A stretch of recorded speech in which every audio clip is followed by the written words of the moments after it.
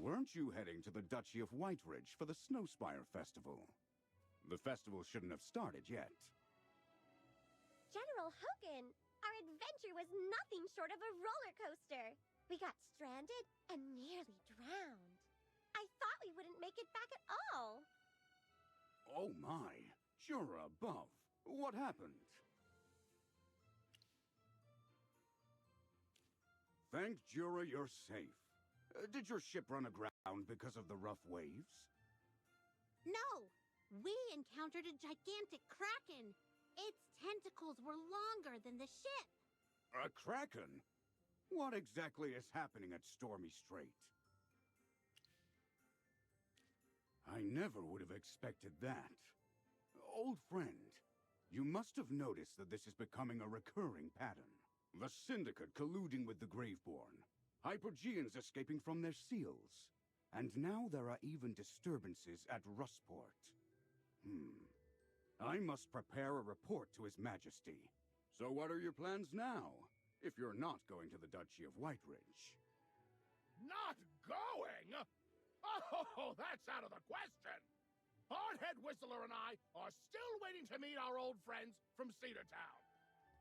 Hollystone has no forge or manufacturing plant, nor does it have cold weather or the right ores. There's no way to study low-temperature forging techniques in a place like this!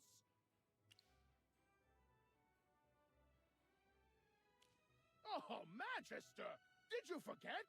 I received a letter from my old friends in Cedartown, asking for my help. Since you guys were planning to go there as well, I decided I'd be your guide. Excuse me? You are... I see.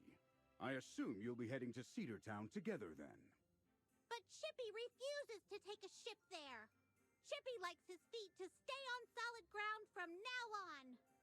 In that case, you're better off asking merchants from the Mithril Consortium. They definitely know the transportation routes well. They'll surely give you a ride. Everyone, I hope your journey goes smoothly this time.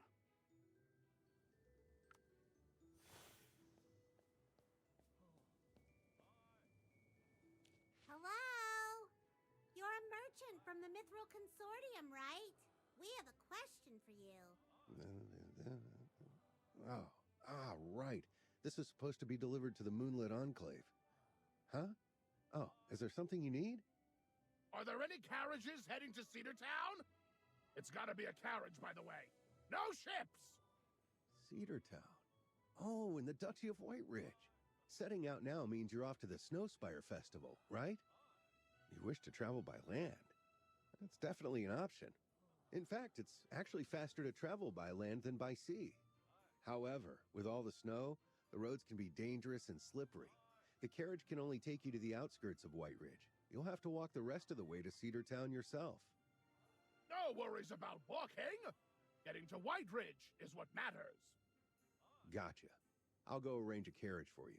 Don't worry, I'll make sure you get there before the festival begins. Come find me when you're ready.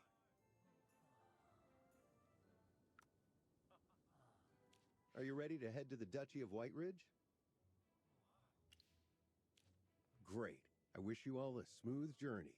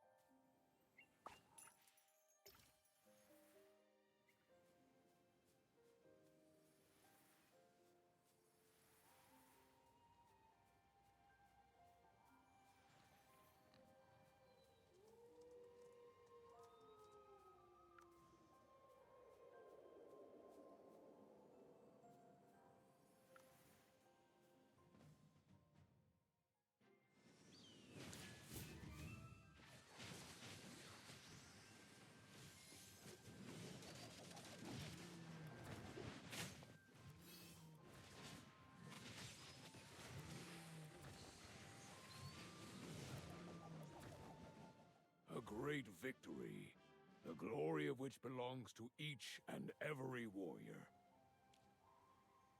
I was scared out of my mind back there. I really thought I was done for.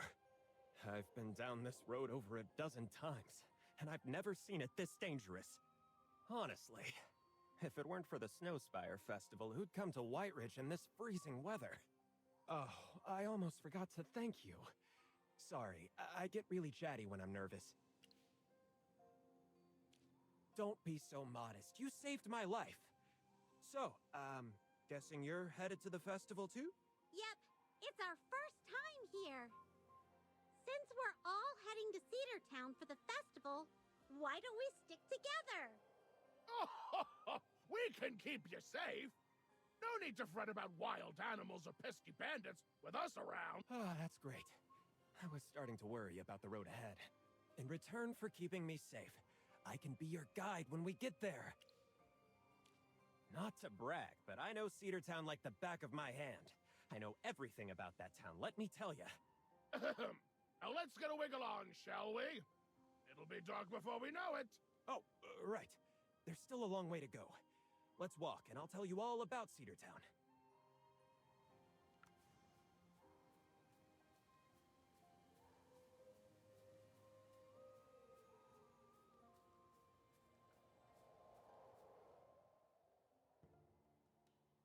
Whoa! Was there an avalanche here? Are you alright? We're fine, but our cart is broken, and the road is blocked. We won't make it to Cedar Town before nightfall. Maybe we should turn back. Forget about the festival. No way! I've been waiting for this forever! I really want to go! But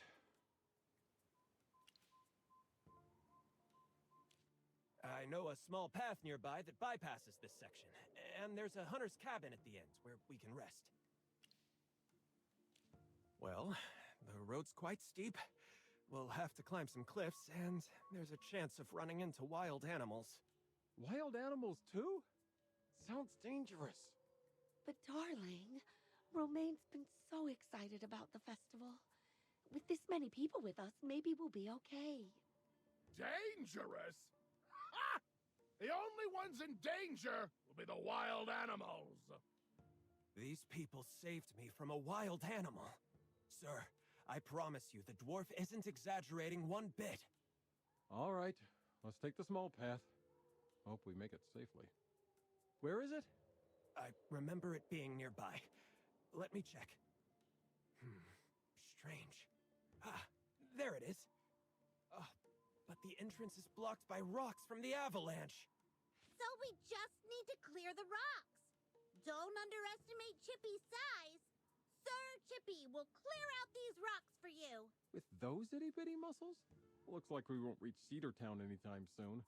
But hey, as long as we roll in before the festival kicks off, we're good.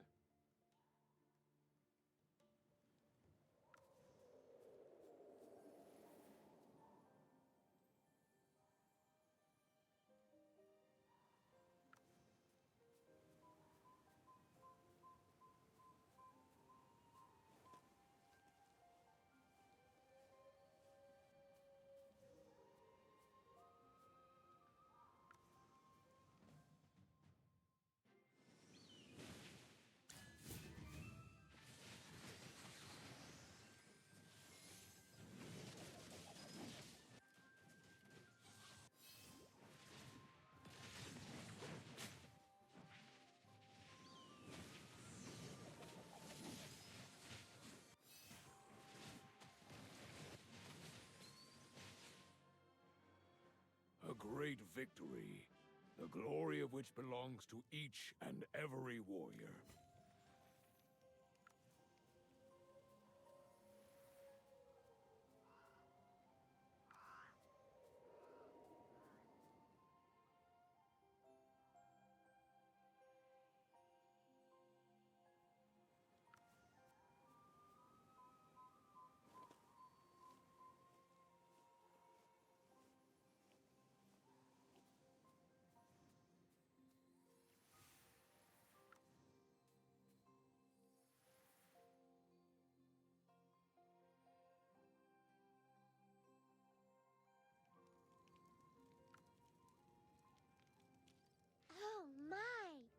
white wolf.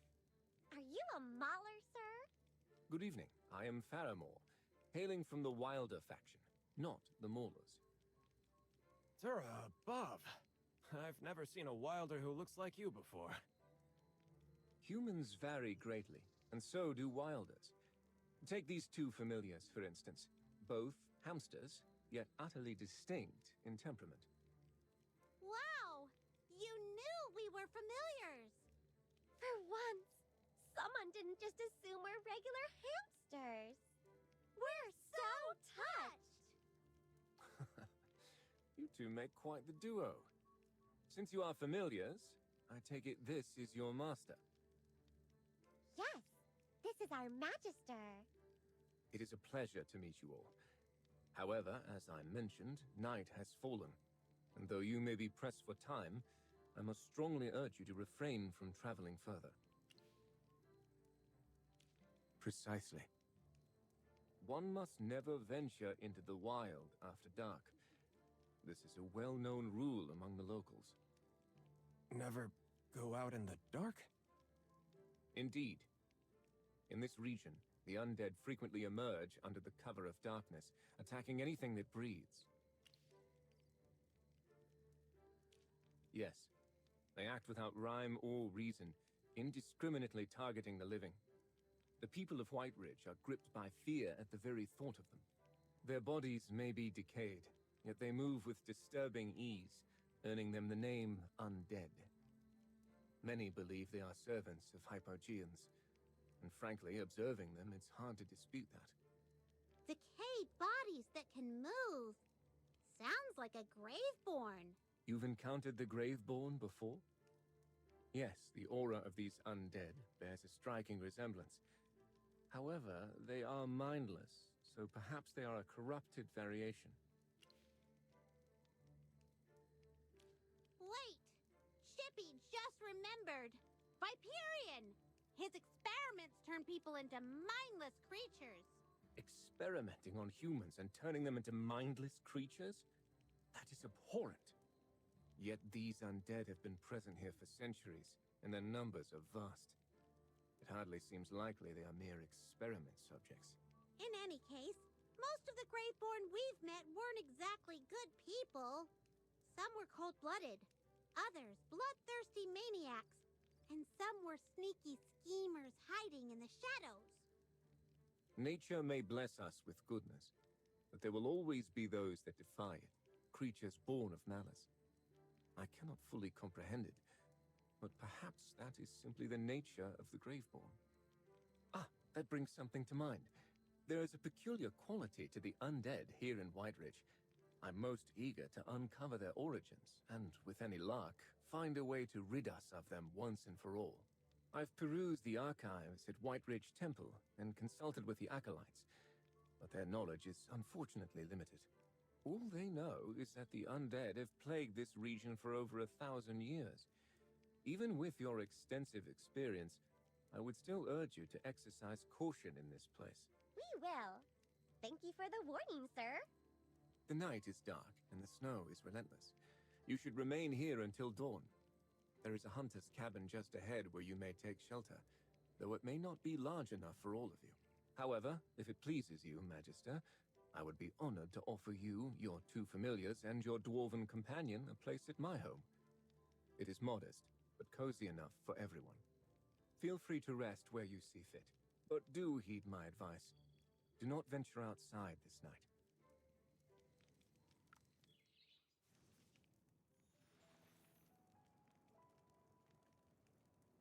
Phew! After climbing a mountain in a snowstorm, getting attacked by wolves, dealing with an avalanche, and then that hornleaf bear, Chippy's exhausted. You must be utterly spent. How about I prepare something to eat? I have meat, vegetables, and ember mugwort, a warming herb. I'll brew a pot of hot soup with some fresh bread. How does that sound? It sounds absolutely delectable. Faramore, you sure know your herbs, huh? No, I wouldn't go so far as to call myself an expert, merely well-versed in the fundamentals. Now, allow me to prepare something. I can already hear your familiar stomach growling from here. Oh, well, don't laugh. It's been a rough day, and Chippy's starving. Faramore, once the soup's done, Chippy's having a whole bowl. It is quite cold this evening. I ought to bring some soup to those travelers as well. What was that? Someone's screaming! It sounds like it's coming from that cabin! Oh no. Someone must have left the cabin. I must investigate. We'll go with you! No, remain here. Do whatever you... Our Magister's super strong, and we're tough too. We can handle the undead. I have heard that many times, but few survive after saying it. One more thing. Fire is red. If it is not, then something is amiss. Don't act rashly. There is no time to squander. Remain here until I return. Wait! What do you mean by... He's gone. The wind outside is picking up. We should stay inside for now. Maybe we can pass the time by looking at Faramore's collection. Or reading some books. The soup smells so good. Chippy didn't expect Faramore to be such a good cook. And he really knows his herbs. The soup... Yes, I've studied herbs too. But I never thought of using them in food like this. Faramore must be a very wise warrior.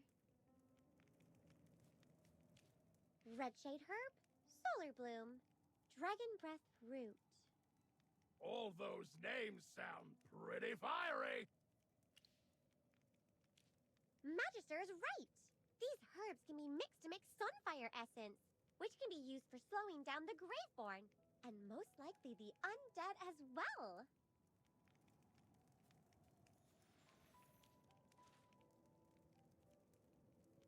There are tons of old books here. Seems like he's an avid reader. Curse of the Reborn, Collection of Horrors, The Genesis of Death, and Shackles of Life, a deluxe edition. These books are all about the Graveborn. Faramore really knows his stuff.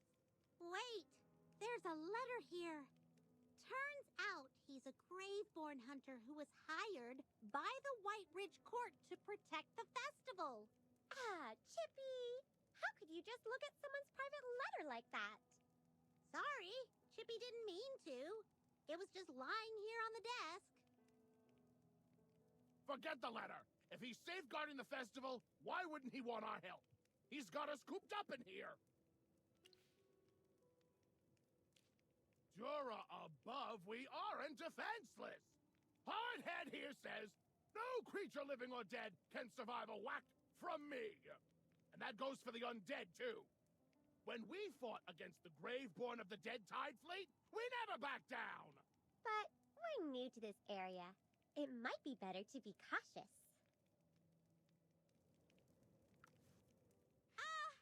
Everyone, look! Whoa!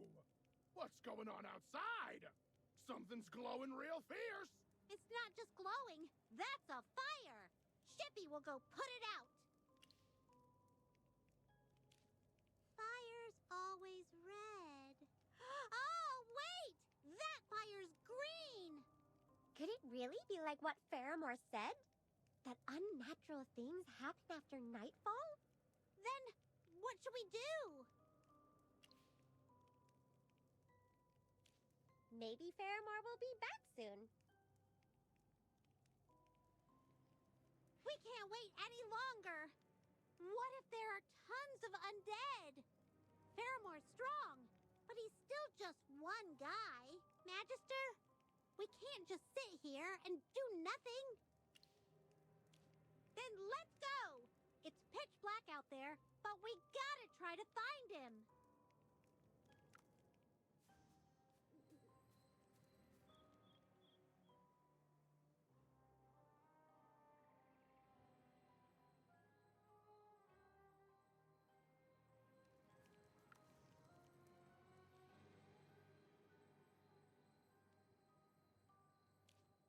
Are Ah! Oh, it's you. By the light. Please, save my wife and child. I can't find them. Green fire. The undead. I can't find them. Saya! My love! Romaine! Where are you? Please calm down and head to the cabin for shelter.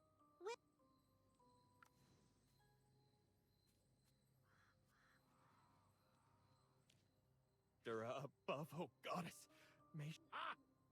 Still remembering your prayers, huh? You're tougher than you look, kid. Honestly, I was just scared out of my mind. Praying to Dura just made me feel a bit braver. Plus, that hunter went after the undead, so that helped ease my fear. I saw him heading north, chasing a few monsters. Great! We'll go help him! And you! Don't stay out here! Go hide in that cabin! We're here! Are you two all right? I'm fine, but my Romaine is unconscious. Please help him. Let me see. No external injuries. He's just passed out from fear. Don't worry, he's physically fine. Take him to Faramore's cabin. We'll deal with the monsters and come back. Don't you worry. Your child will definitely be okay. All right.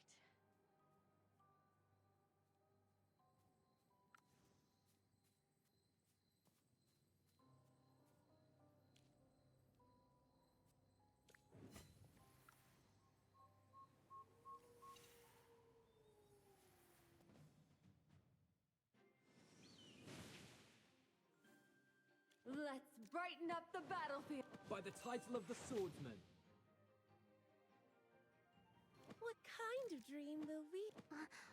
Are you cold? The most beautiful flowers can have the sharpest thorns.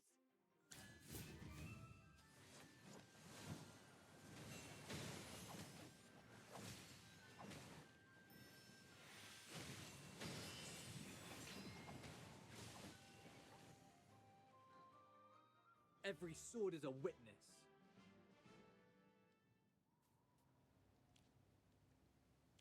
What are you all doing here? Did I not instruct you to stay indoors? I can manage alone. You are endangering yourselves. This is too risky. Sir Faramore, please calm down. You saw us fight. We can handle this. You are correct. You exhibit strength. I apologize. I acted too hastily. Yes, these particular ones are challenging to fully obliterate. You are aware that they are not genuinely alive. It is arduous to ensure they stay dead. Even if you beat them, they rise again after a period. They possess no rationale. They are drawn to the living and attack anything within their reach. At times, they even devour individuals. Enough talking! There's still undead out there, right? Let's either catch them or finish them off. Whistler and Hardhead are saying we gotta hurry, or they'll get away! Whistler and Hardhead? Magister, surely you remember Whistler and Hardhead? My trusted friends, assistants, audience, and sources of inspiration? How could we forget? Whistler and Hardhead are your prosthetic and hammer. How interesting. Yet you are correct. We must conclude this matter before they inflict further harm. If you are all amenable, please follow me. Of course! Let's go!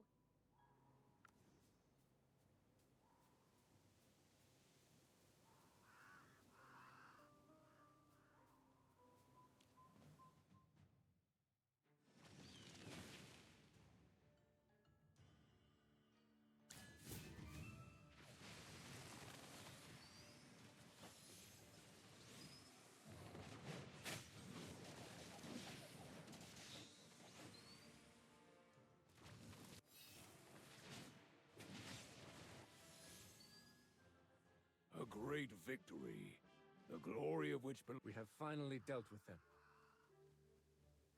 Magister, Your prowess alongside your familiars and your companions is indeed formidable. I appreciate your assistance. I should not have doubted your capabilities. I apologize again for my earlier demeanor. Oh, don't be like that. You were just looking out for us. My duty was to maintain safety in the vicinity of Cedar Town, preventing the undead from disrupting the festival. The events of this evening are a result of my negligence.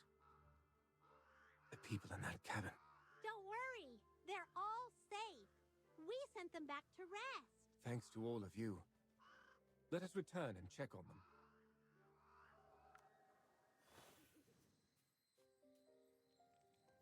I must offer my sincerest apologies for the fright you've endured. Rest assured, the undead have been dealt with. Is everyone unharmed? Oh, we're fine, but that kid... Romain is really shaken up, and now he's running a fever. Let me have a look. There's no need for alarm. I shall prepare a remedy at once. With a bit of rest, he will recover. You're above. Thank you all. It's late. Everyone stay here for the night. At first light, we shall journey to Cedar Town together. It is time for us to set out. Sir Faramore, we won't be attending the festival. We're going to hire a carriage and go home. Romain's still weak, and he hasn't fully recovered from the shock of last night. Traveling with a child is difficult. How about this? I'll stay behind and help you out. We couldn't possibly impose. But actually, thank you so much, Mr. Swafford. You've got guts and a good heart. Swafford, drop by Artisan Avenue sometime. I'll introduce you to some top dwarf craftsmen. Oh, that would be fantastic! I've always wanted to meet the master craftsman. Thank you, Mr. Swafford. Now that all is in order, Magister, shall we depart?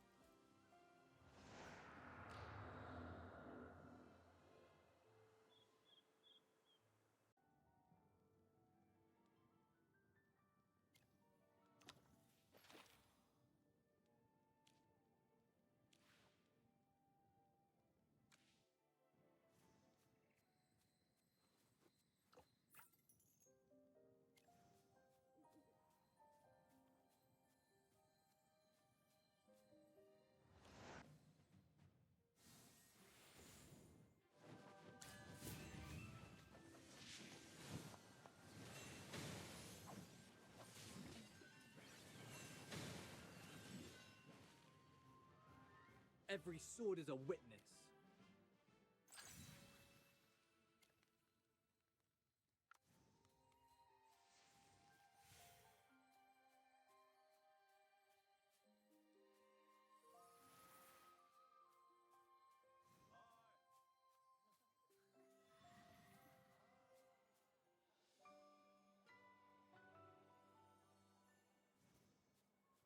We have arrived. Welcome to Cedar Town. Oh, look at that cute snowman. Magister, Chippy wants to make one too. Ah, Magister called Chippy cute. This is the best day ever. Chippy, keep your composure. People are watching. No need to rush, little familiar. The festival features a delightful snowman building contest. Ample opportunity for you to showcase your talents. Everyone must be tired from the journey. Perhaps it would be prudent to find a place to rest for a time. I have a meeting scheduled with the captain of the palace guards regarding the security arrangements for the festival. Please excuse me for now. Mr. Faramore, let's meet again at the festival. That white wolf is quite the character.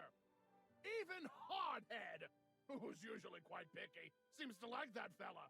Hey, Whistler, Hardhead, and I think we should take it easy here. Let's grab some food and explore the town.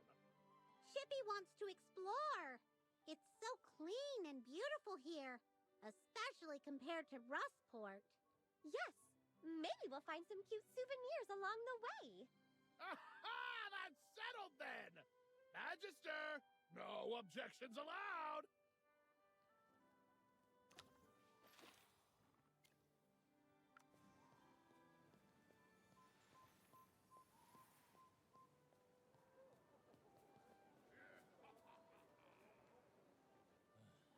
Hello, we meet again.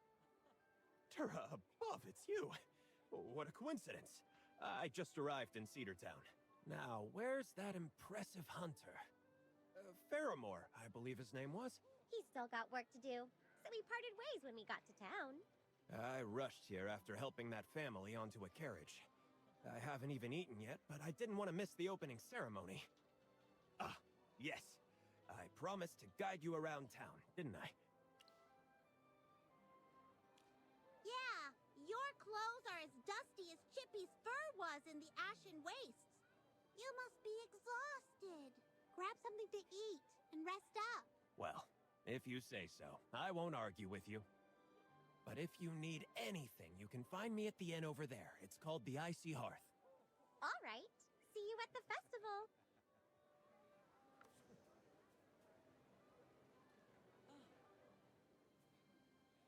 Hello, travelers.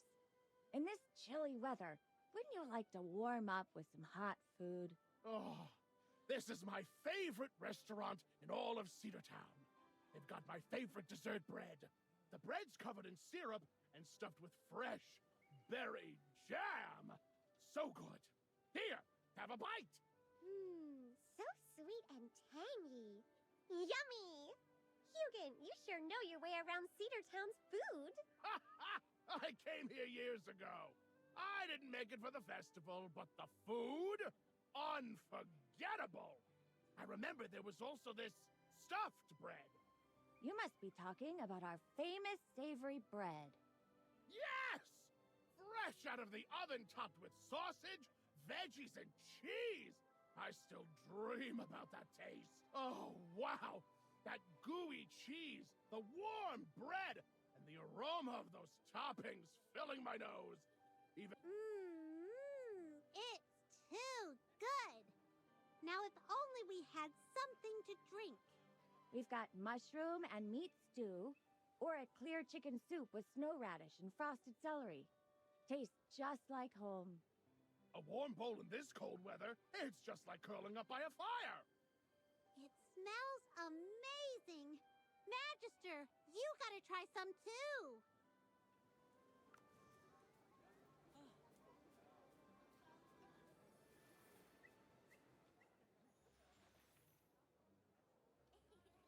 Don't think I'll let you off easy just because you're a girl. You're not leaving until you pay me. I'm really sorry. I forgot my money at home. Sorry? Oh, how sweet. But let me ask you, what's an apology worth these days? But since you look sincere, that bracelet you're wearing, now that's something special. Fine craftsmanship. Look at those shimmering gemstones. Must be worth a pretty penny, huh? Just hand it over, and we'll call it even. What? So you'll accept this bracelet as payment? Sure, here you go. Is it not fair? Your bracelet is far more valuable than the meal you just had. You shouldn't hand it over so easily. Mind your own business, outsider. A deal's a deal. I won't accept a single coin less. Now, is this enough?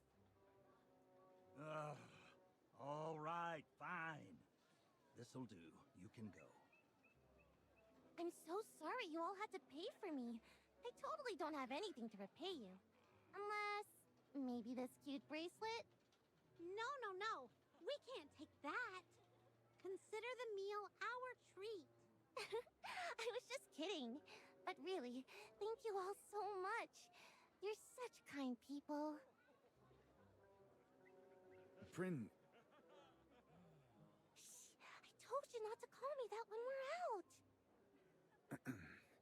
Miss Yelena, running around like this isn't safe.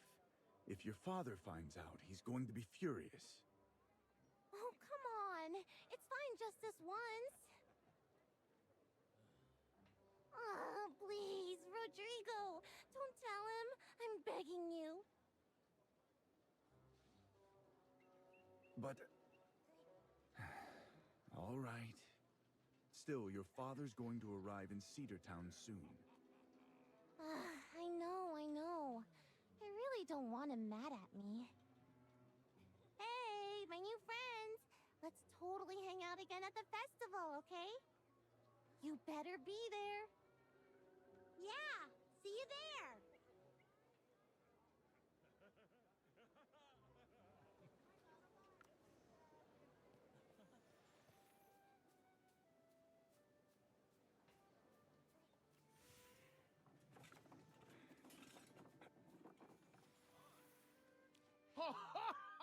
Haldor! You're still looking sharp as ever, like a hammer ready for action. Hugin, about time you show up. You move slower than my sleeping granny. Hurry up. There's no time for chit-chat. We're all pulling double shifts. Bless my beard! What kind of job did you take that needs my help? And is keeping you from the festival? The festival is what we're working for. This year, we're in charge of the Hero's Ice sculpture. And now, not only is it unfinished, we don't even have the Ignis core ready. 2,000 years ago, a great general marched her army into battle against the Hypogeans. It was a war of blood and fire, the kind that carved scars into the land itself. So many lives were lost.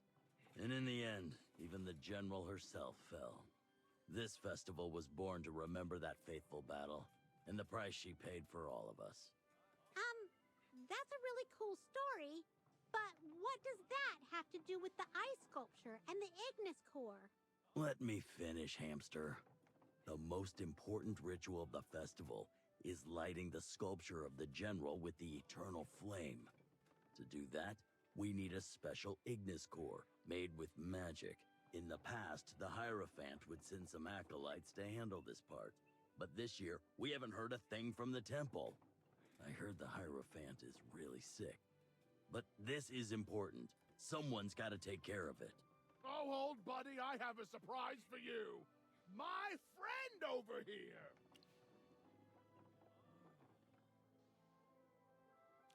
Do you happen to be a mage? Of course! She's the most powerful mage out there! I swear on Whistler and Hardhead, this mage is powerful. You're in good hands. Fantastic. With you all helping, I've got nothing to worry about. Hugin, since you're here, you gotta help me with the sculpture. And Mage, if you have time, maybe you can track down the materials for the Ignis core. You'll need lampfish oil, hollow tail hair from a snow wolf, and a firethorn fruit. Fish oil, wolf hair, and fruit. What an odd combination. What's so strange about it? Lampfish oil makes the Ignis core weatherproof. Snow wolf tail hair keeps it strong and long-lasting. The firethorn fruit boosts the magic, making the flame burn forever. All right, let's get to it. Time's running out.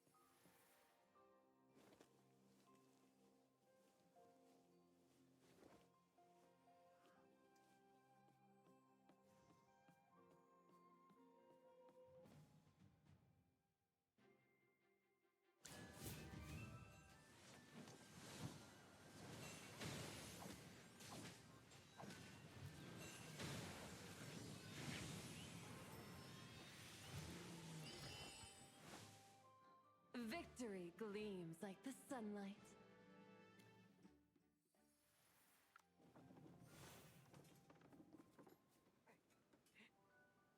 No wonder even Hugin speaks highly of you. You work fast. You should know that getting Hugin to compliment someone is harder than pulling teeth. Ah! Old friend! I'm not that thoughtless, am I? Now, let's get to making the Ignis core. First, mix the snow wolf's tail hair with cotton and weave it into a wick. Then, soak it in a mix of lampfish oil and firethorn fruit pulp and wait for it to harden. Finally, and this is the most important part, use magic to stabilize the core so it shines without producing enough heat to melt the ice. Well, I have no idea how magic works, so I'm counting on you. Ha! You're the same mage who made that flint bomber cannon. Making a little Ignis core will surely be a breeze.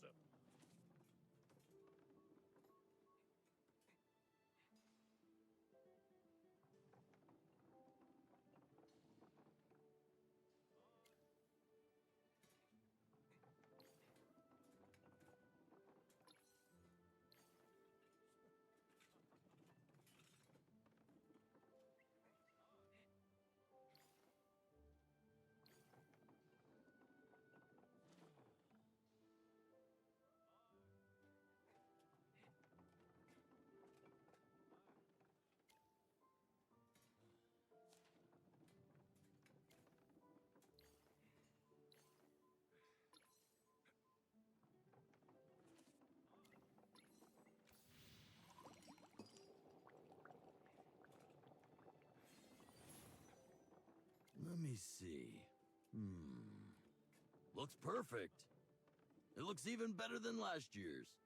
Phew, that's all we needed to prepare. Thank you all so much. The festival's about to start.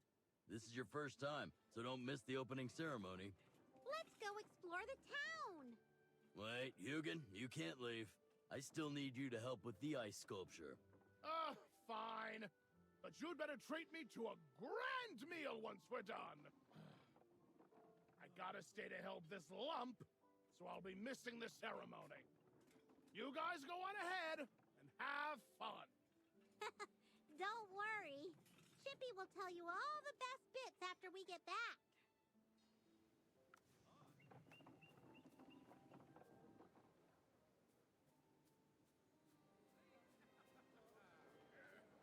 The Snowspire Festival's opening ceremony is about to begin. Everyone, please make your way to the town square. Hey, don't push. Be careful. Wow! The opening ceremony's finally beginning. Magister, let's hurry and get a good spot.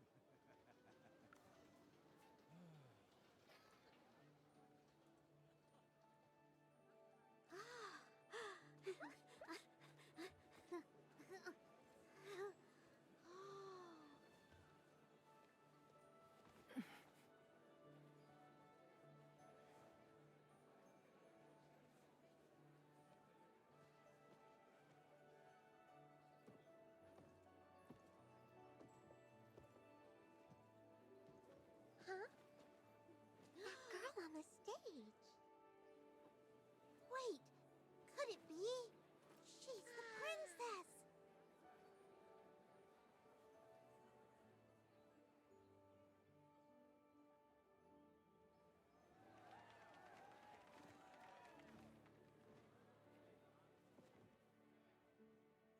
Citizens and visitors, welcome.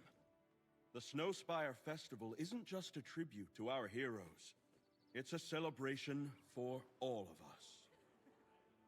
My daughter and I, the court mage, nobles, knights, we'll be joining in the festivities with you. Now I declare, the Snowspire Festival has officially begun!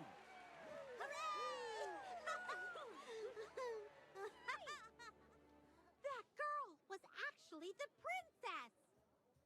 I guess it's not surprising she doesn't carry money around. She probably snuck out to have fun. Chippy thinks she's so cute and down to earth. She even waved at us from the stage earlier. Yeah, I like her too.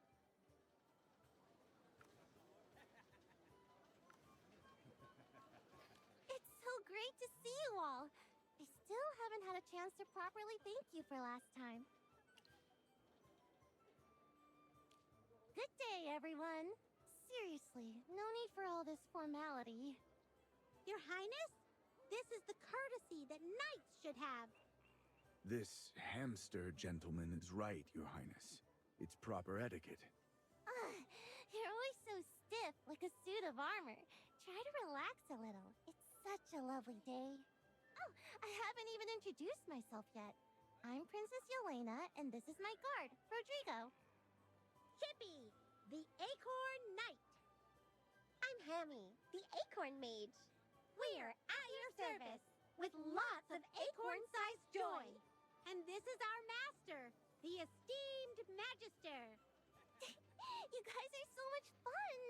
Way more interesting than those grumpy old nobles back at the castle. Here, take this. Keep it safe.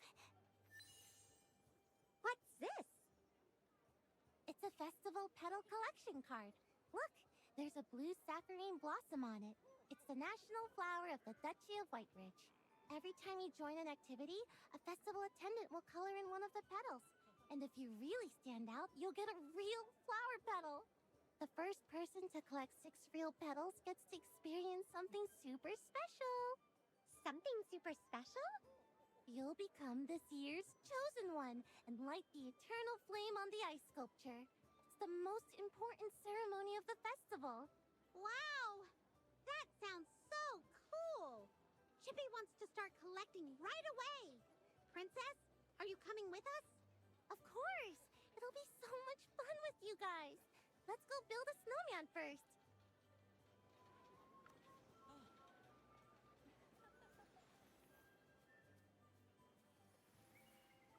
Oh, hi there. You two. Are you talking to us? Yeah, you guys. Are you hamsters? I've never seen such teeny tiny squishy cuties before. Right? I think they're so adorable too. Whoa. It's the princess.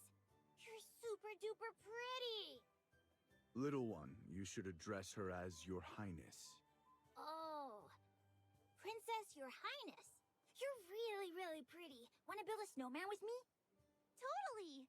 Rodrigo, stop being such a grump. It's the Snowspire Festival.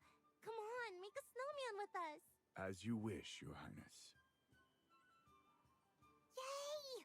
Let's build the biggest snowman ever!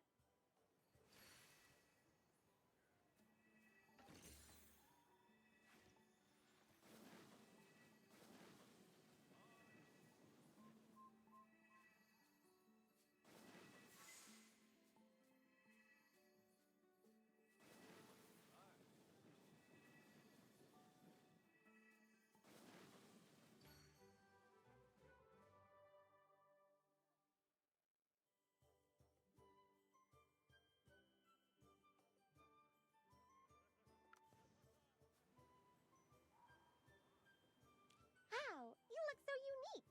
Who are you? I'm the attendant for the snowman activity. What do you think of our uniforms this year? Aren't they cute? It's a really fun design. Is this your snowman? Impressive. Actually, it's the best one I've seen today. Here, you've earned a real petal. Whoa! Awesome!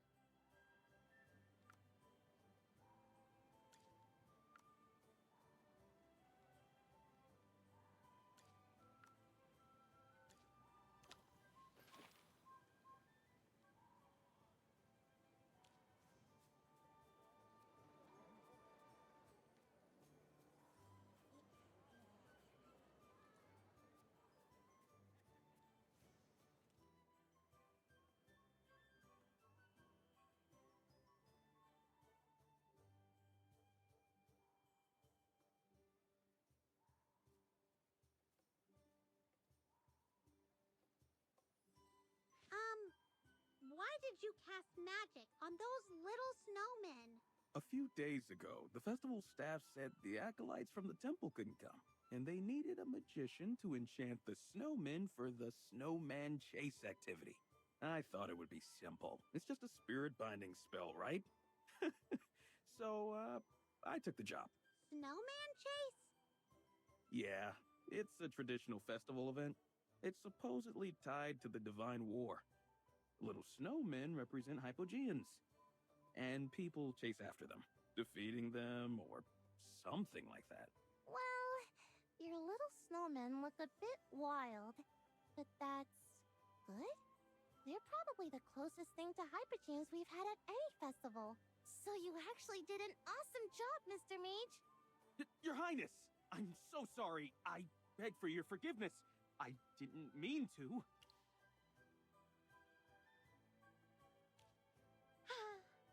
That spell you just used shouldn't be cast on inanimate objects. If you do, they'll go out of control. Just like those little snowmen. You know so much. You must be a powerful mage, then. Please, help me catch them. If this keeps up, the festival will be ruined. All because of me. I can't bear to let that happen. We'll handle the little snowmen, but you have to promise not to cast spells recklessly again. It's too dangerous. All right. I promise.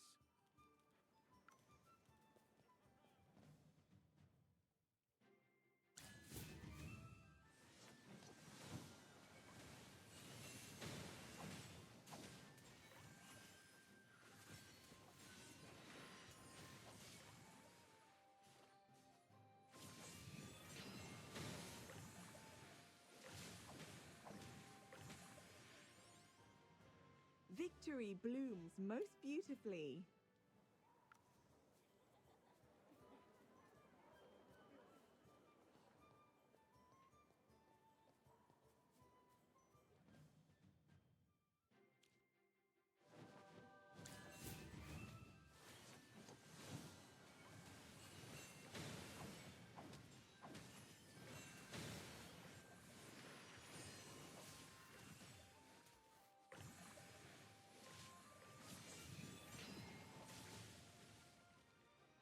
Victory blooms most beautifully.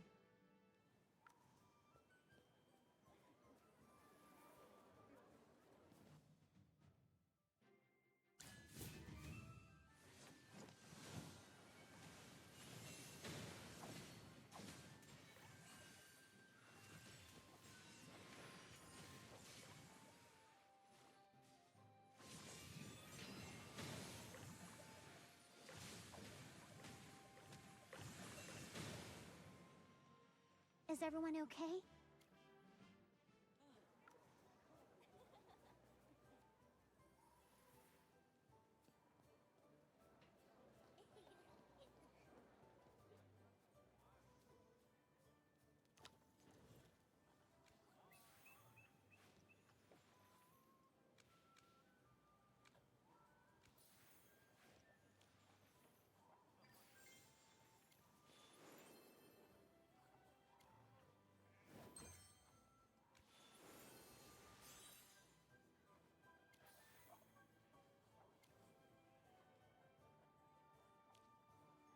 I'm so glad I ran into you. Otherwise, the snowman chase would have turned into a complete mess. I've taken the entrance exam for the Serene Lyceum 4 times and failed. But I swear, I really love magic. Dear Mage, please tell me your name. I'll pray to Dura and ask the goddess to bless you. Nice to meet you. You must be a mage favored by the gods. I would love to learn from you. Anyway, I owe you big time for today. I gotta give you a gift as a thank you. Oh, here, this festival pedal is for you. It was my payment for enchanting the snowman, but I think you deserve it more. A pedal! Thank you! No, I should be thanking you. Goodbye now. Don't worry. I'll keep improving my magical skills. Keep improving? Chippy isn't comforted by those words at all.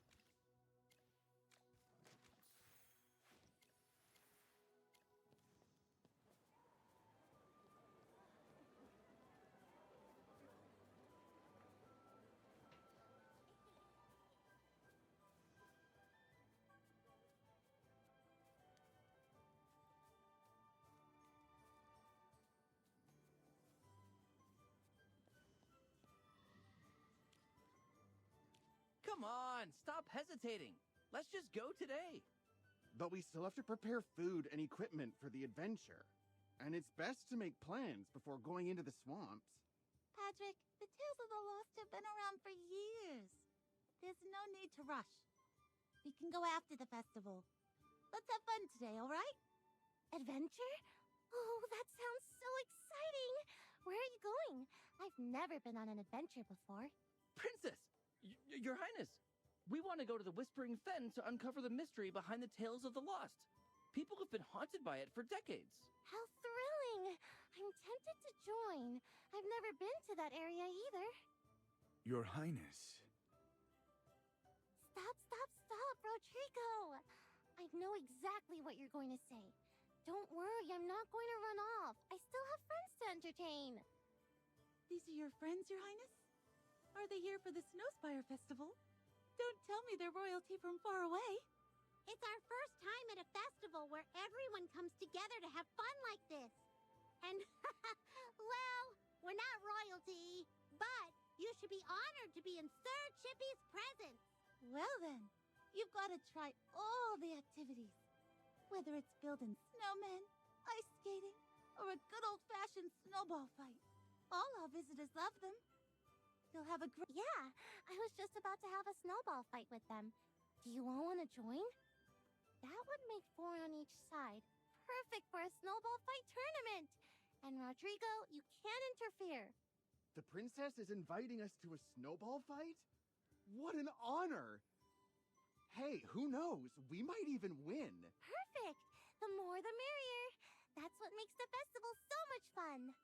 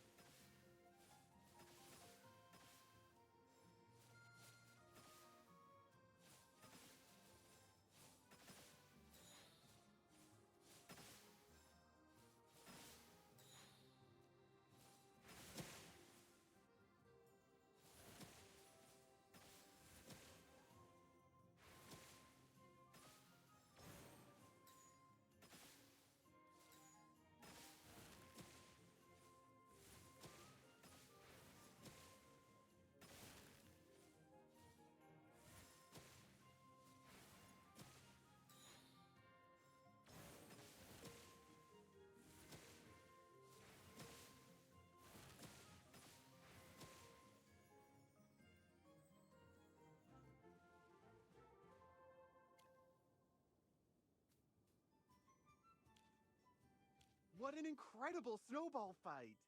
You all did an amazing job. Here, take a pedal. Wow!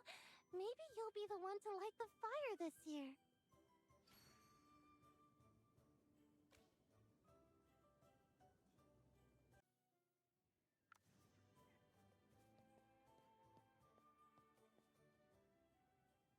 I need to be confident.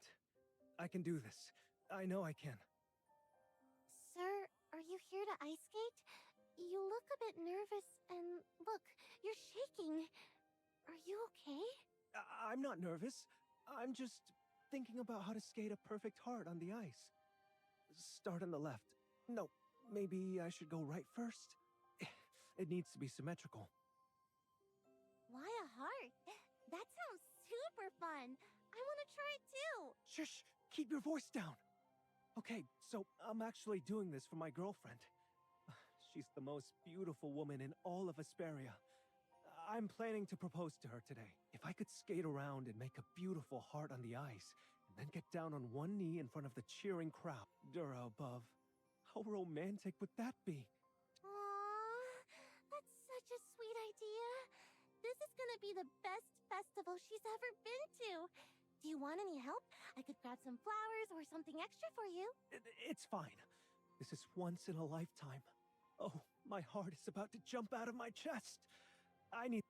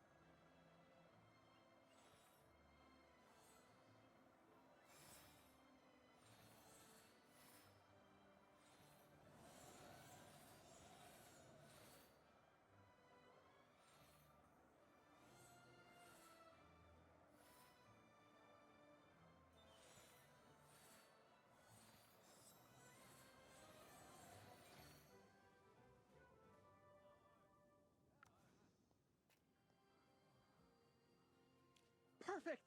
Absolutely perfect! I've never seen anyone skate like that. Words can't even describe it. Oh my. This pedal is definitely yours. Yay! We got another pedal. The festival is so much fun. Whether it's building snowmen, snowball fights, or ice skating, everything's a blast. Even the snowman chase, despite that Dodo's mistake, was fun. Right? I've always thought the Snowspire Festival is the best holiday in the whole duchy. I'm so glad you guys had a good time. But you still haven't experienced the most exciting and popular activity of the festival. What? There's still something we haven't tried? No way! It'd be boring if I just spilled the beans. Come on, follow me. Let's go check out the ads on the notice board. Let's see if you can guess what the activity is. Ooh, sounds mysterious. Should be so curious.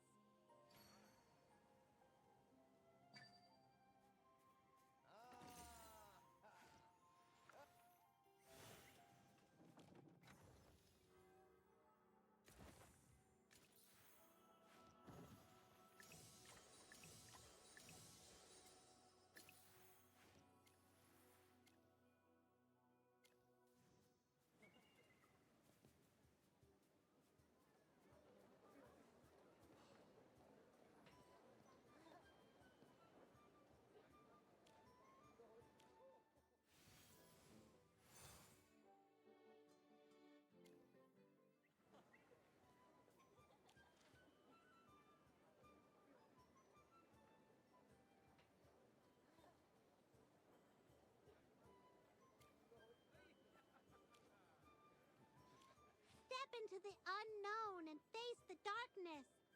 Unravel the long-forgotten tales. Explore the enigmatic spaces. Wow! All of this sounds fascinating. As a knight, Chippy welcomes such thrilling experiences. Well, if I told you all the details, it wouldn't be any fun, right? I gotta leave you with a little mystery. Just head to the Frozen Paw. You'll figure it out when you get there. It's to the northwest, across the bridge. Huh? Your Highness, you aren't coming with us? I wish I could, but someone here would definitely stop me. Your Highness, it's the Archduke's orders. He said you shouldn't exert yourself too much. But I'm feeling better now. My father always worries way too much. She had a serious illness about a year ago. That was a whole year ago. I'm totally fine now. Your Highness, the Archduke is just worried about you. I know. I'm just venting. I finally met some fun new friends, and I can't even join them on their adventure. Please don't be sad, Your Highness. Once we're done with this activity, we'll come back to Cedar Town and find you. Really?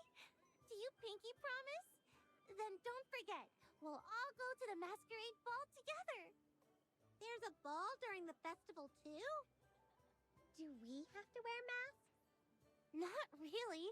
Some people go all out with crazy masks and wild outfits, but others just come looking cute and ready to dance.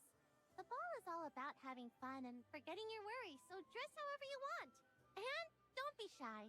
You can ask anyone nearby to dance. No one's gonna say no to being the star of the ball. Wow, Chippy can't wait! Your Highness, Sir Chippy will definitely ask you to dance when the ball starts. Deal. When the time comes, each of you has to come and ask me for a dance.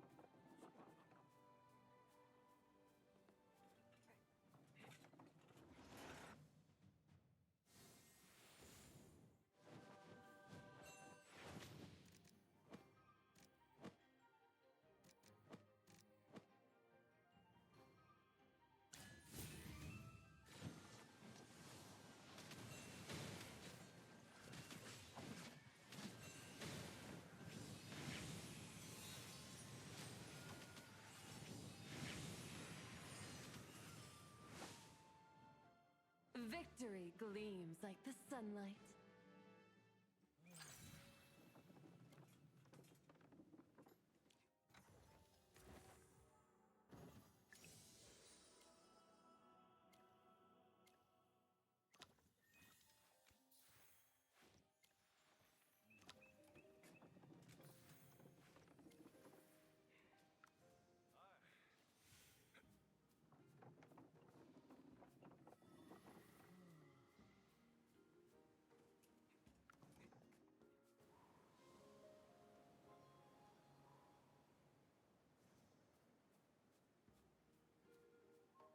Welcome, honored guests, to the Frozen Paw. Are you here to participate in the ghostly getaway activity? So that's the one everyone's talking about. The most thrilling and popular activity, right? Think of it as a test of both your wit and courage. You'll have to escape from a pitch-black room. And trust me, the realism will have your heart racing. Please head inside and a staff member will explain all the details to you. It sounds amazing. Chippy wants to try both the escape room and the hot springs. Can we take a look at the hot springs? Of course! You're welcome to explore the inn. If you plan to soak in the hot springs, make sure to put on a towel. It's best not to wear your regular clothes there.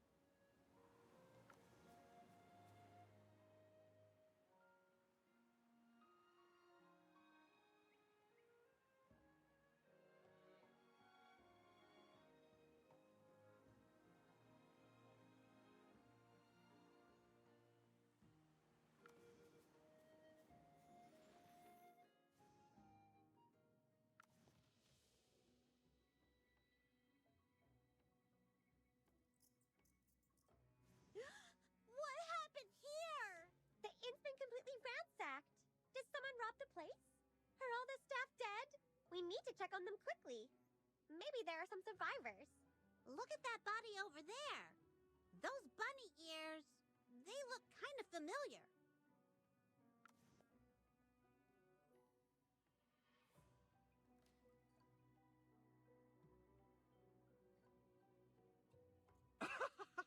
Gotcha! My dead body routine was the scariest, right? Wait. Did he just faint? Is he gonna be okay? Phew, glad to hear it. He's a tough little knight, isn't he? I bet he'll be bouncing back in no time. I'm here for the ghostly getaway too, but I'm working as staff now. Wait, staff? And your job is to be a corpse? Yeah, well, you know, all part of the spooky fun. Got to make the experience feel real, right? Isn't that right, Madam Gerda? I did my part, so do I get my prize now? Oh, I didn't expect you to be that good, bunny boy. Tell you what, your stay at the inn? It's on the... What? That's amazing! You're seriously the most generous innkeeper I've ever met.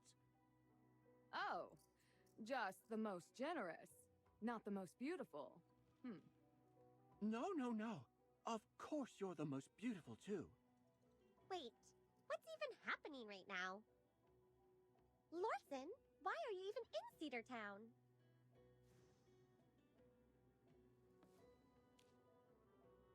You're here for the festival too, right? Oh, look! Chippy's waking up.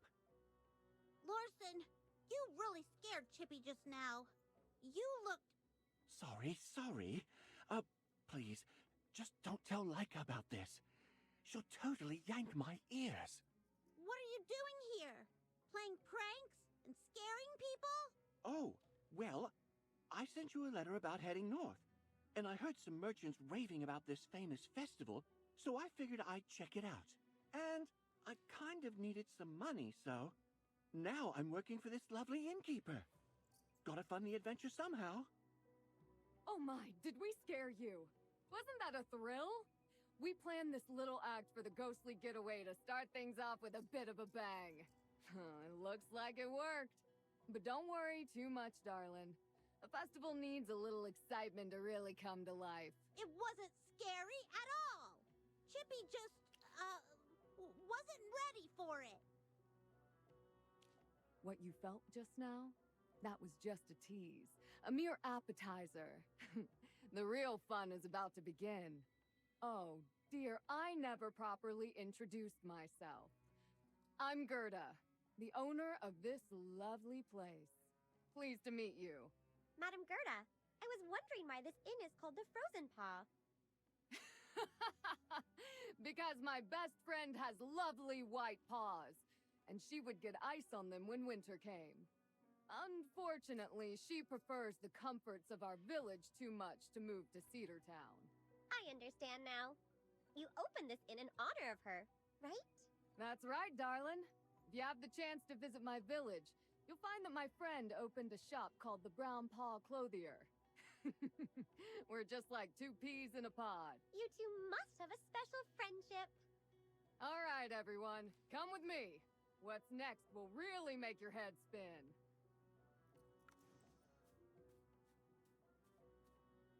This way. This path seems to lead to the basement. Is the event down there? Of course. Where else would it be as dark and quiet as midnight? Imagine this. Pitch black surroundings. Then suddenly, a flicker of green flame. And in the shadows, someone's watching. Silent. Unseen. That's terrifying! No, Chippy can't wait. Don't worry. This activity's perfect for a brave little adventurer like you. Here, take this rule book. Once you're ready, head to the preparation area. First one to escape wins a pedal.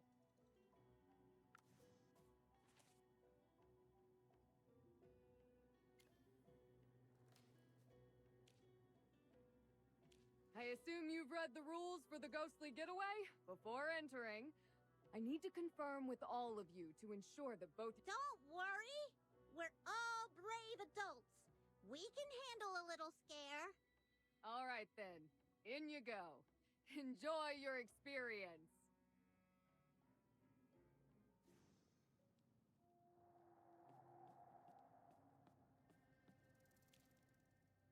Seems like the ghostly getaway has us playing the role of outsiders, trying to escape from a haunted mansion filled with the undead.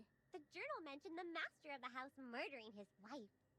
There's gotta be some scary moments in here. Don't worry. Chippy's a brave knight.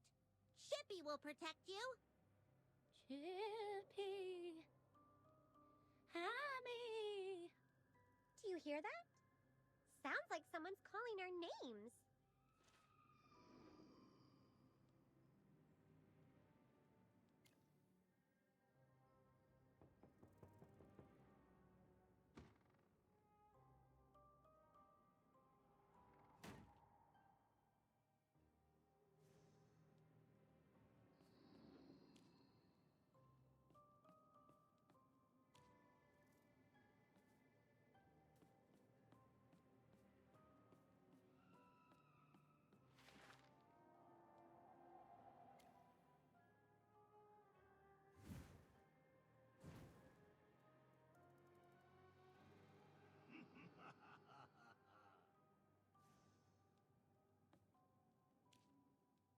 Oh, turns out it was a bouquet of roses. What a shame. They're all withered. And there's also a torn piece of cloth. It looks like a painting of someone's... Wait! Doesn't this look like it could fit into that painting we saw earlier? Let's try putting it in the painting. Maybe it'll give us a clue to escape.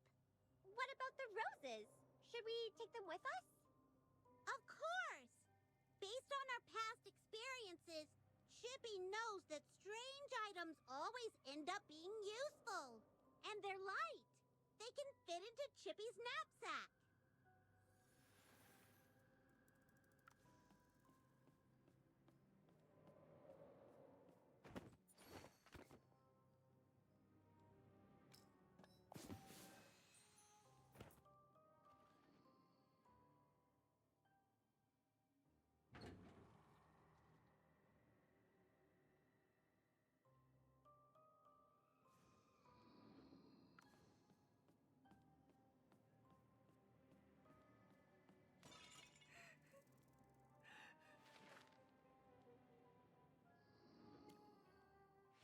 Was all scratched up. Seems like that couple had relationship problems. The text under that photo looks like it was written by the wife. Oh, it's so sad.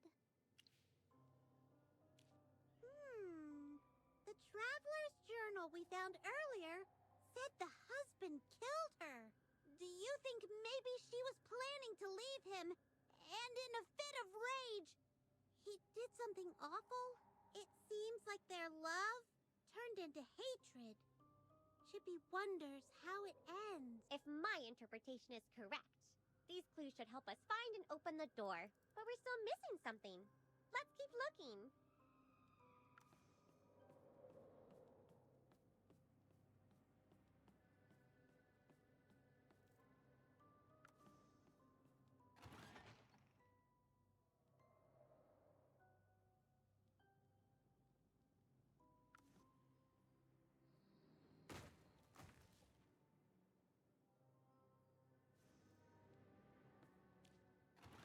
Magister, look! It's different from before! Whoa! Someone ripped it apart! 3 pieces are missing! It's like someone took out all their anger on it! Chippy's sure that if we find the pieces and finish it, we'll get another clue! The painting's in shreds! Just like the couple's relationship. Several doors opened just now. Let's look for them! Maybe we can find more fragments.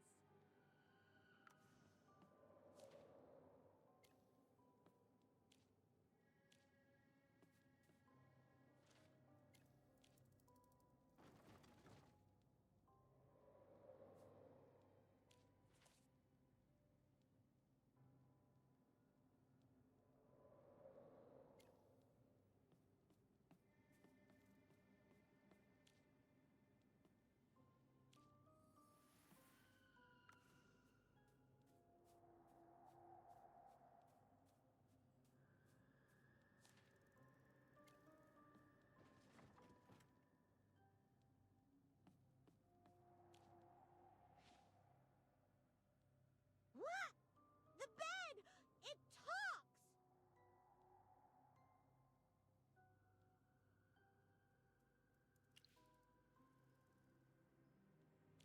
It's so dark. Let's see. Yes! I found it!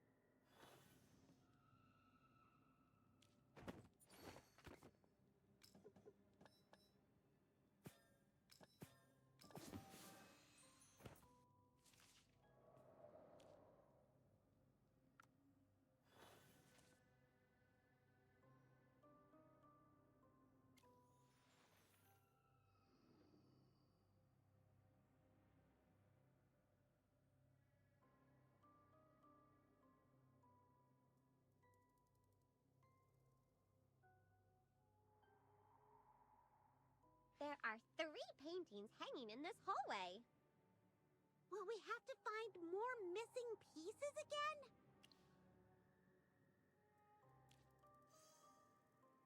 It's a still life. Bottles of wine and a mess of clutter. And of course, a piece is missing. Chippy wonders what it is this time.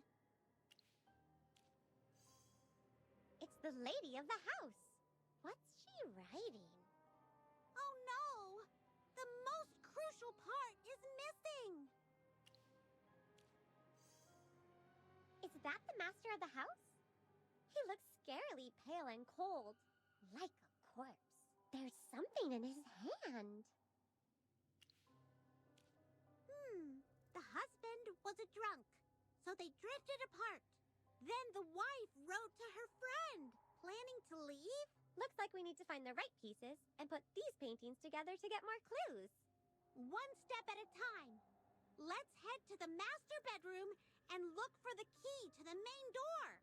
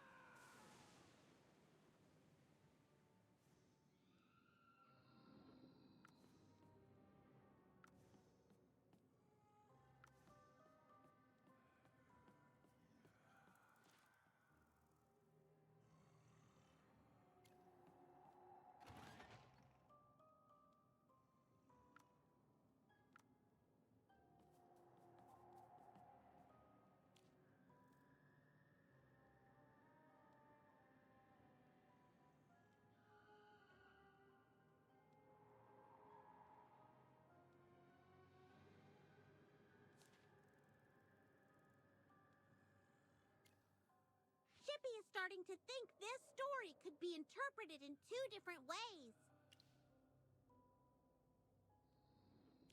Maybe the woman fell for another man, and the husband drank to drown his sorrows. But the more he drank, the more everything fell apart. Maybe the man was a drunk, and the woman gave up on him and fell for someone else. And in the end, the man dies a horrible death and comes back as an undead to take revenge. No matter how you look at it, there's no happy ending to this story.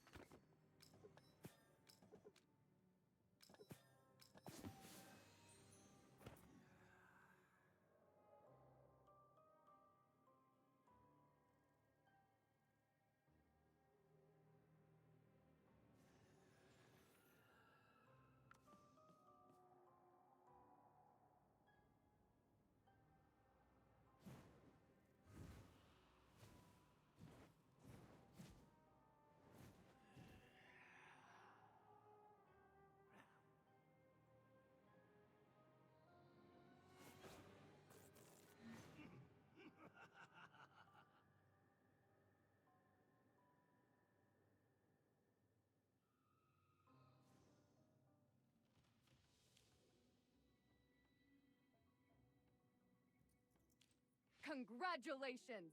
You're the first to find the exit and escape the room.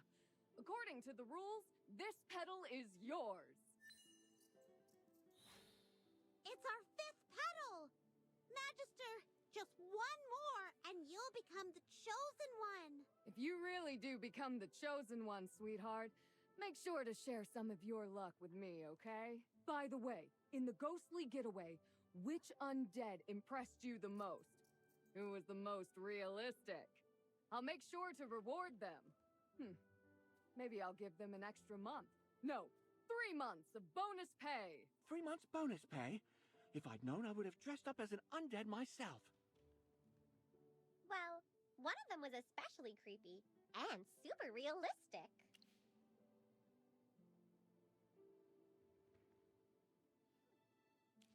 Chippy remembers him. Tall and skinny, hunched over, holding 2 swords, and moved crazy fast. And then there were those green will-o-wisps around him. Ugh. The more I think about it, the scarier it gets. Will-o-wisps? Tall and skinny. With swords? Huh, that's strange. That doesn't sound like any of my staff. Madam, Chippy really hopes you're joking. Do I look like I'm joking? That undead you're describing definitely isn't someone I hired. Wait, what? A real undead? You mean there was an actual undead here? Mr. Fairmore! Does this mean you found traces of the undead here? Indeed. While patrolling the outskirts of Cedar Town, I caught the unmistakable scent of one. I followed it here and was about to inquire if anyone had noticed anything out of the ordinary. Where have you all just come from? I detect the faintest trace of the undead's presence on you as well. There's no doubt. You encountered a true undead. Wait, hold on. A real undead? At the Hot Springs Inn? And it was just casually playing along in the ghostly getaway? I shall pursue him at once. That undead seemed kind of interesting. Oh, wait for me. I'm definitely coming along.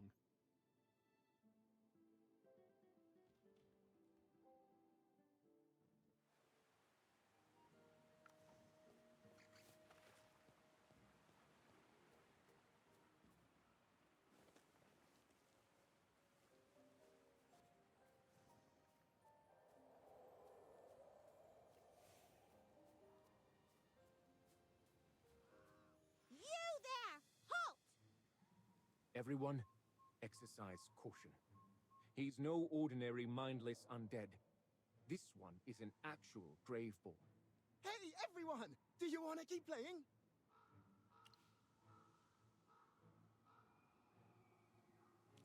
Yes! We can bounce off tombstones and play hide and seek! Just like before. It's so much fun! Wait. You just wanted to play with us? No secret plan? Nothing else? Everything else is a total snooze fest. Playing is the best thing ever! Mr. Undead, if you truly have no ill intent, I won't have to resort to force. However, this is a festival, and I have a duty to uphold. I might need to take you into custody at the guardhouse for a short while. I trust you understand. Guardhouse? No way! You can't jump off tombstones in the guardhouse! How lame is that? I'm not going!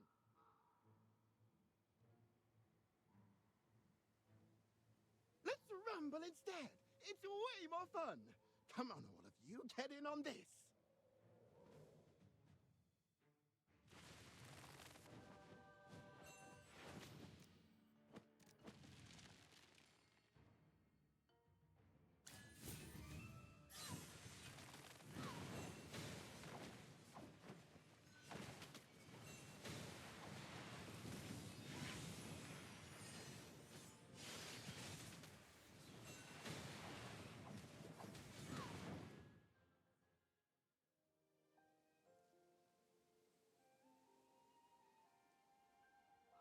We chased them for quite some time, and yet they still managed to elude us.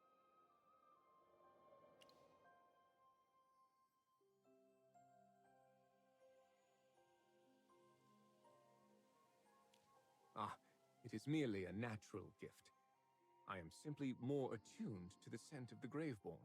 Their presence contrasts so starkly with the vitality of nature. Utterly repugnant.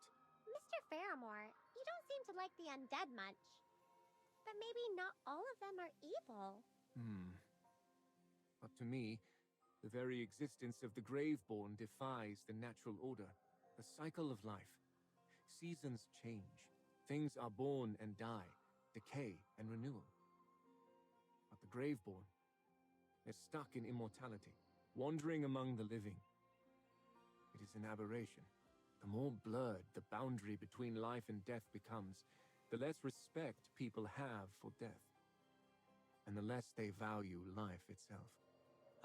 Sorry to break up the chat, but should we still be chasing those Graveborn? They do not seem particularly dangerous, and I doubt they will return anytime soon. There's little need for concern.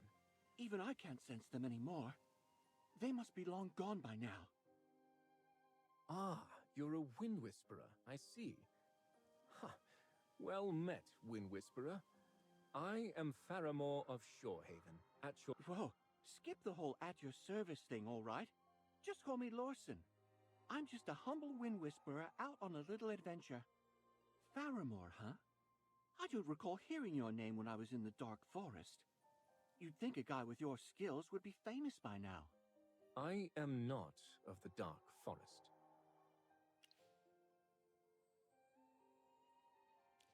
I must report these events to the captain of the Palace Guard. I shall return to Cedar Town post-haste. That works out perfectly! We promised Her Highness we'd make it to the ball on time. It's getting late, so it should be starting soon. Let's go back together. I gotta return to work at the Hot Springs Inn, or my boss is going to dock my pay. But hey, fingers crossed, I'll see you guys at the ball.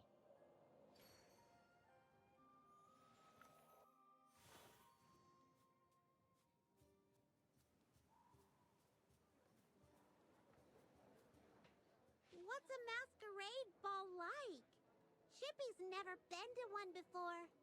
Do we have to wear weird clothes and paint our faces all crazy? Ah, there is no need for any peculiar attire, my friends. Merely something elegant befitting a ball, or perhaps a mask if you so desire. Wait, dancing with a mask on? Indeed. In the aftermath of the Divine War, it was tradition for the people to don Hypogean costumes and parade through the streets during the festival, pursued by an enthusiastic crowd. Over time, this evolved into the masquerade ball we know today. In our current times, guests prefer to showcase their charm rather than masquerade as unsightly Hypogeans. So now, attendees wear their finest garments to the ball, while some choose to don Hypogean masks as a nod to tradition. Oh, so we should get new outfits and masks? If you find yourselves in need of attire or masks, there is a clothing trader in Cedar Town where you may discover something suitable. And do remember, the ball is to be held at the Southeast Plaza atop the highest hill in town. Don't worry. Chippy's got a good memory. I must attend to the matter of the undead now, but I shall see you at the ball. See you there! We should start preparing our outfits, too. Ah, and one more thing. Do be careful.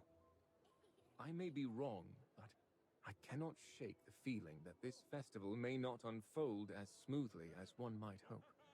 Thank you, Mr. Faramore. We'll be careful.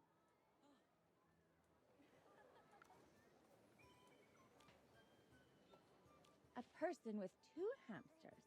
One in a metal helmet and the other in a pointy hat. It's you! Huh? Do you know us? You must be Her Highness's esteemed guest. She personally entrusted me with preparing your outfit. Don't worry, everything's already paid for. Here you go. Wow, thanks! Her Highness is so thoughtful. Wait, what about our masks? My apologies, noble guests. I searched everywhere, but I couldn't find any masks that would fit your faces.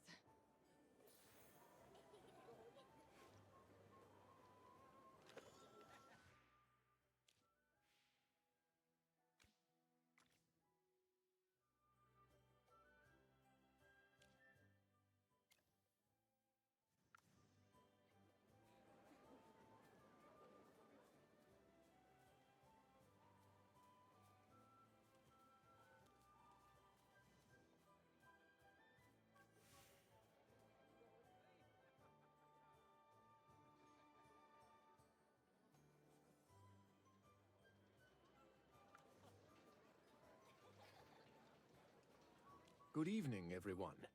You have arrived just in time. The ball is about to begin. Good evening. Wait, you didn't change into your ball attire. I was hoping to see you in a formal suit. Ah, sorry to disappoint. I still have the duty of patrolling the area and addressing the undead situation. A formal suit would be rather impractical.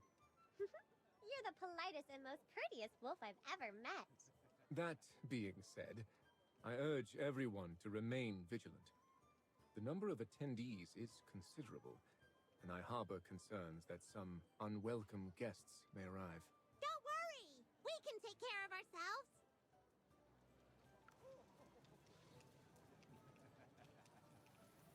Ah, there you are. It's me, your ever-loyal friend Lawson. Just hanging out here all by my lonesome for what feels like ages. Oh, come on! You're so dramatic! If you act like that, you'll never find a dance partner! Oh, you've got it all wrong. At a ball like this, a bit of flair is what really gets the party going. Plus, no matter how over the top I get, I'm definitely not the star of this show. Word on the street is that Her Highness is going to pick a lucky guest to kick off the ball with her. That person is going to steal the spotlight. Who knows? Maybe it really will be you. Thanks for the good wishes. If I actually got to dance with such a lovely princess, I'd be over the moon.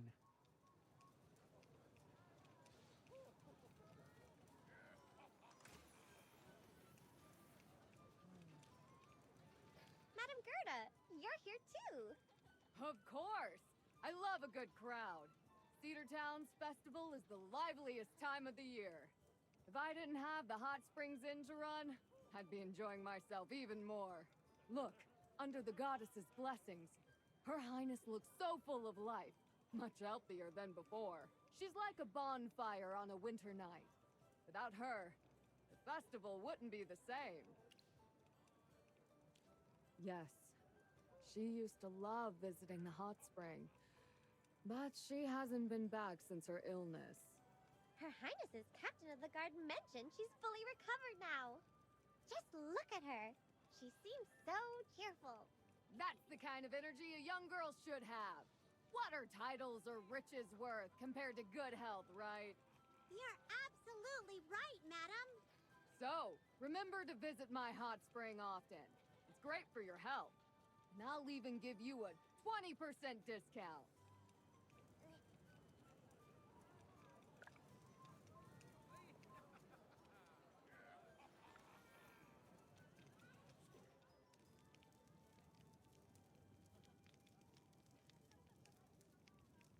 There's still no indication of the Hierophant's arrival. The Hierophant of the Duchy of Whiteridge? Was he supposed to be here? Traditionally, the Hierophant oversees the opening ceremony, the ball, and the lighting of the ice sculpture, offering blessings for the festival. Right. We didn't see him at the opening ceremony. I have heard that he is gravely unwell. May the goddess grant him a swift recovery. I saw you all earlier, but Father pulled me away before I could say hi. Talking behind my back again, are we? Father! All right. Are these the new friends you mentioned? Ah, you carry a great presence and elegance. I hope you enjoy the ball. As Siren has wisely noted, today marks a joyous celebration. Let's not be too formal. Anyway, Magister, will you join me for the first waltz of the ball? Pretty please? You're so kind and selfless. Not only did you help me, but I also heard from Faramore that you saved so many people on your way here. How amazing! And you're super pretty, with this profound aura about you. I can't explain it, but there's this sparkle in your eyes, just like the stars. You must have accomplished great things. You carry yourself so nobly, talk so elegantly, and you even have 2 familiars with you. How cool is that? And even if you're not someone grand, It totally doesn't matter. Father said I could pick my dance partner, and I just want someone I like. Come on! This year's opening waltz is my absolute favorite, the Dance of the Snowflakes. Ooh, listen! The music is about to start!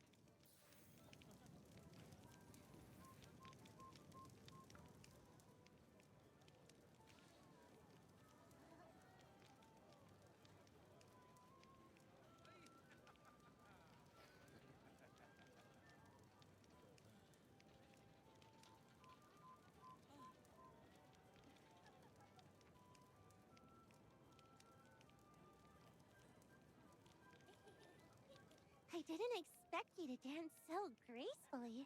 It's totally delightful. So, did you take lessons?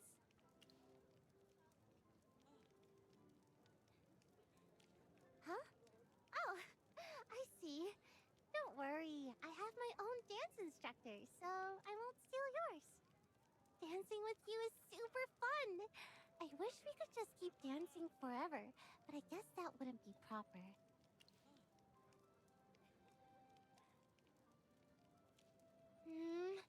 Tradition says I have to alternate dances with several noble ladies and gentlemen, and check on the other esteemed guests.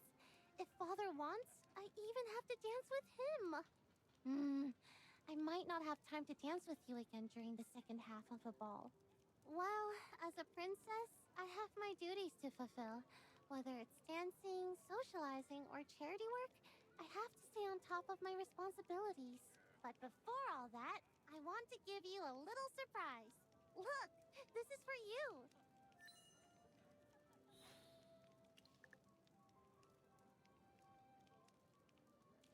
Of course. This is something super special I've prepared just for you. No one shines as brightly as you at this festival. I pronounce you the chosen one for this year's festival, Magister. Isn't it exciting? Out of everyone here, you're the one I wanted to be the chosen one the most. I knew you'd be thrilled.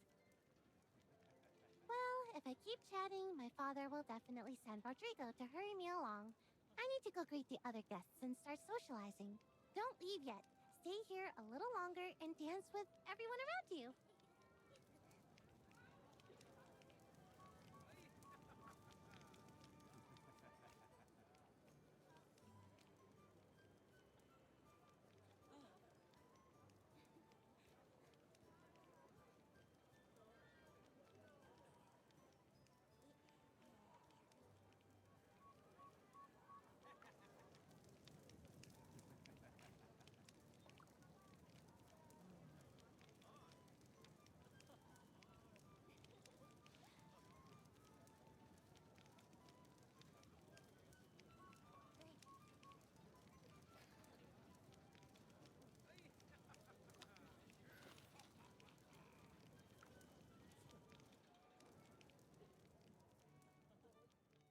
You know, as a mage, I can feel it. There's something special about you.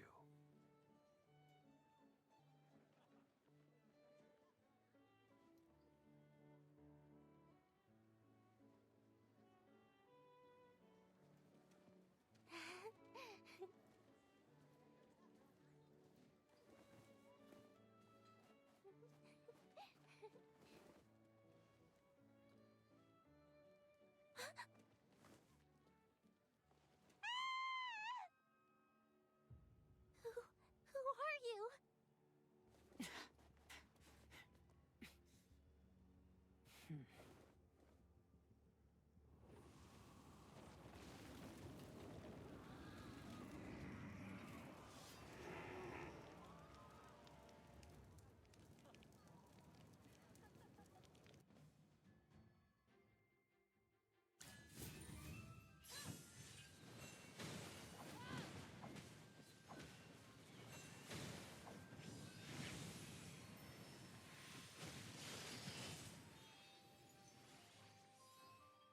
Victory gleams like the sunlight.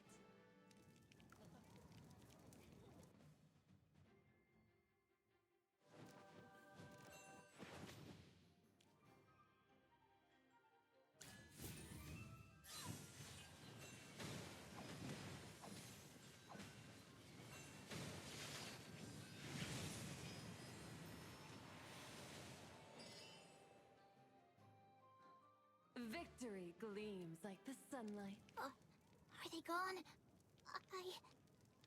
It's okay. You're safe now. We're here to protect you. And look over there. See that white wolf, gentleman? He's every undead's worst nightmare. Really? Then I'm not scared anymore. You were so brave through all of that. Seriously, I was shaking in my boots. But you're going to be someone incredible when you grow up. I just know it. All right, since you're so brave, stay close, okay? Just hang tight and watch us take care of the rest of these spooky undead. Thank you, Mr. Rabbit. And everyone else, too.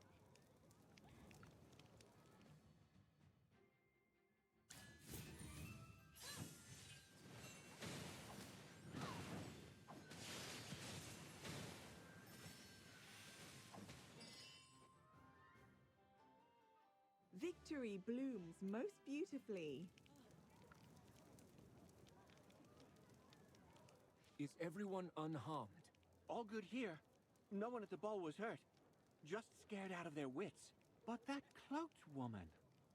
The undead arrived right after she showed up. Indeed. I didn't smell any scent of the undead on her. Had I sensed their presence, I would never have allowed her entry into the ballroom.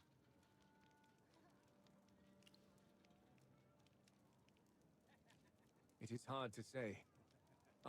Your Highness, I must extend my deepest apologies. It was due to my oversight that you were subjected to such distress. I beg your pardon. No, it's not your fault. That strange woman danced with me, and then she said something really weird. She got all spooky and lowered her voice, like, "Aren't you supposed to be dead?" For a moment, the air around us felt colder. I mean, I'm usually pretty brave, but come on. Whoa. She sounds scarier than the undead in the ghostly getaway. Maybe the innkeeper should hire her. If only it were that simple. I wonder why she really came to the ball. Oh, Princess, that worried look doesn't suit you. Don't worry, the Archduke will handle this, and Faramore is sharp as ever. Plus, this knight in shining armor right here won't let any harm come to you. Your Highness, please don't worry. It was my duty, and I apologize for not protecting you sooner. You guys, it's not like any of this was your fault. Look at me, I'm fine. I'm not some delicate little flower, okay? And if you tell me not to worry, then you're not allowed to feel guilty either. It's not like you called the undead to crash the ball. Rodrigo, I'm sure Father's not going to blame you for this. Look! Everyone, the undead have been dealt with by our brave warriors. In the name of the Archduke of Whiteridge, I'm happy to announce the ball will go on. The goddess is watching over us, and under her protection, we shall finish this festival. Wait, what? After all that just happened, we're really going to keep dancing? Miss Hammy, it is precisely because the undead instill fear that the ball must proceed. I don't understand.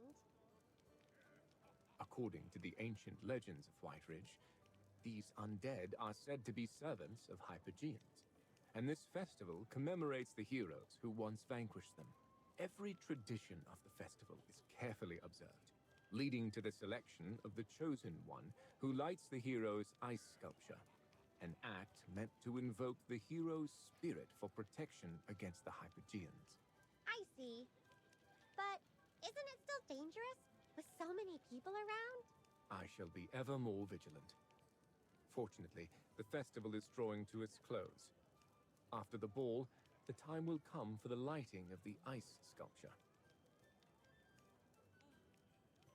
Ladies and gentlemen, this year's Chosen One has been selected. After the ball, please proceed to the ceremony site to witness the most sacred moment of the Snowspire Festival. Oh, there's something you might not know. Before the lighting, the Chosen One has to offer a 7-petaled sapphirine blossom to the ice sculpture. But Chippy thought sapphirine blossoms only had 6 petals. Yes, but there are super rare seven-petaled ones too. In White Ridge, the seven-petaled sapphirine blossom is a symbol of miracles. It's like a sign of the ancient hero's will.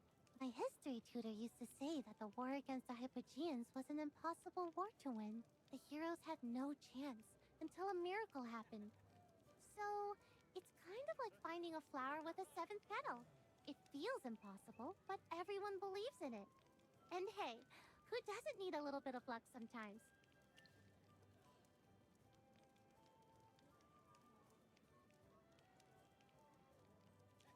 You can try searching the floral ruins just east of Cedar Town. You're blessed as the chosen one, so I'm sure you'll find it. I'll be waiting for you with my father at the ceremony site.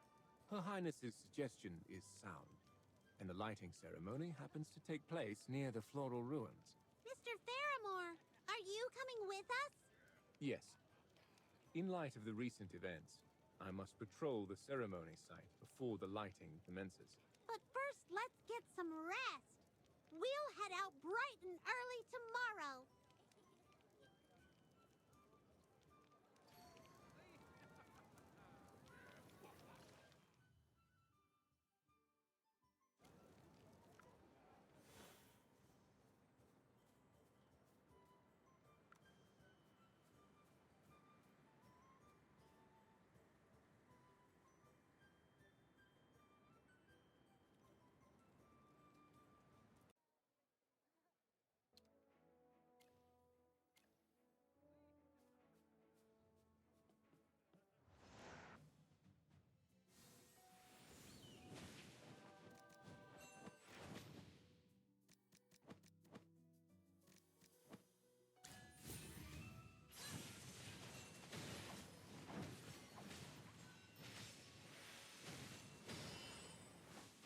Victory blooms most beautifully.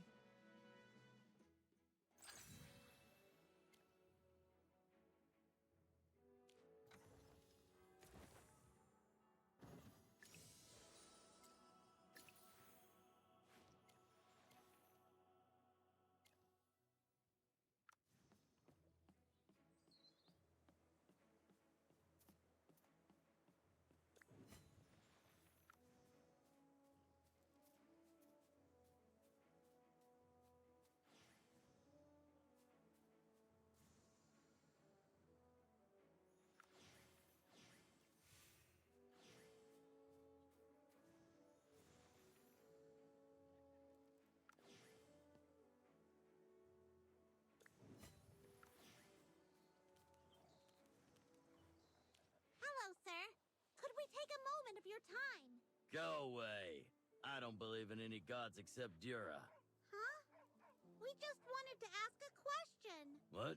You're not here to preach? I'm so tired of hearing about the supreme deity recently. So, what did you want to ask about? I've seen one around here. Let me think. Right. I saw it in the Stoneheart Waste nearby.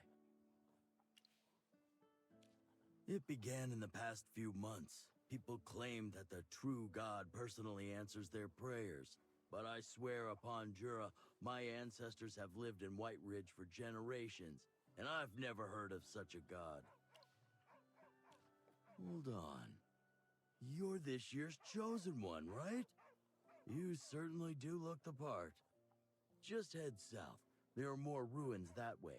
It'll be easier to find a seven-petaled flower. Are there many ruins around here? Yes, this place was a battlefield during the Divine War. It may not have been the most intense area, but many warriors fell here. The fortresses from that time have long collapsed, leaving only broken walls and rubble. Just search the flower bushes by the ruins. With Dura's blessing, you'll definitely find it. Wow, that's super helpful. Thank you.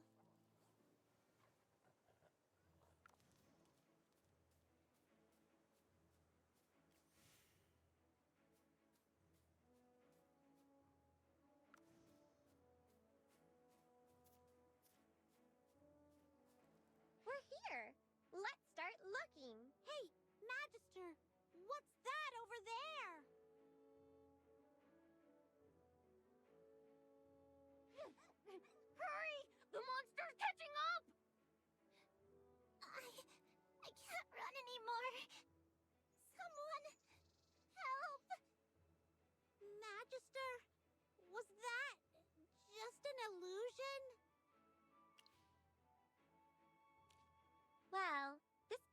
was a battlefield against the Hypogeans.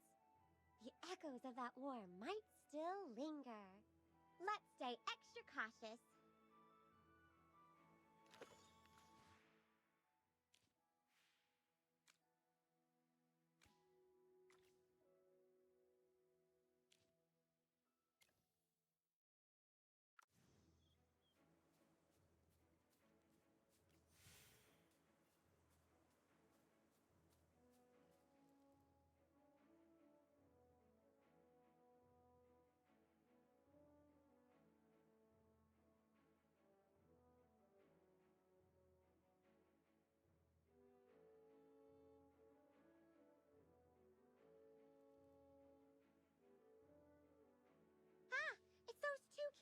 And two warriors protecting them.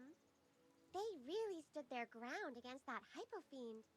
They were so brave. Chippy hopes those warriors rescued the kids, and that they all got out alive. The souls of many brave warriors must be here. Chippy hopes their spirits will guide us to the seven-petaled flower. Then we'll offer the flower to the heroes of this war. To you all.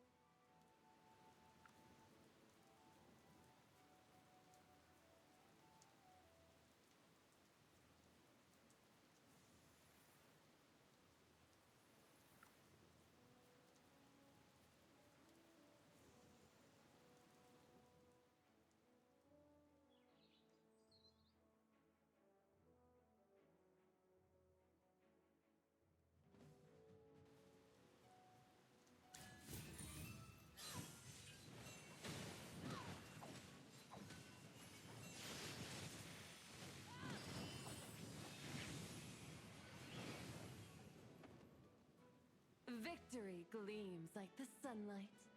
Hello? Can you hear us? We're not Hypogeans. We're the good guys. We saw everything. You saved those two children. You're heroes. Protect and fight the Hypogeans.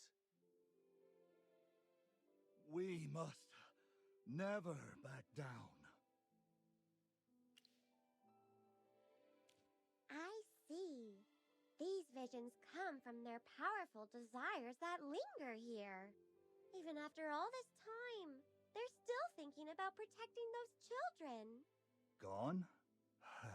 Have we already passed war? Did we win? Or what about the Hypogeans? Don't worry. You won. The Hypogeans have been sealed away. And even though it's been 2,000 years, the people here haven't forgotten you. They hold a grand festival every year to honor your sacrifice. Ah, we really won. We fought for too long. We won. Finally. Thank you. Bring those weapons and follow us.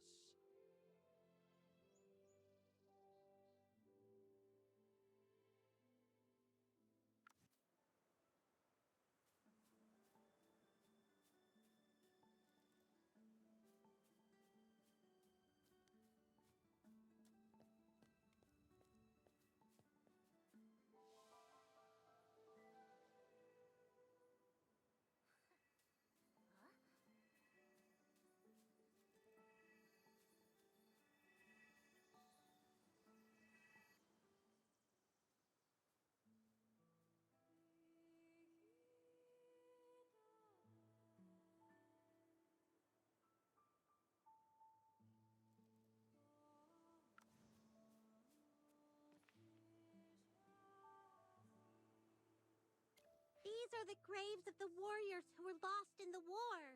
The flowers here. They have a tragic beauty that surpasses the rest of the floral ruins. Magister, I understand now.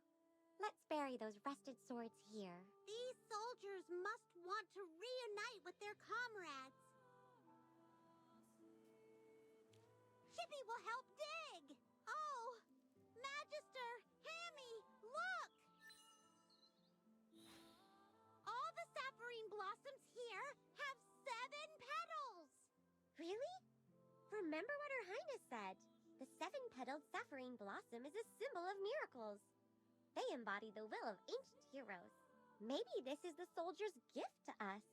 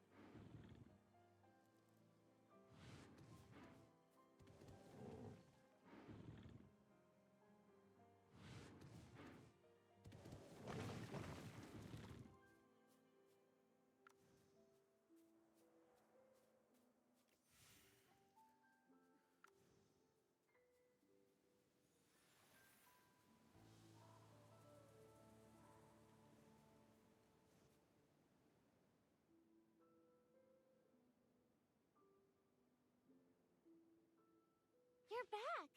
You must have found the seven-petaled flower, right? That's right! Since everything's ready, let's begin the ceremony. Ladies and gentlemen, before us stands a sculpture, not merely of ice, but of valor itself. It is a testament to courage, a monument to our eternal protector. This hero, a general from the divine war, shall forever remain vigilant, guarding our people from the horrors of Hypogeans and undead alike. Now, with reverence in our hearts, we call the Chosen One to offer the sacred seven-petaled sapphire blossom to the hero.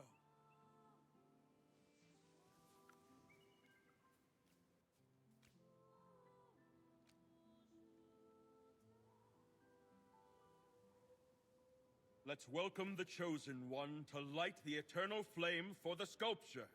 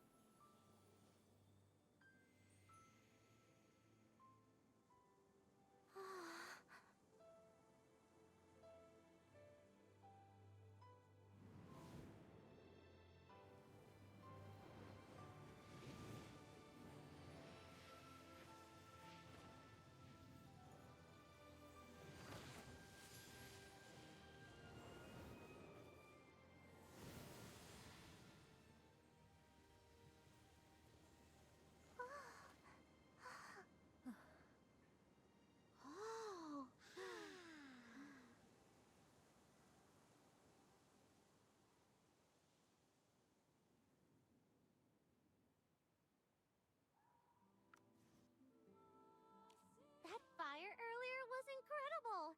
You must be a talented mage!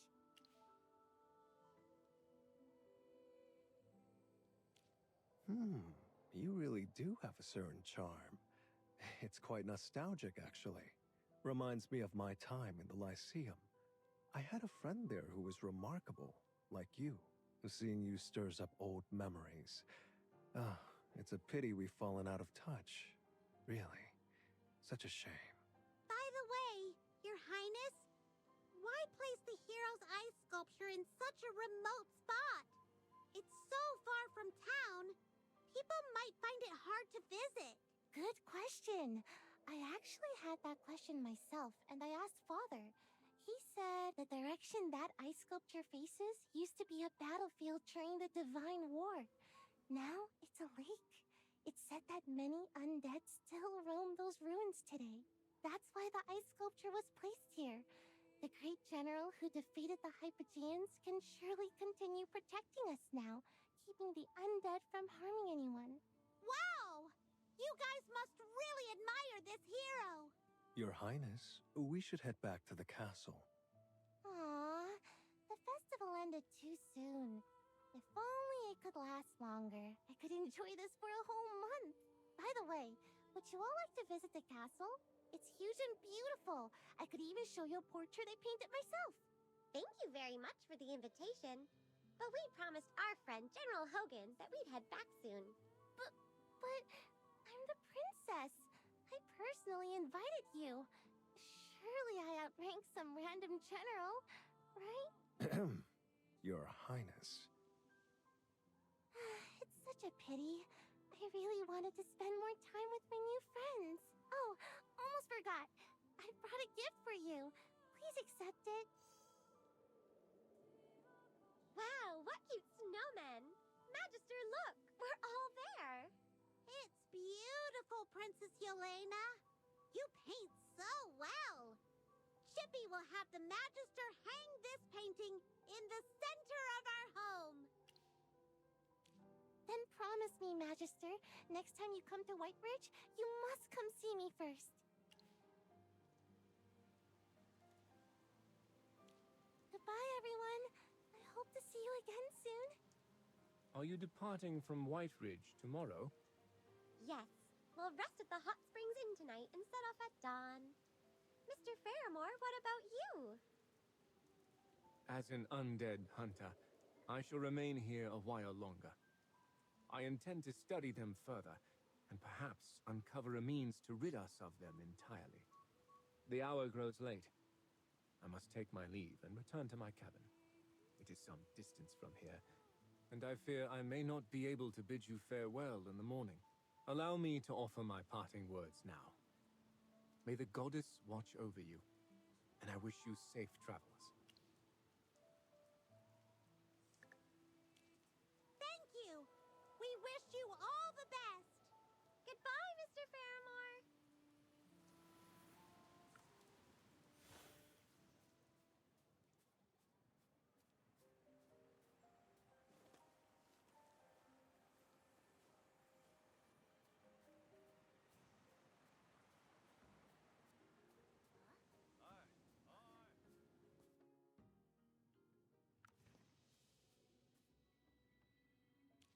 Oh, our chosen one is back. Did you have fun? It was amazing. But Madam Gerda, you didn't even come to the lighting ceremony. Sweetheart, I had to tidy up at the inn, you know? Now that the festival's over, all those spooky decorations need to come down. We're expecting a lot of tourists for the hot spring tomorrow. Oh no, my lovely Gerda, have you forgotten about me? You didn't even say my name. I've been darting around the inn all day, so much so that my poor ears are about to flop right off. Stop whining. I paid you, and I promised you a free hot spring bath, didn't I?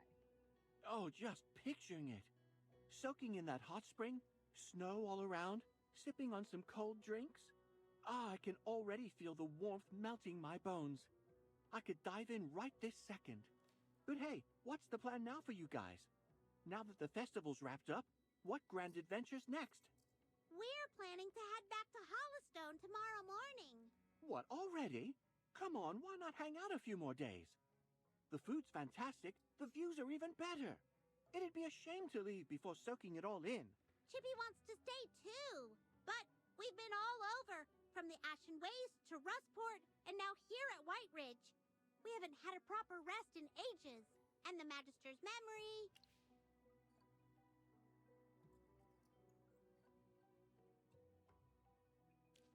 Chippy didn't mean that. Anyway, you really could use a good rest. What about you, Lorsten? Planning to stick around? Oh, me? I'm stuck here for another 2 weeks, thanks to my deal with Madame Gerda. Gotta finish my work before I hit the road next month. Seems like destiny's making us part ways again.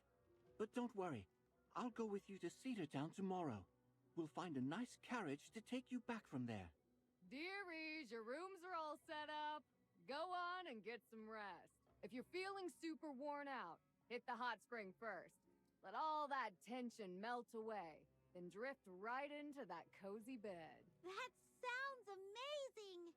Chippy's already dreaming of that soft, snuggly bed.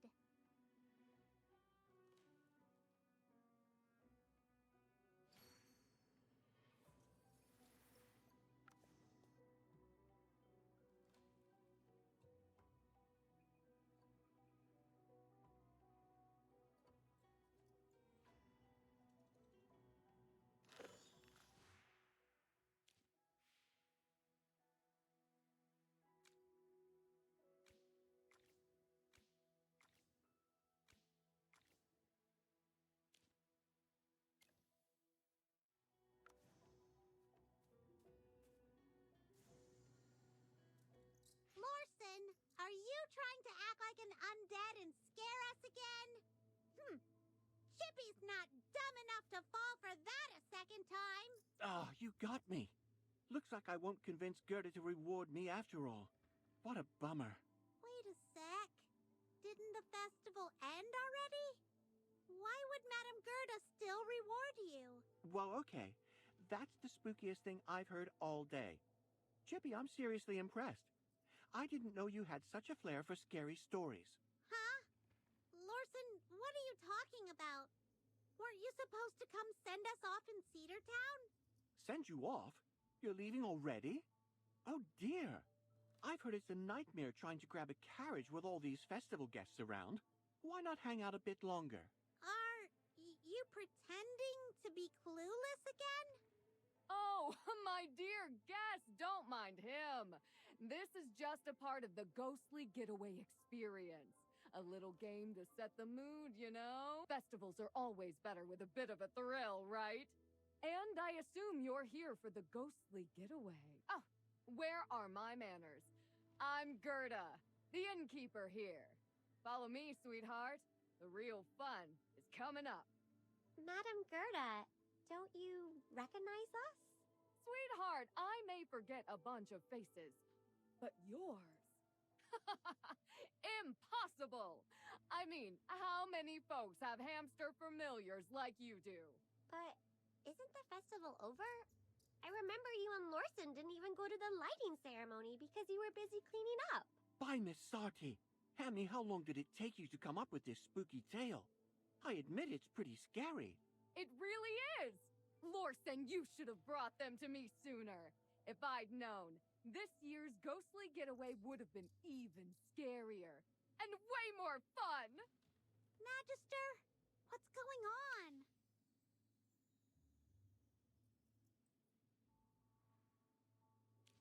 How could they have forgotten everything overnight? That's some serious magic. It's odd, though. They only seem to have forgotten that the festival ended. Everything else is normal. Chippy has no idea. Magister, maybe we should check out the ghostly getaway to see if anything's weird there. I agree. Let's sneak around quietly. Remember last time? There was a real Graveborn lurking around. Yeah, that tall, skinny one with the two swords. Chippy remembers he wasn't dangerous, but it's definitely worth checking out. Right. Today, we'll conduct a thorough investigation. Maybe whatever happened is connected to that Graveborn.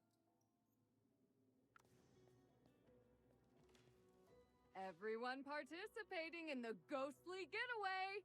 This way, please! Oh, yes. It's in the basement, right? You're correct, sweetheart. Here's the rule book. If everything checks out, you can head inside and start the fun. First one to escape wins a pedal.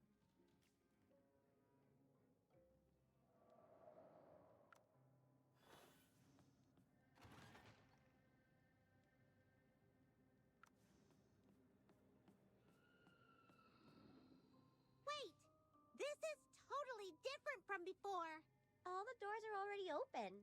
And it looks like we don't even have to solve any puzzles this time. What a letdown! Did they forget to reset the escape room after the festival?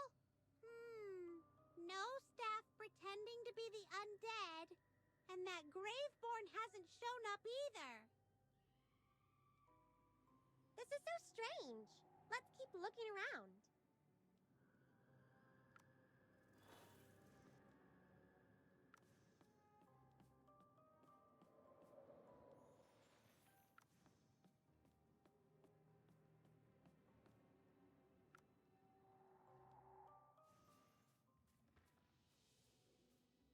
Magister, this ghostly getaway feels way too simple. An unfinished product. Yeah, and we didn't even catch sight of that Graveborn or find any clues about him. Congratulations on being the first participants to find the exit. According to the rules... Where'd I put that pedal? By the way, which undead impressed you the most? Who was the most realistic? I'll make sure to reward them. Maybe I'll give them an extra month. No, 3 months of bonus pay. 3 months bonus pay? If I'd known, I would have dressed up as an undead myself. What do you mean, sweetheart? Was the escape room not thrilling enough for you? Madam Gerda, do you really not know the festival's already ended? The Magister personally lit the eternal flame in the ice sculpture.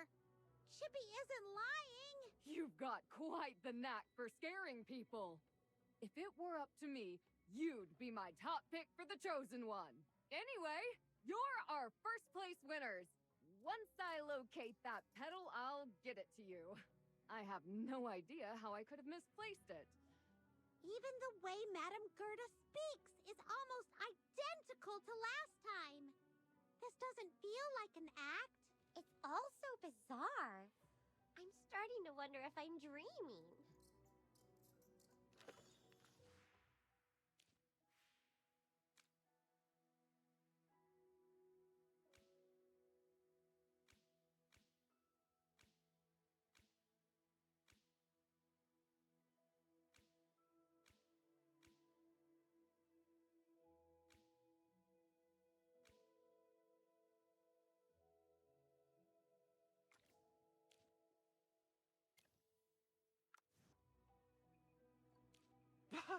Judging by your pale faces, you must have been super spooked by the ghostly getaway. This year's room was my brainchild. How was it? Pretty impressive, right? I snagged the idea from an old horror story that's been told for ages in Cedar Town. Huh. He didn't say that the last time.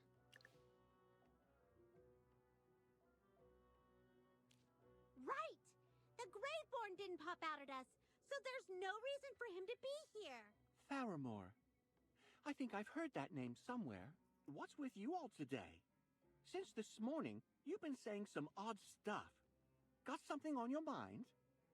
You should be making the most of the festival while it lasts. Go have some fun. Ugh! Chippy envies how clueless you are. Larson, are you sticking around?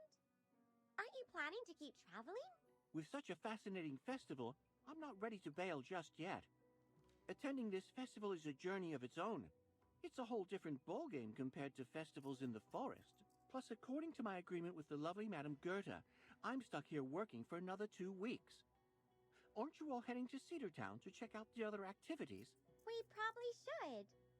I wonder if they're celebrating the festival over there again. Magister, let's head to Cedar Town and see what's happening there.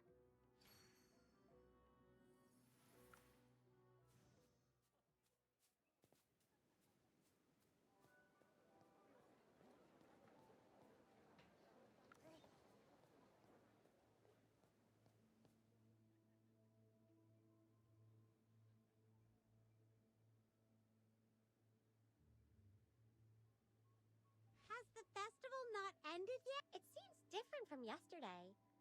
The snowmen we made are gone, and now there are more of them? Oh, yeah! Chippy wonders where that kid who built the snowman with us went. What should we do, Magister? Should we build another snowman? All right, we can see what's different from yesterday. Hey, I finally found you! Where did you go? You promised to join me in the festivities. Come on, let's make a snowman. I want one that's all big and cute. Your Highness, isn't the festival over? What are you talking about? The festival has just begun. How can it be over? And if you ask me, with the festival being so much fun and being with you all together, I hope it never ends. Enough talking. Let's not waste any more time. I finally got the chance to leave the castle. Oh, let's head over there. Ah! Wait for us!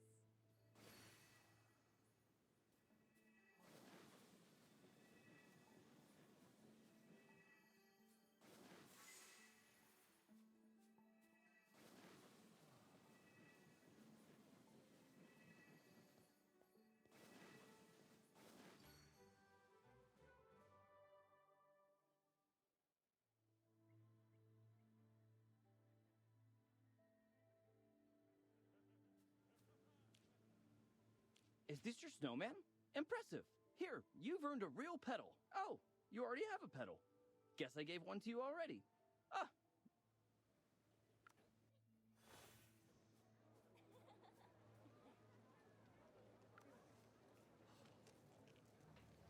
Everyone, we need to work faster.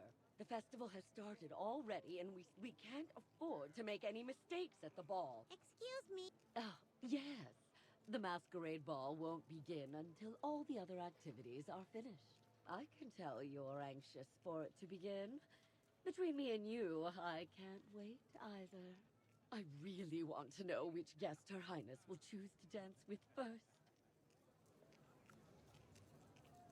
The whole place hasn't been set up yet. It's similar to the Hot Springs Inn.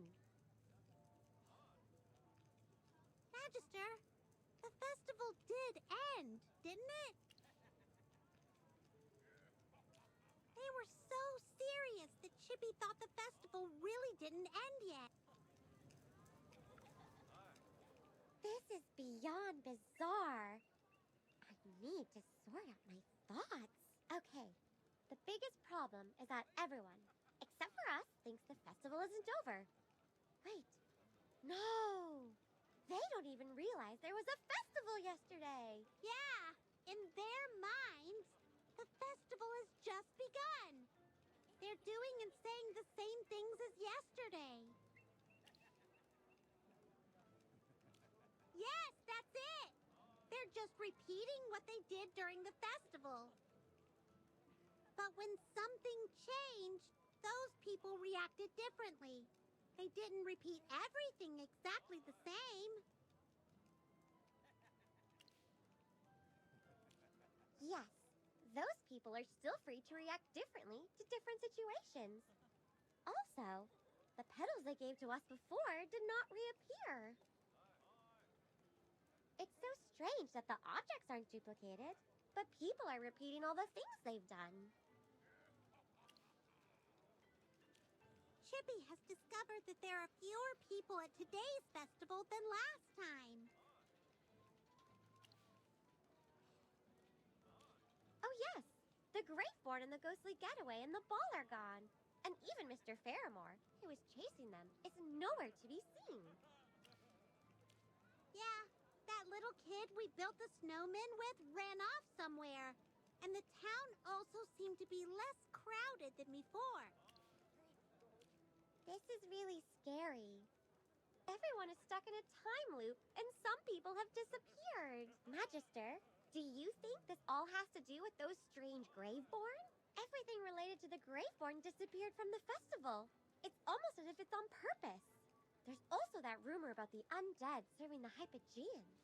Chippy remembers that during the lighting ceremony, Her Highness said that there were a lot of undead at the ancient battlefield at the back of the mountain. Yes, Chippy was thinking the same thing. They tried to ruin the festival during the Ghostly Getaway and also the ball. But we can't jump to any conclusions just yet. There's no conclusive evidence. Where can we find more information? Let's go take a look, Magister. Maybe we'll find more clues.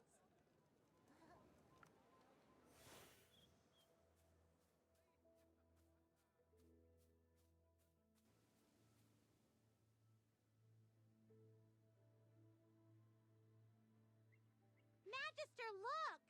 The ice sculpture hasn't been unveiled yet. Chippy clearly remembers that you lit it up yesterday.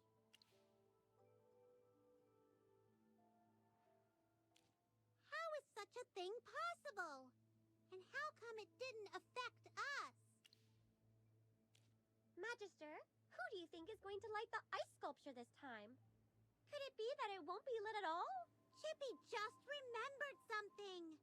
The princess said the ice sculpture deters the undead and protects the people. Also, the festival is celebrated to honor the heroes who died in the First Divine War. If the festival doesn't end, then the ice sculpture won't be lit. Who benefits from this? The Graveborn, that's who. It has to be them. Because Chippy can't think of anyone else. From everything that we've observed, the biggest difference between this festival and the last one is that the Graveborn haven't appeared. Maybe they are related to the strange situation here. Her Highness said that the undead roam on the opposite side of the mountain. Maybe the Graveborn that were at the festival returned to where they came from. It's worth checking out. All right, let's find a path that will lead us there.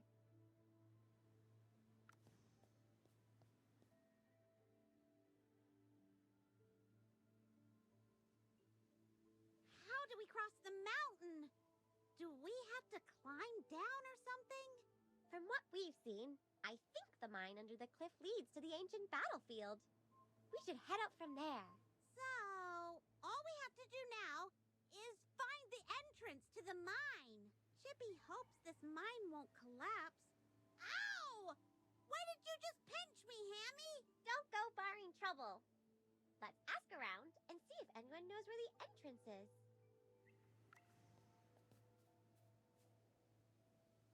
Hey, do you know where this is?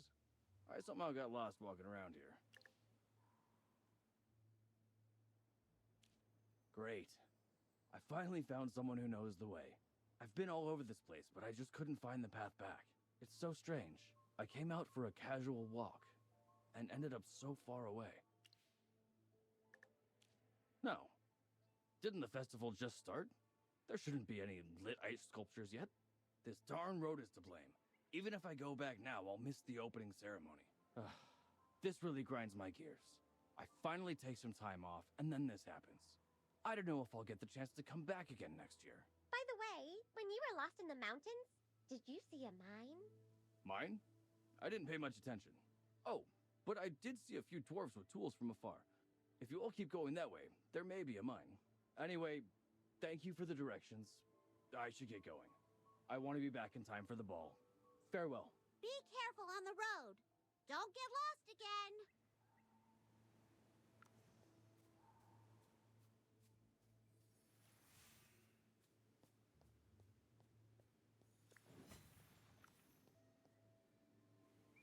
Hey, you youngsters. What are you doing running around here? Oh, you're a polite young lady. Tell me what you need. What's the point of going over there? It's wet, it's creepy, and the ruins are flooded. It's deep enough to paddle a boat through. Forget it. I know you youngsters love adventure. Even if I nag, you all won't listen. You can go through this mine and head east. There's an exit that leads to the other side. It's pretty big on the inside, by the way. Just keep going east. And don't take any forks in the road. You got all of that. Go in the mine and head east. Thank you so much. Are there any other routes we should know of? No one dares go to the other side of the mountain.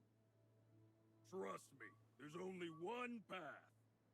If it weren't for this mine, this path wouldn't even be here.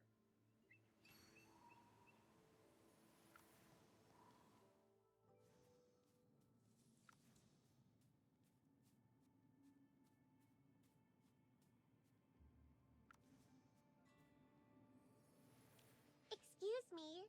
If we leave from the exit there, it'll lead us to the ancient battlefield, right? I don't know if I can finish everything. What? Did you just say something? Oh, are you all busy making an ice sculpture? Is it for the Isn't it obvious? The lighting ceremony is tomorrow, and the sculpture isn't even half finished. Stop bothering me. I still have so much work to do. Well, we just asked if we'd find the ancient battlefield if we go through that exit over there. Yeah. Hey! What are you brats trying to go there for? You'll get eaten by the undead if you aren't careful. None of us have time to go save you. Well, yeah, of course. There are some flooded ruins in that direction. Word is that a bunch of undead are roaming around over there. Listen here before you run off. Life is worth living. Keep that sense of adventure in check. If danger finds you out there, don't come crying to me. How did I end up talking to you for so long? I gotta get back to work. Tonight's gonna be a long night.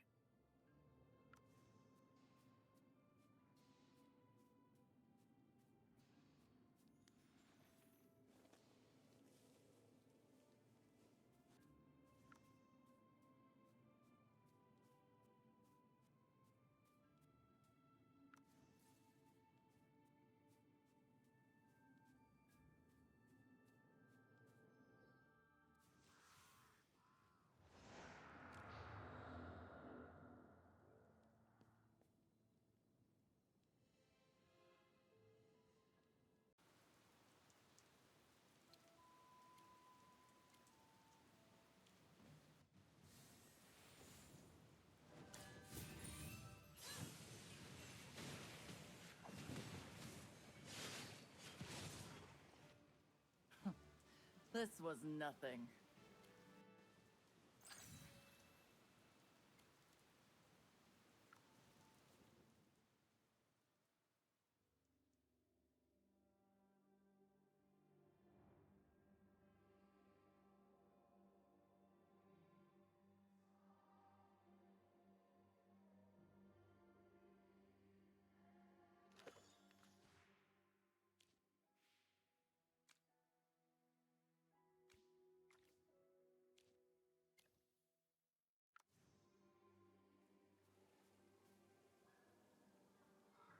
Wait! Don't go! You were the one who scared the princess at the ball, weren't you? You are also the one who took away the Graveborn who pretended to work at the ghostly getaway. What do you want? Look, I have no interest in apologizing to that princess. As for Igor, I have already instructed him not to caper around in human settlements. Rest assured, he will do as he's told. You... That is correct. And do not tell me you're trying to hunt me down like that silly wolf. Apologies, but I will not be captured without a fight. Listen well. The festival is over. I shall not visit the town again, and no one shall be left in fear. There is no cause for alarm. The festival is over. Hey! You haven't been affected either! You must be connected to that time loop in Cedar Town. Wait, what are you talking about? Time loop? Don't you know? Time is acting weird in Cedar Town. The people in town are still celebrating the festival. They don't remember what happened in the past few days. Everything seems to have returned to the beginning of the festival. Also, the ice sculpture, which was lit the other night, now looks like it hasn't even been unveiled yet. We're trying to get to the bottom of this mystery. But how's that possible? We found that you're the only one who's been unaffected. And all other Graveborn that appeared during the festival have disappeared. You suspect that I caused the time loop. Who am I? If you must know. Fine.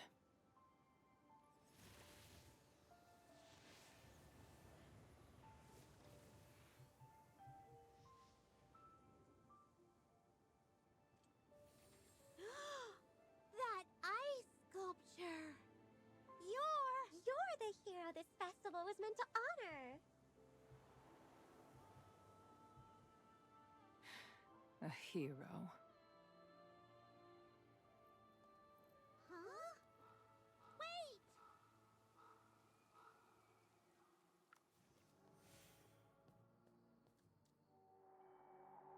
Wait!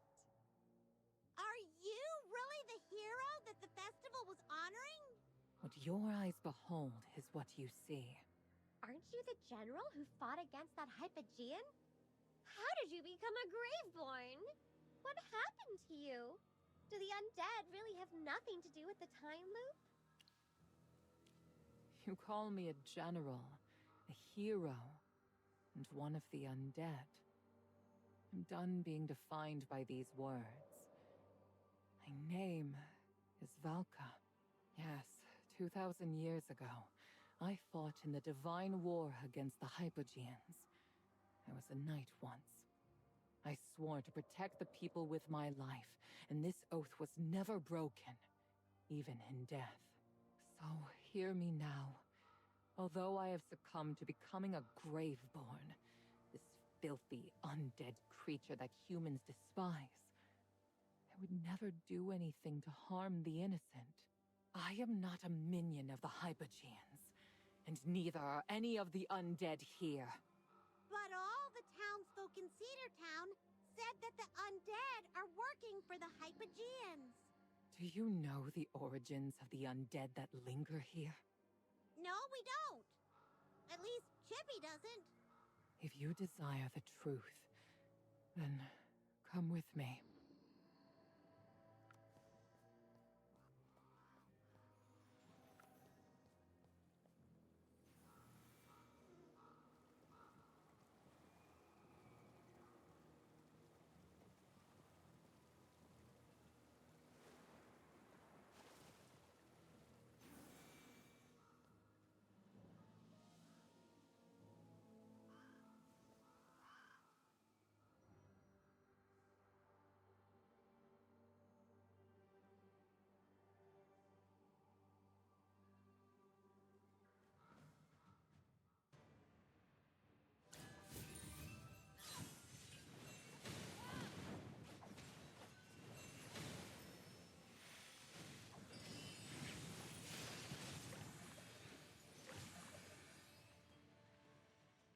Victory gleams like the sunlight.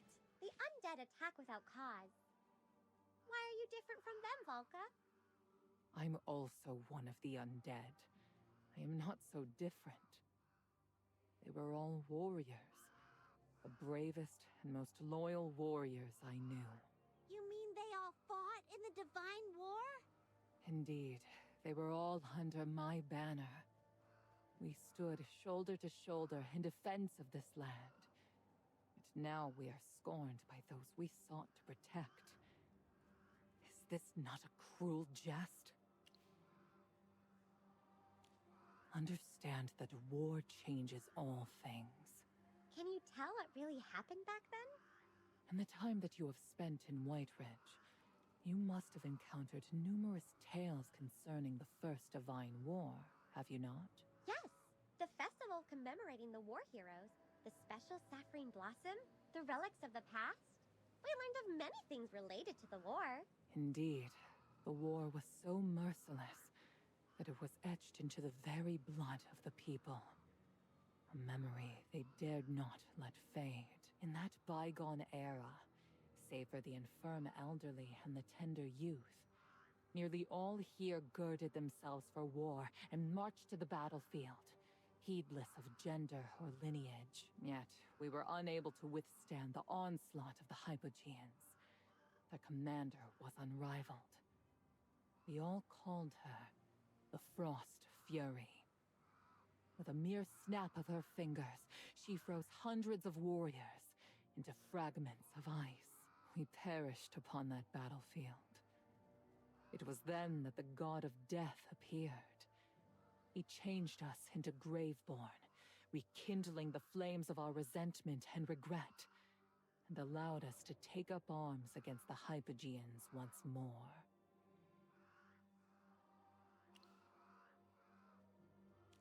Wait, so that means all the undead here were once able to think and talk like you.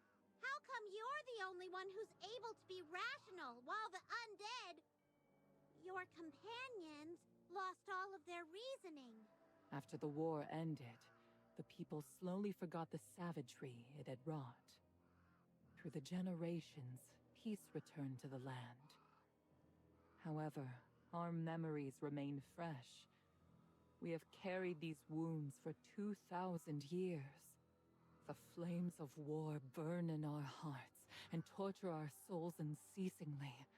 Eternal pain is the price for eternal life. My companions were never afraid of the Hypogeans, but they could not resist the pain throughout the millennia. They were devoured by anguish and torment, lost themselves, became the undead you see before you. The people remain utterly ignorant of what happened and regard us as minions of the Hypogeans.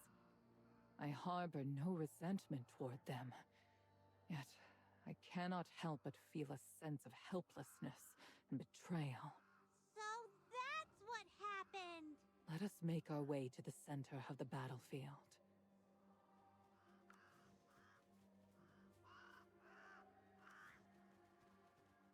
It's really strange here. Chippy almost hears the sounds of swords clashing and warhorses charging in the wind. This is the final field of battle, where an endless number of the dead have been laid to rest, so numerous that the resolve and scent of iron and blood have yet to fade. It was here that I met my end. Have all your companions become undead and forgotten who they are? Yes, the majority of them. A few endeavor to cling to the final vestige of reason. Yet, they may not be able to maintain their grip for much longer. Lady Valka, how come you were able to hold on for so long? Perhaps because I am a coward. What do you mean? It's of no consequence. I can take you to our old camp to have a look, if that pleases you. The camp is now a ruin among the swamps.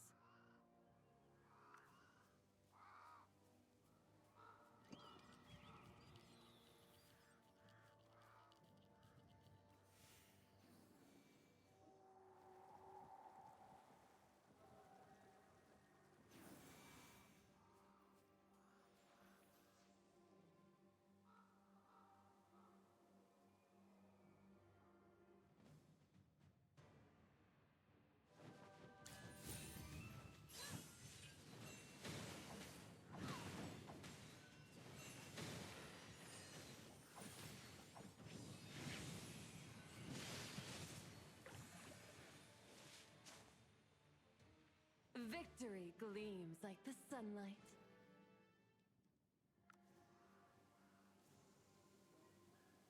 We're so sorry, Lady Velka. He was wearing armor very similar to yours. He must have been one of your comrades. Shippy had no choice. He suddenly attacked us. No apology is necessary. The undead, once their sanity is lost, will prey upon the innocent. I was powerless to prevent it, and I lack the heart to slay them. Let them have peace. Oh, look! Oh, goddess, please bless Kaminsky. Is this some sort of talisman? This fell from him. It must be important. Kaminsky. I recall that he was a fervent youth, scarce 20 years of age. He had been wed for less than a year when he took to the battlefield. His family was prominent back then, and perhaps his descendants still reside in White Ridge. Maybe after this matter is over, we can go look for his family and return the talisman to them. It seems like you really have nothing to do with this strange time loop. No, I've not heard of such a thing in the 2,000 years I've been here. This time loop, as you called it, reminds me of the Frost Fury. Her powers and the coldness she wrought could even freeze time itself. Freeze time? But how could time be frozen? I am uncertain. The ways of the Hypogean elude me. But this has claimed the lives of numerous warriors. Hypogean.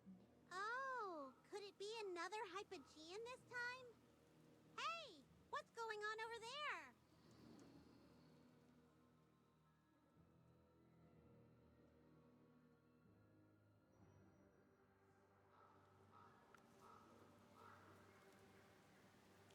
Thank Dura above. You're all normal. They've all gone crazy. Evil has inhabited their hearts. I'm trying to calm down. What happened? You're one of the undead!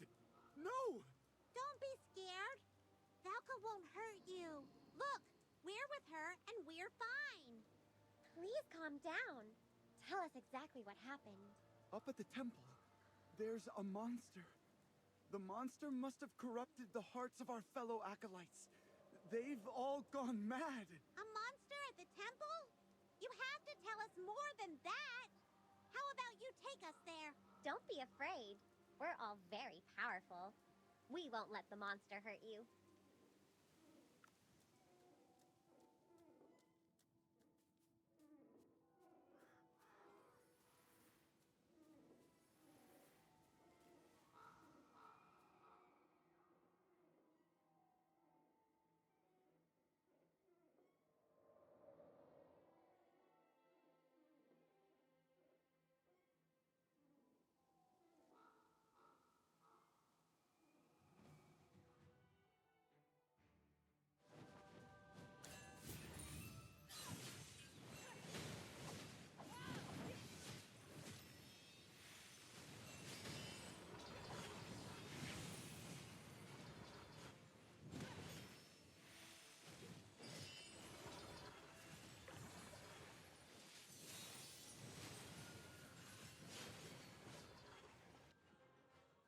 Victory gleams like the sunlight.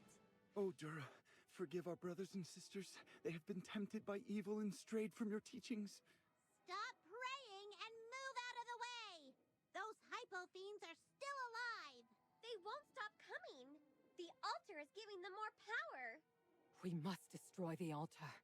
Dura, please rescind your wrath and cleanse this place of evil. Can you go hide somewhere?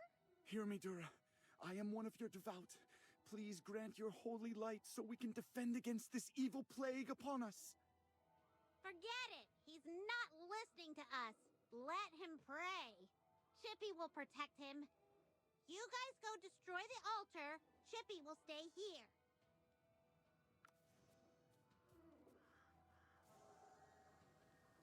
We can't breach the enchantment that shields the altar. That's right.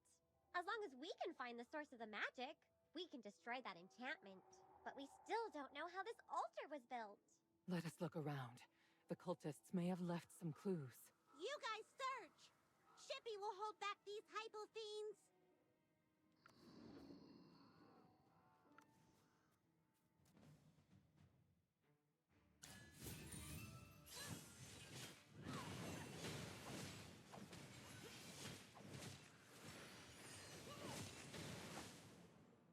Victory gleams like the sunlight.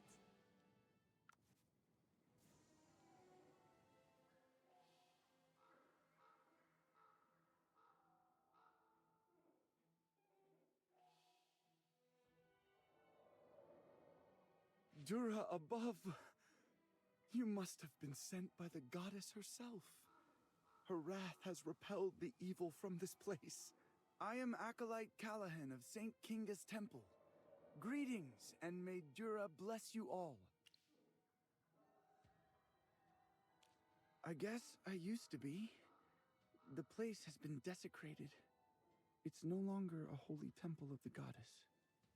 What exactly happened here? I have no idea. I went to visit the temple in the royal capital 3 months ago, and I returned today. When I walked into the temple, I saw my brothers and sisters dressed in strange clothing, praying to these evil monsters. They looked like they lost their souls. I was so scared I just ran away. Fortunately, I met you. This bears the hallmarks of a Hypogean ritual. I'm scared to stay here. Could you please take me to St. Valisa's temple nearby? It's just a short distance along this road. Please. Dura bless you. Wait a minute. This altar is related to a Hypogean. Perhaps this ritual is related to the time loop in Cedar Town. Yes! You're brilliant, Hammy! That's gotta be it! But let's escort Callahan first. Shippy doesn't feel comfortable letting him wander off by himself.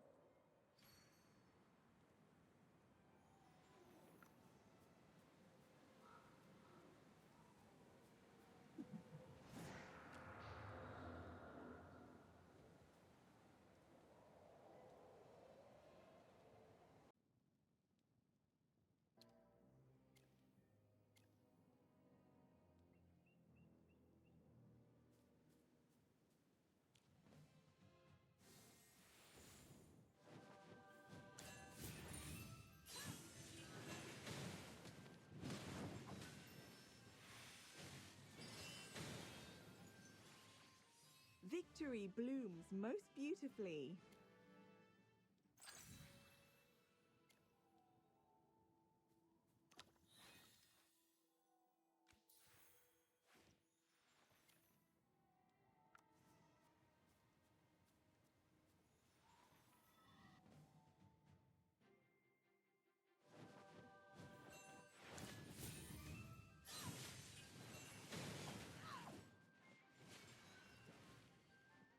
Victory gleams like the sunlight.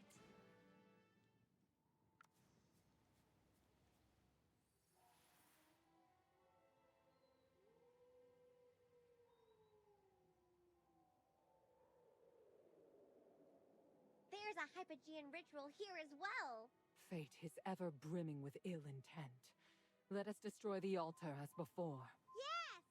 Let's end that special hypo fiend and destroy the magic circle!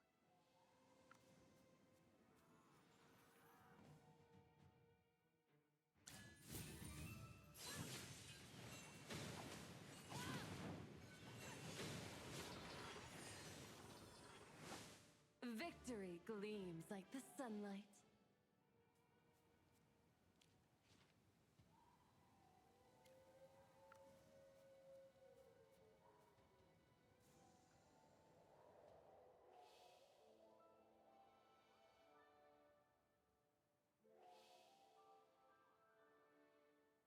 Goddess above, let your wrath cleanse this world of evil. From what we read earlier, this cycle, could it mean the time loop in Cedar Town? Could the ritual be related to it? Final sacrifice. Awaken. What do they seek to do? I need your help. Please accompany me to White Ridge Temple. I must meet the Hierophant. He needs to know what happened here. 2 holy temples have fallen into darkness. All of this happened right within the vicinity of White Ridge Temple, and at this joyous time of celebration as well. Dura above. This cannot be. Are you all right, Callahan? You look pale all of a sudden. No, I'm fine. I've been on the road for too long, and now to encounter something like this. I am a little tired, both physically and mentally. But no matter how tired I am, I must go meet with His Excellency. As an acolyte of the faith, I must do my duty. Only the Hierophant can stop this. But isn't the Hierophant ill? He didn't even attend the ceremony earlier. He probably hasn't recovered yet. The Hierophant is ill? I didn't know about this. May Dura bless him. However, even if he is ill, the Hierophant needs to be informed of this. What is happening here is blasphemy against our faith and our goddess. This cannot be tolerated. Even if His Excellency cannot purify the evil himself, he can report the matter to the Central Temple Authority, and they can send an exorciser. Should the architect of these events be a hypogene, even the Hierophant shall not suffice to stop it. It may require the hand of a god to intervene. However, you are correct. His Excellency must be informed of what has occurred as soon as possible. Come on, then. We'll escort you to White Ridge Temple to find the Hierophant.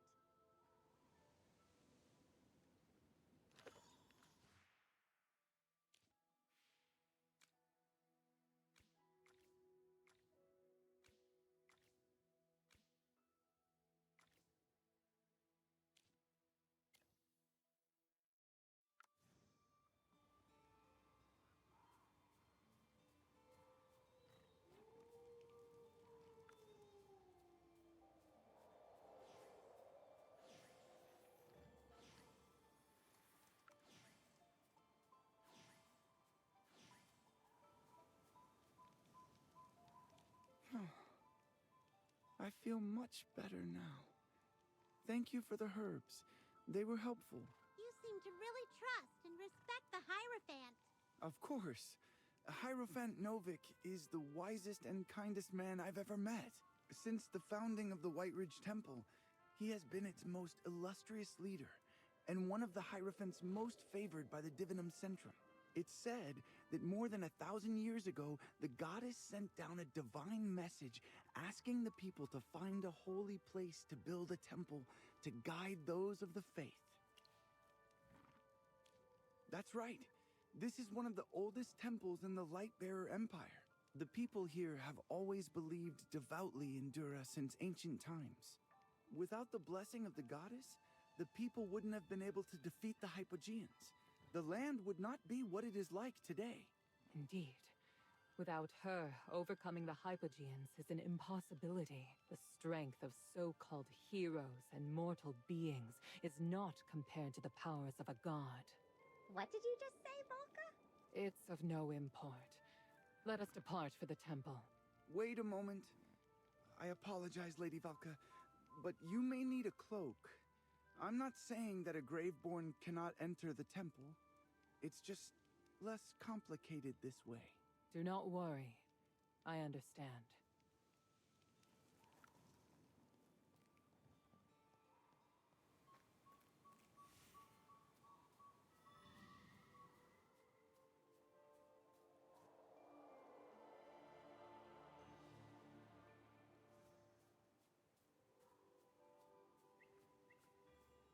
White Ridge Temple. We're finally here. Anyone would be moved by the grandeur and piety of this place. It's so quiet here. There are no guards anywhere. No one's even talking. Because this is a sacred place for contemplation. Look, that's the statue of St. Callahan, the patron saint of White Ridge and the first caretaker of this temple. My parents named me after him, hoping that I would become a man of virtue like him. We should survey the area in case anything is amiss. How can anything be amiss here? Oh yes, that's right. Words from the goddess's teachings. All right, please follow me. I'll show you around. It's so quiet out here. Not even a voice can be heard. Is this a common occurrence? Not really. Perhaps everyone is praying in the temple? We can look inside the temple from the windows. It's hard to see through the stained glass windows, but I do see figures inside.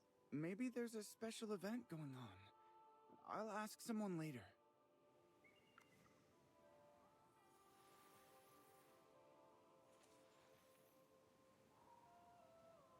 Hey, whose diary is this?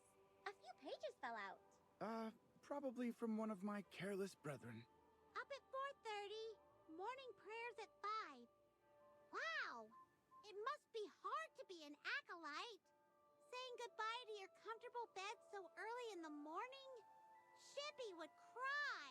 The turnip soup was too salty. The boiled beans were too bland. The Hierophant plans to appoint 2 new priests to the temple. I can finally meet His Excellency. Bless Dura above. This brother is as faithful as I am.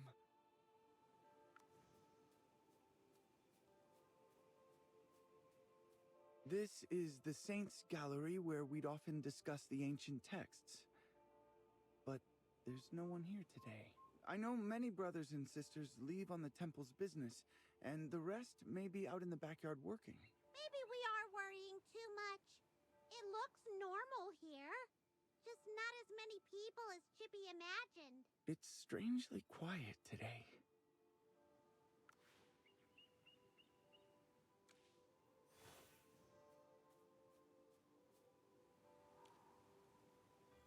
How come you're here, Brother Callahan? Aren't you supposed to be at St. Kinga's temple? That's the reason why I'm here. Something's happened. We have urgent matters to tell the Hierophant. His Excellency hasn't been in great health lately. Therefore, we have suspended all religious activities to allow the Hierophant to rest and heal in peace. No wonder there's no one here. Can we meet His Excellency? Our Magister is a great mage who knows a lot of healing magic. We have acolytes who are skilled at healing. The Hierophant does not want his illness to spread to others, and he needs peace and quiet to recuperate. But something bad has happened. Cultists were performing Hypogean rituals in the other temples. There's also a time loop in Cedar Town. Everything's gone nuts. We need to see the Hierophant and let him know what's going on. Hypogean rituals? Time loops? What are you babbling about? Brother Zanius, I saw 2 Hypogean altars at the other temples with my own eyes. Please let us speak with His Excellency. He needs to know what's happening. Please let us in. I apologize. The rules of the temple are very strict. I cannot disregard the edict being enforced. Guests cannot be allowed in. However, Acolyte Callahan is one of our own, so I can make an exception and allow him to meet with the Hierophant. It's up to you, Callahan. Tell him what's happening. Rest assured, I will report everything that happened in full to His Excellency. What course lies before us now? I think we should go to Cedar Town again. If the previous 2 rituals were really related to the time loop and we destroyed the altars, Cedar Town should return to normal. That's my hypothesis. Hammy's usually right. Let's go check it out.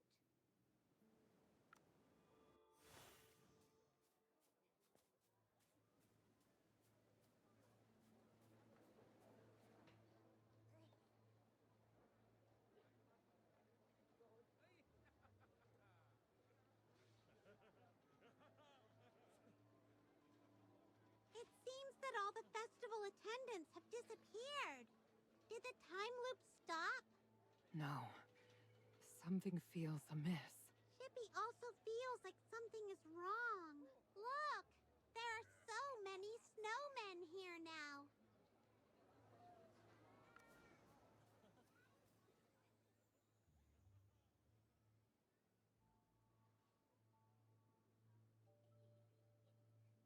Magister, look at this snowman.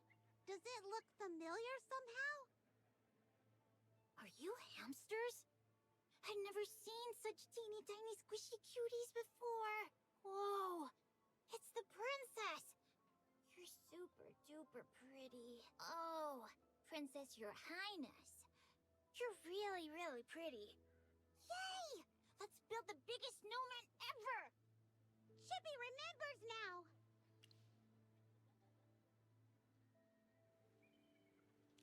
Wow, this snowman is so lifelike. Even its expression is so similar. Hey, where did the princess go? Shouldn't she be waiting here for us to build a snowman? Maybe she went somewhere else. Don't worry, though. She has that big knight as her bodyguard. Nothing will happen to her.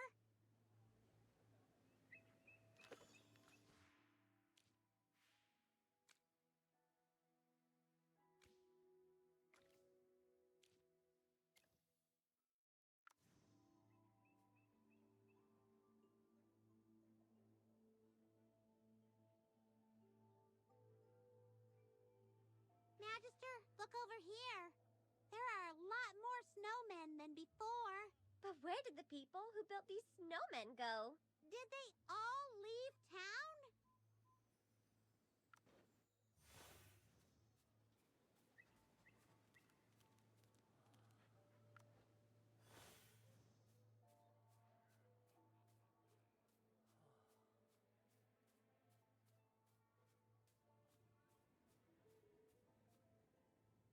Of course, we have to go to the festival first.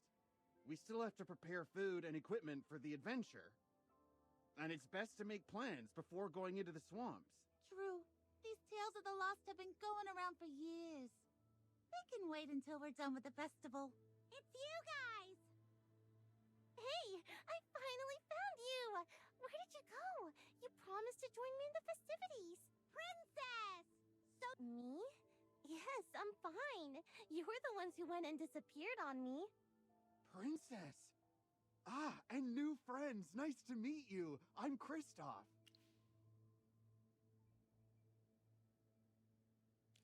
Missing 2 people. I don't think so. It's always just the 2 of us. Anyway, let's go to the festival first. Oh! Snowball fight? Oh, you only have 2 people. We have 4. How about I join your team? Then it'll be fair. Your Highness, where is Sir Rodrigo? Rodrigo? Oh, yes. I asked him to go back to the castle to retrieve my gown. Don't worry about him. He isn't here, so let's try and have some fun. Strange. It's different this time.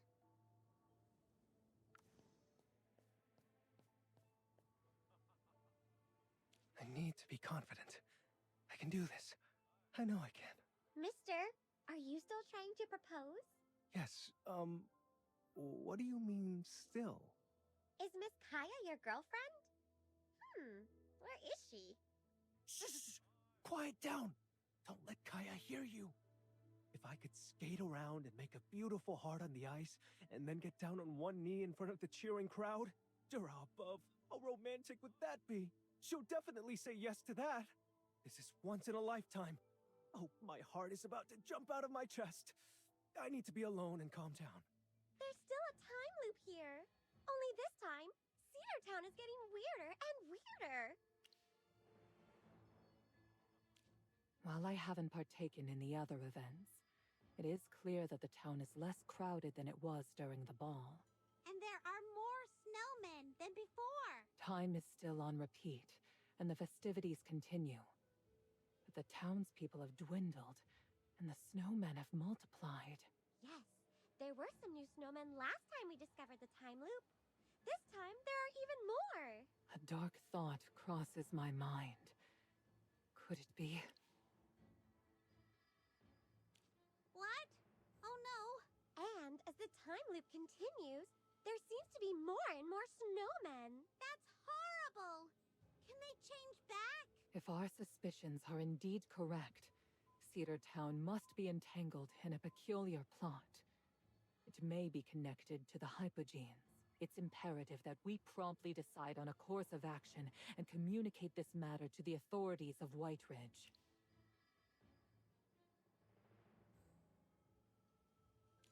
The Acolyte should have already reported the evil rituals to the Hierophant. Let's go to the temple to see what's being done about the situation. If the Hierophant confirms the Hypogean rituals, the Archduke will take the matter more seriously.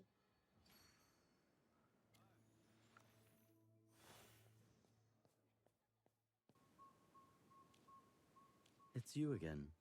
Apologies, but like I said before, the Hierophant is currently not receiving any guests. Of course. However, His Excellency has not given any instructions. Or if he did, I was not told, since I'm only responsible for guarding the entrance. But how come the Hierophant isn't saying anything about what's happening? Does he not care about the people here? It's not your place to judge the Hierophant. Don't you understand? The people of Cedar Town are trapped in a time loop. They've all turned into snowmen. Maybe the Hypogeans are doing something. We have to see him. I don't care about time loops and the like. My first priority is to ensure that His Excellency has the peace and quiet he needs to recuperate. You're going against Jura's teachings. You don't care about the people of Cedar Town at all. Without the express permission of the Hierophant, I cannot let you in. Please, go consult with His Excellency. We assure you we shall remain outside. Out of the question. We cannot disturb the Hierophant's rest. Why, you... How dare you provoke the Holy Temple! Wait. He's right. We ought not to trespass on holy ground. I apologize if my associates have been somewhat hasty. Since His Excellency is not receiving visitors, we shall take our leave. Valka, what are you doing? Shh. Lower your voice. Follow me.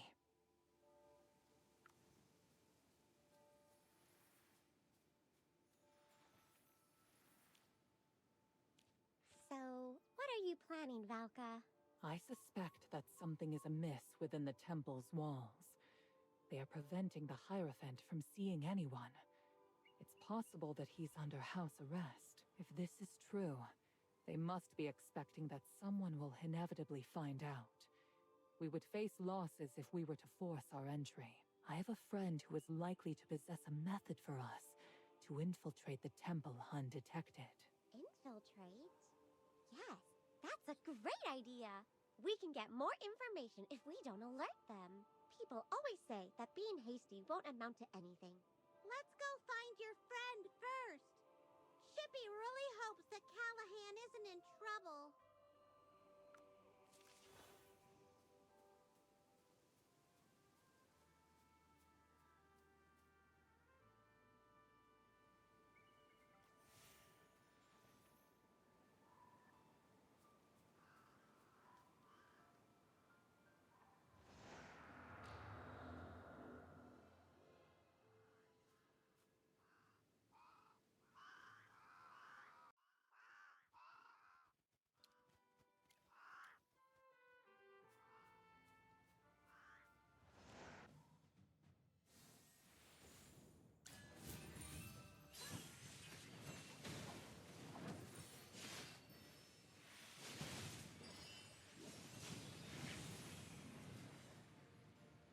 Victory blooms most beautifully.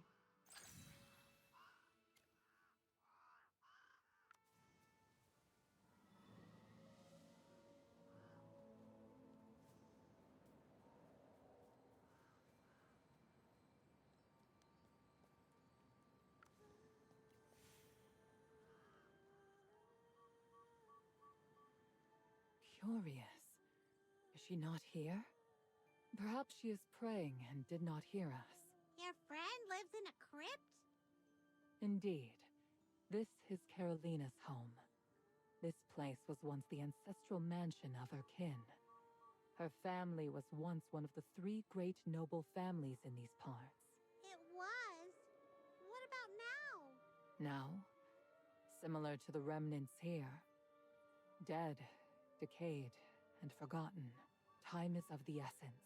We cannot afford to wait idly for her here. Come with me. Let us seek the undead flames to unlock the door.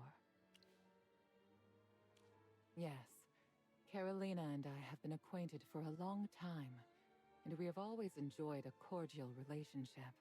Should you employ the specific undead flames to light the lamps on the door, it shall unlock. So, these undead flames are like keys. Is the place where they're kept far from here?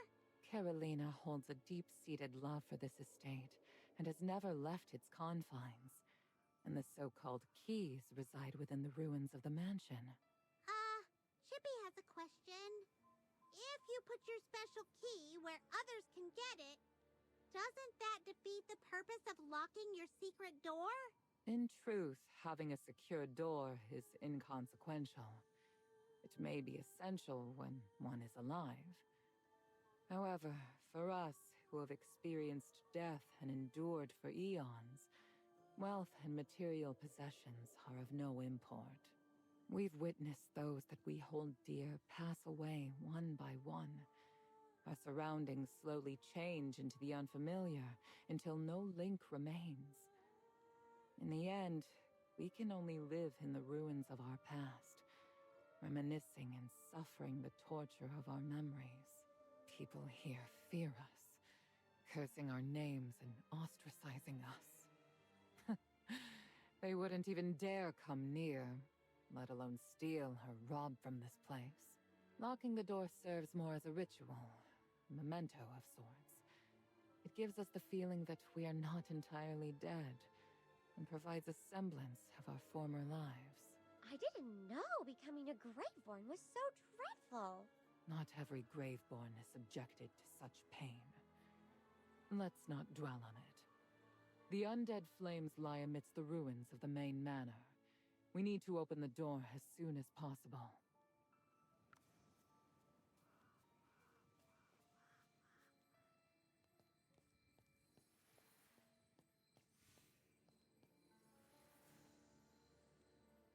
That is the undead flame. However, there is but a single flame present here. Odd. There ought to be a pair of flames together. Did someone steal it? Or did it secretly run away? Chippy has heard that some will-o-wisps like wandering around. This type of flame does not typically wander off on its own, and there appear to be no human tracks in the vicinity. This entire region was once the property of Carolina's family. She may have placed a second undead flame in another part of the estate. All of this used to belong to her family? Wow, she must have had a very comfortable life. Indeed, when she was young. Let us venture further into the valley to the east. That region was once Carolina's family garden, and further along, there is a clearing that served as a small hunting ground, which, naturally, was also a part of her property. What kind of person is she? When I perished in battle, Carolina had not yet been born. When we crossed paths inadvertently, she had already transformed into a Graveborn. I was surprised when I saw her. She was a noble woman, unassuming and tranquil as a peaceful lake. What cause had the god of death to bestow the Graveborn curse upon her? How did she become a Graveborn? All I know is that her family maintained a deep connection to the temple. If we wish to gain entry into Whiteridge Temple, she may possess the means to help us. As to how she became a Graveborn, she never disclosed it to me, nor did I inquire. And indeed, I had no desire to ask. Back to the task at hand. Let us be off.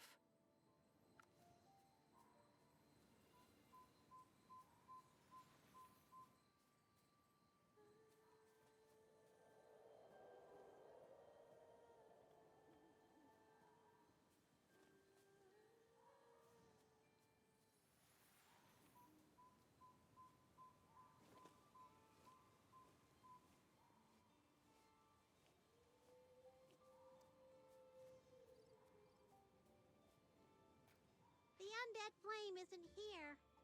Let's keep going. This was her family's garden. I recall Carolina mentioning that in her youth, she was fond of boating, and her father had a love for fishing. Playfully, she would churn the waters to frighten away the fish that were nearly caught. Her father never grew angry, but would chuckle, lift her up, and tickle her with his beard. It paints a lovely picture, does it not? It does. It's a shame that Chippy and Hammy don't have parents. But it's all right. We have the Magister.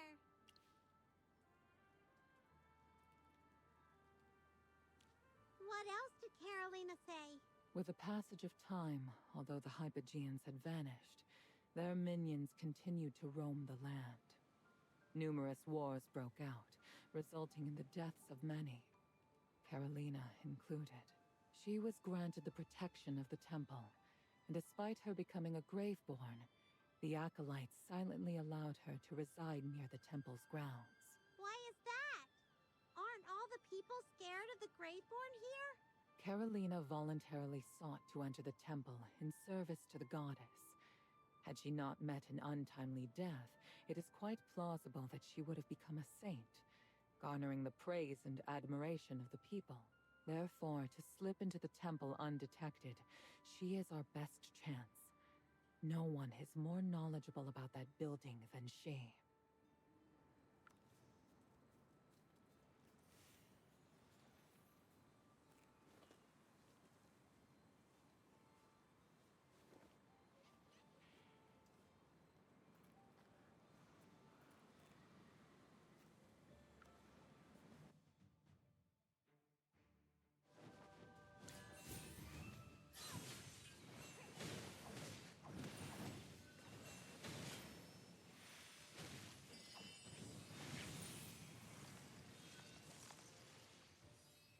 Victory gleams like the sunlight. We found it. So, these ice elementals were responsible for bringing the undead flame here. These ice elementals are stronger than any I've seen. Must be the cold of White Ridge Mountain. I wonder if they can be taught some manners. It's quite rude to take things without permission. Valka, is this a part of Lady Carolina's territory too? Indeed. This was the family's forest and her father's favorite hunting grounds. Her brother would occasionally visit to capture creatures for his research. Yes. Her brother prefers to avoid the company of others, and even I seldom have the chance to see him. Now that we've located all the undead flames, let us return and unlock the secret door.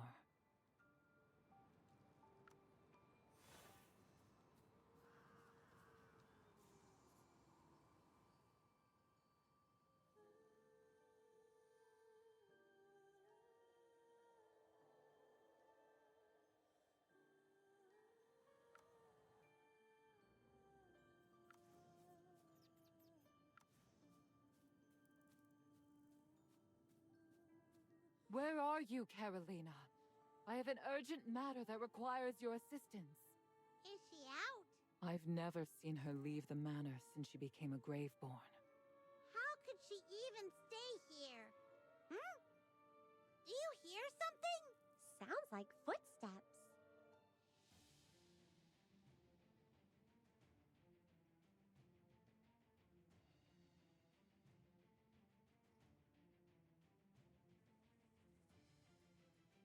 Callan, where is Carolina?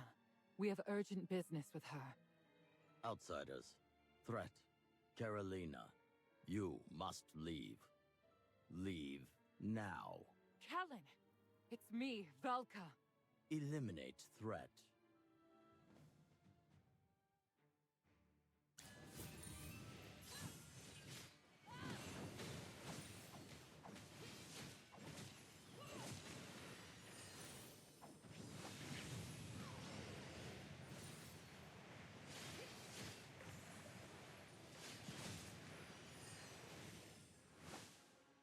Is everyone okay?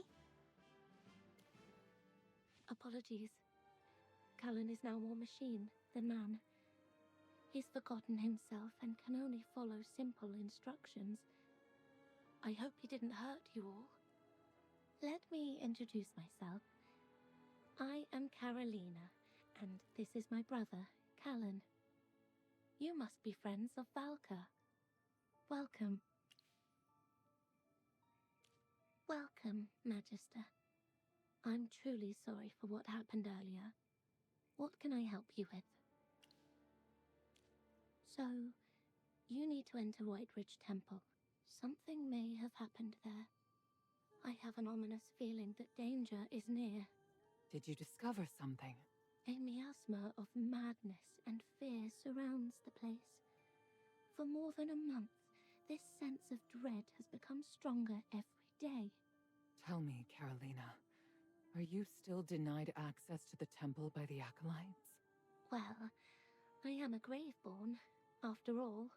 It's already kind of them to occasionally allow me to visit the cemetery and pay respects to my parents.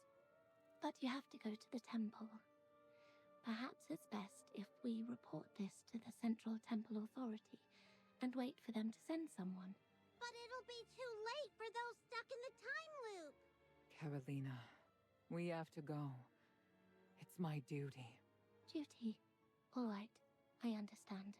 I can take you to the secret passage that leads to the temple, but I can't go in with you. My duty now is to stay and protect my brother. Protect Carolina. Do not leave. Do not let outsiders enter. Fear not, brother. I'll be back soon. Just wait for me here. Order accepted. I am grateful, Carolina.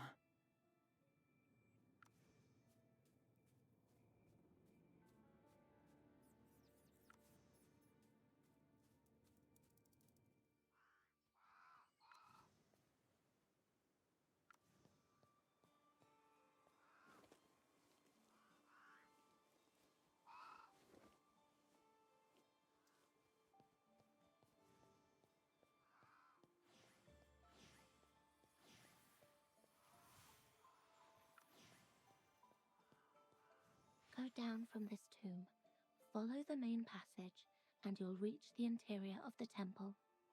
The inscription here says, "Here lies Carolina Radinov, a maiden with a soul as pure as snow.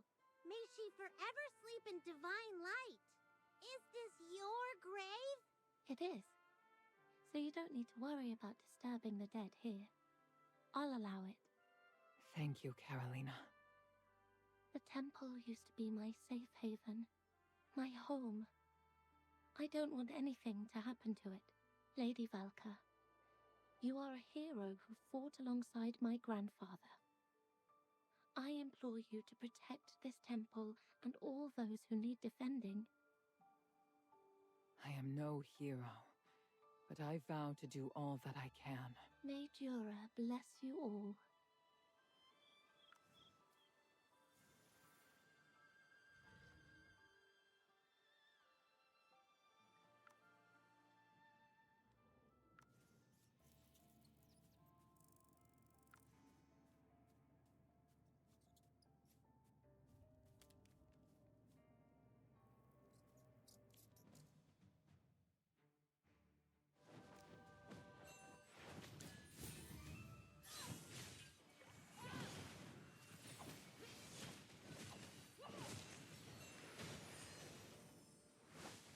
A victory worth celebrating. This Hypofiend kept muttering about the Hierophant and a ritual. I fear that what transpired at the previous two temples may repeat itself here. That monster mentioned the Hierophant several times. Oh no! What if the Hierophant turned into a monster as well? It's pointless to discuss the situation now. Let us go in and uncover what has transpired. Time is of the essence. Let us hurry.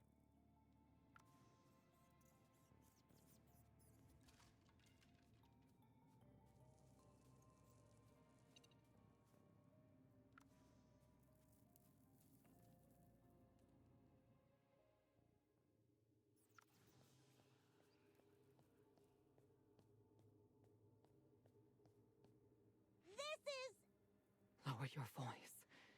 It's as I feared. The temple here is also conducting a Hypogean ritual, just like the previous two.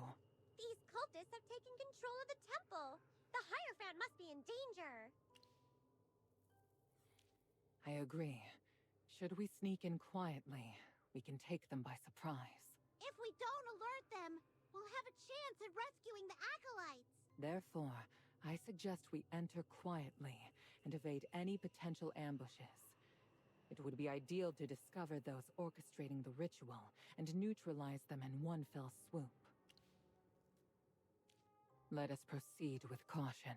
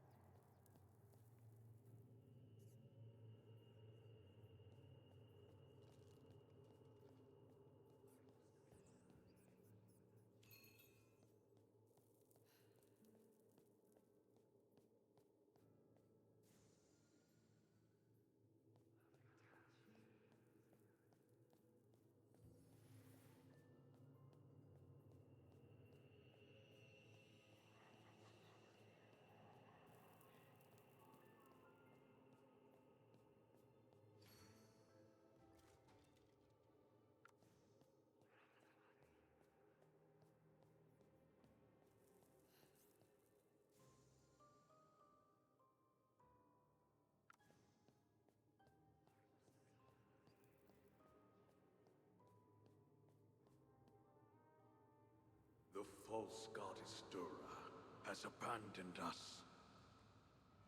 But the true god has sent a messenger. He has shown us the voice of the Great Will. Oh, Great Will! We offer everything to you. Hear us!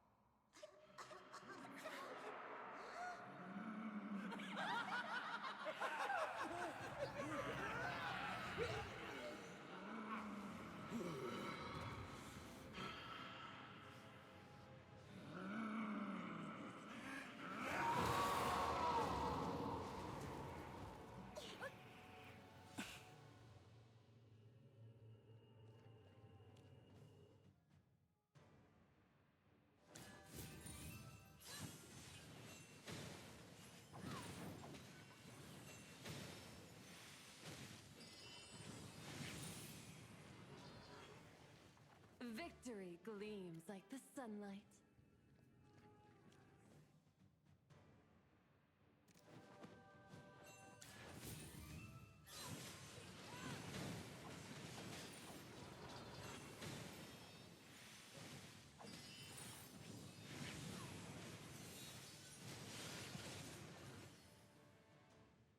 A victory worth celebrating.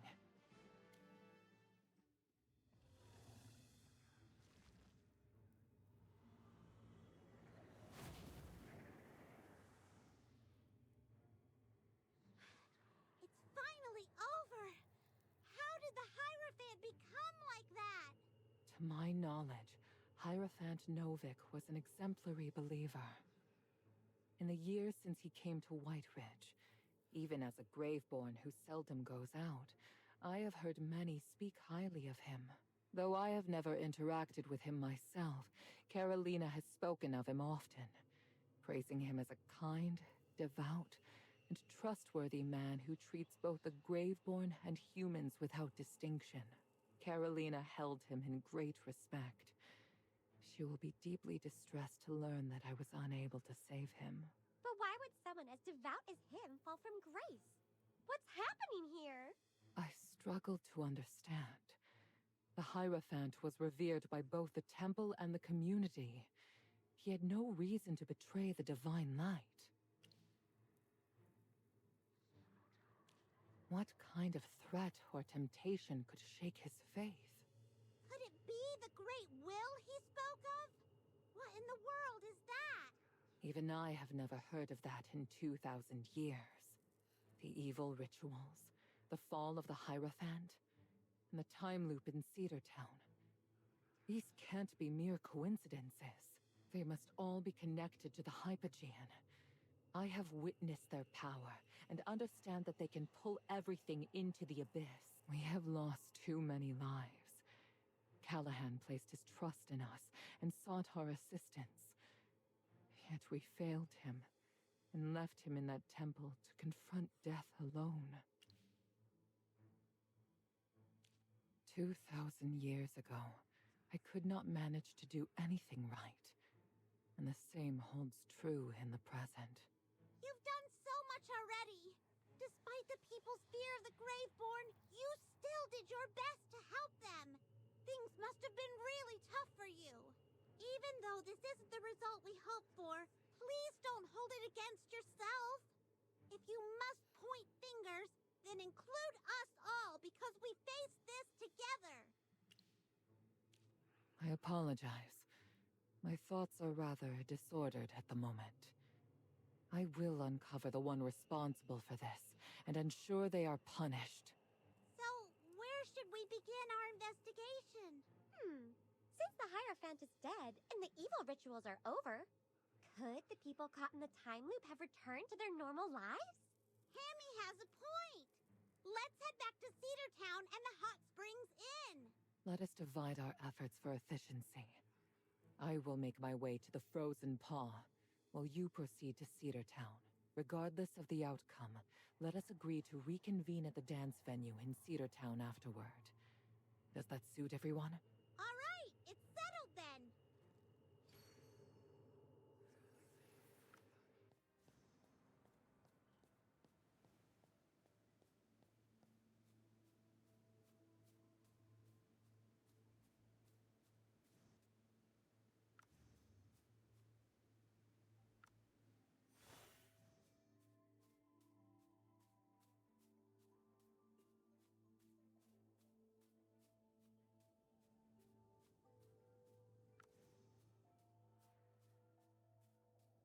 Magister? Did we forget something? Chippy sees more and more snowmen. Princess Yelena has gone missing too. Could she? I don't see any snowmen that looks like Princess Yelena in town. She might be at the ball, or back at the castle. Hopefully, she'll have some new findings. Let's hurry and head to the dance venue.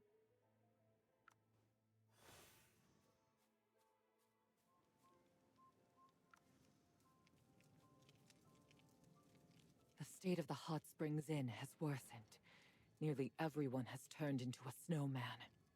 The same goes for Cedar Town.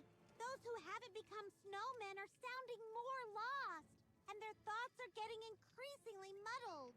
And Princess Yelena is missing. She was there the last 2 times we returned. Princess Yelena.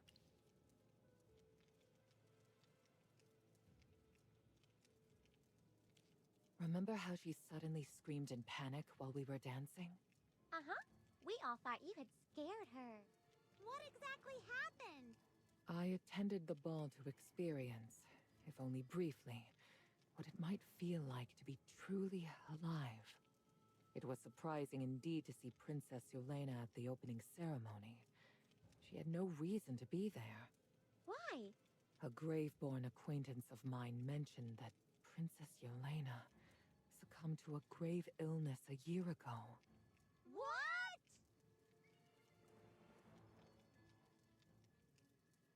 How is that possible? She seems so lively and healthy. She even joined us for the festival. Plus, she doesn't look like a Graveborn at all. Falca, how reliable is your source? The princess we saw looked nothing like a Graveborn. I too harbored doubts, which is why I inquired directly at the ball whether she was truly Princess Yelena. I did not expect her to react so strongly.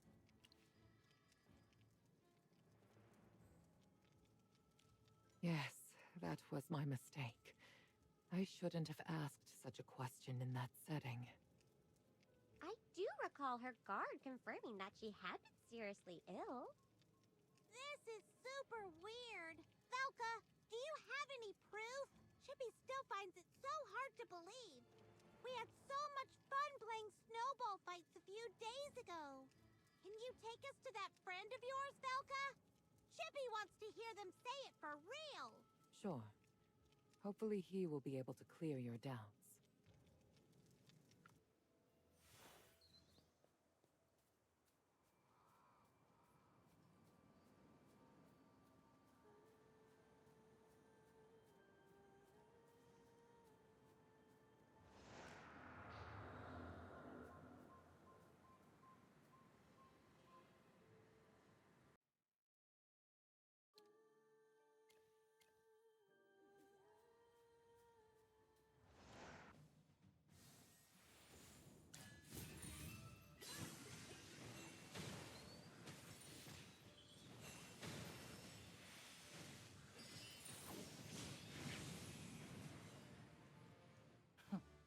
This was nothing.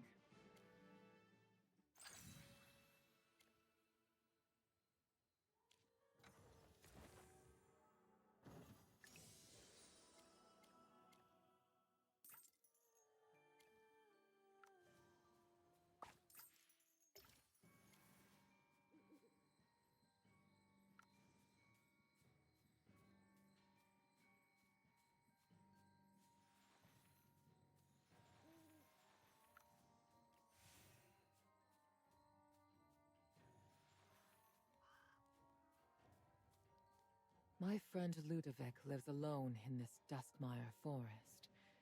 He rarely sees anyone and isn't keen on engaging with the outside world. What if he doesn't want to see us? Please do not be concerned. I shall present him with a gift. Trust me, I know something he cannot possibly decline. What is it? Blue spirit root. It's a rare plant that glimmers with a gentle silver light at night. Perfect for making pigments. Pigments? Does Ludovic like to paint? He does. He was renowned throughout the duchy for his exceptional painting skills. He once mentioned that there's a blue spirit root in this forest, but it would take some effort for him to obtain it alone. We've got this! With the four of us, we can definitely get this blue spirit root to make him happy! Let's go!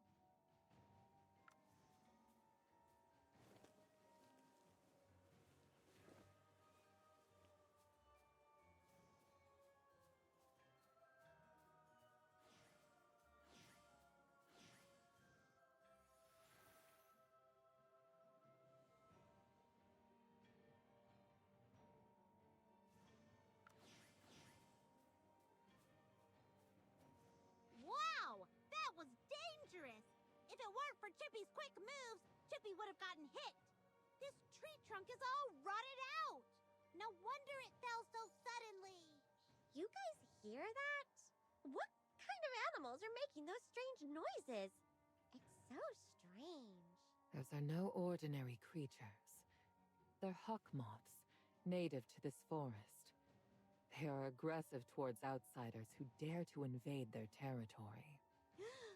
Is Ludovic really living in this scary place? Don't worry about him.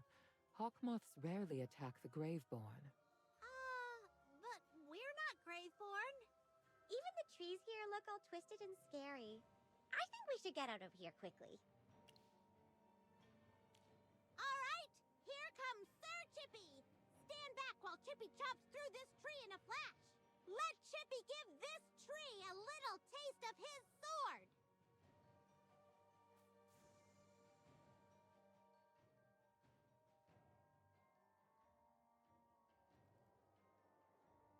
That's odd. Chippy hit the tree with every swing, but it won't budge at all. My spells can't seem to scorch it either. Let us seek an alternative route. I recall there being another path nearby that leads to...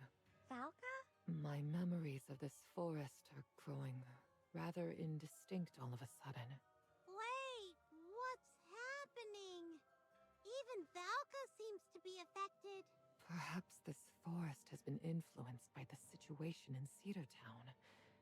I have not experienced anything like this previously. Is it possible that the after effects of the time loop are impacting this area? We have to hurry and fix this. I really hope I'm mistaken. For the time being, let us proceed and discover where this path may lead.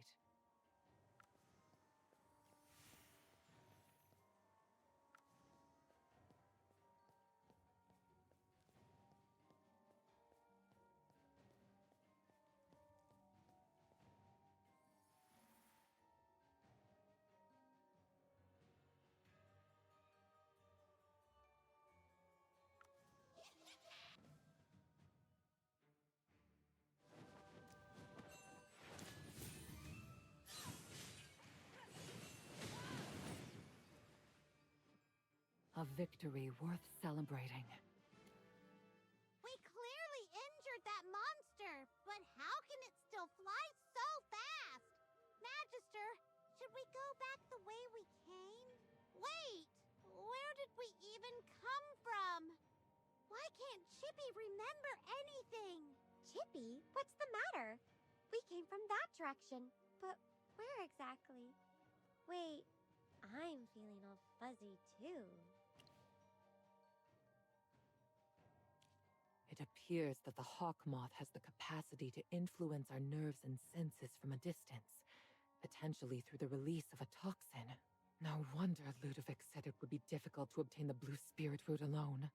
We must find that Hawkmoth. But where did it fly off to? Chippy's mind is still all muddled. Achoo! Achoo! Ah! What was that? Chippy's nose is itchy all of a sudden. These are... scales? They must have fallen from the wings of the Hawkmoth. I see it now. It uses its scales to manipulate our senses, creating illusions. What we struck just moments ago was likely not the real Hawkmoth. Indeed. And that tree falling was too coincidental. Illusion? This means Chippy still got his wits about him. Let's follow the scales and hunt down that pesky Hawkmoth. Achoo! We will not be fooled by its illusions again. Let's find that Hawkmoth.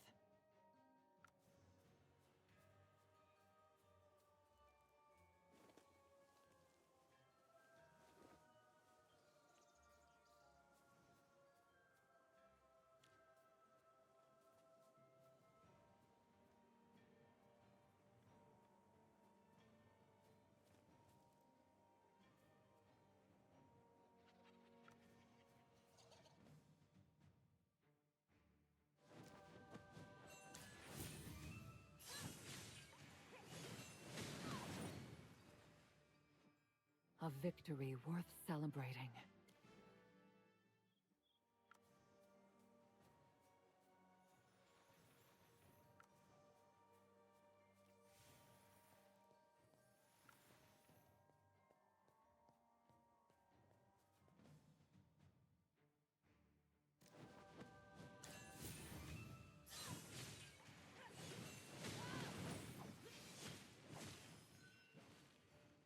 A victory worth celebrating.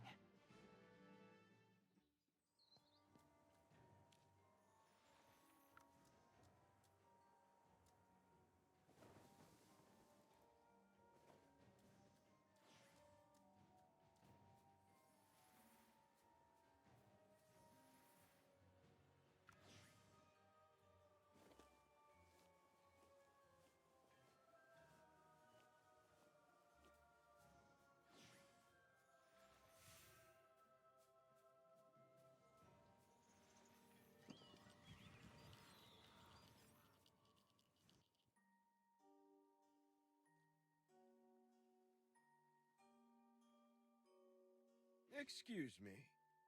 May I ask who you are and what business you have at Viscount Ludovic's estate? His lordship dislikes being disturbed without proper arrangements. Hold on, hold on!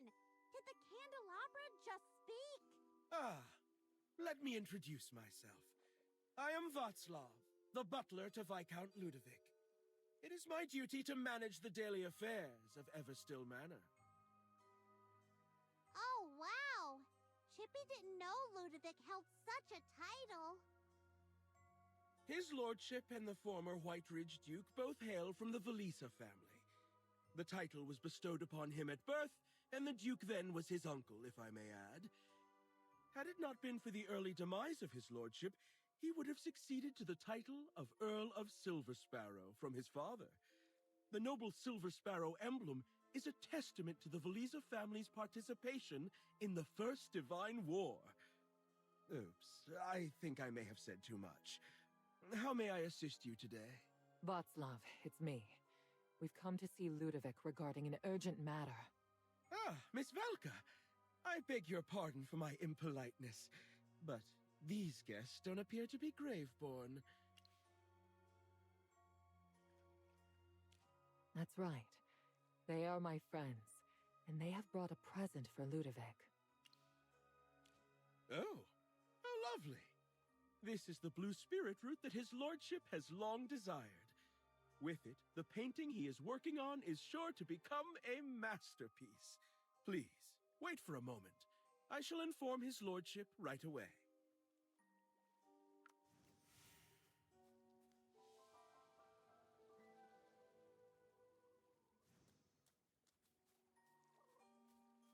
Let's wait here. Velka, does all the furniture here move? Some pieces do. Ludovic is not very fond of interacting with people, so he enchanted some of his favorite furniture to give them thoughts and the ability to move. This way, the furniture can take care of this manor for him, making it more like a home. That's super fun! Chippy's gonna have a little chat with them.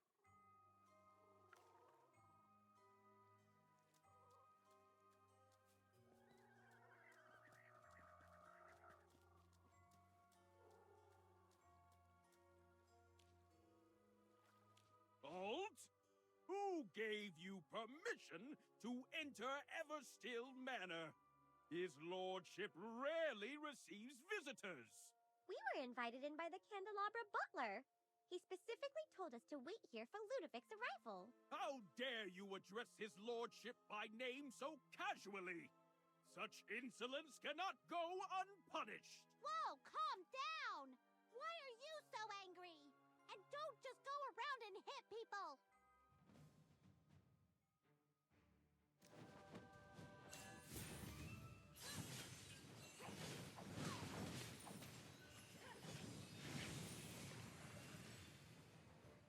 Victory gleams like the sunlight. Please forgive my attendants. They are not accustomed to guests and tend to be excessively vigilant regarding outsiders. Your thoughtful gift is truly appreciated, and far too precious for me to decline. I sense you have a significant matter to discuss with me. You're even younger than Chippy imagined. I was underage when I became a Graveborn. Pray tell, what brings you to this secluded manor to seek help from a Graveborn? We wish to confirm the accuracy of your earlier claim that Princess Yelena suffered from a serious illness and has passed away. Oh, Yelena. That lovely little girl. Lovely, yet so pathetic. Correct. She fell victim to a hereditary condition that proved incurable. What? She really is dead? When did she pass away? It was roughly a year ago. Unfortunately, the exact date escapes me. Sigmund was in deep despair, as though he had lost his soul. He pleaded with every god he could think of to save his daughter. Yet the gods did not hear his lament. With no other options, he sought my help, wishing for me to turn Yelena into a Graveborn. He was willing to do anything to preserve his daughter's life.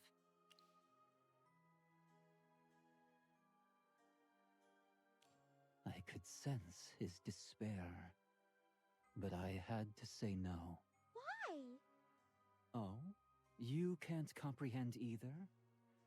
I guess the allure of being alive is a temptation few can truly resist. Come with me. Let me give you a tour of Everstill Manor. Doesn't the duchy's descent into ruin resemble the decaying remains of this manor? Ah, how perfectly tragic. Please wait for us, Lord Ludovic. Let's follow him.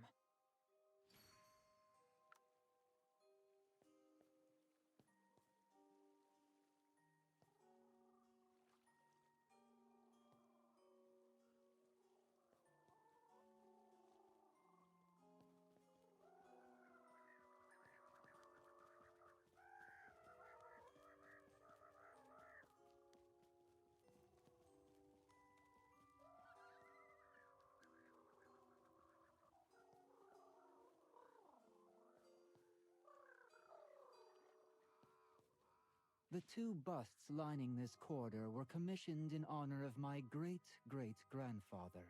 The Valisa family is nearly as ancient as the Duchy of Whiteridge itself. Yet our legacy is on the verge of ending. You see, Yelena was Sigmund's only daughter, and now her once vibrant soul has met a tragic fate. Why didn't you want Princess Yelena to become a Graveborn? Sigmund wished for his daughter to live. But being a Graveborn does not truly mean being alive. While it offers eternal existence, it merely means existing in this world without the essence of life. To live means there will always come a time for death. Death can sever all pain, everything one wishes to escape, and the ceaseless chatter of the mind. Being trapped in this hollow shell is a cruel curse. You witness yourself wither away, watch your loved ones slowly fade, and feel the emptiness consume your soul. If I had been given the choice, I would have refused to become a Graveborn. I understand that Sigmund loves Yelena deeply, but he must learn to accept his daughter's death, just as my parents did. Now, please follow me to the study.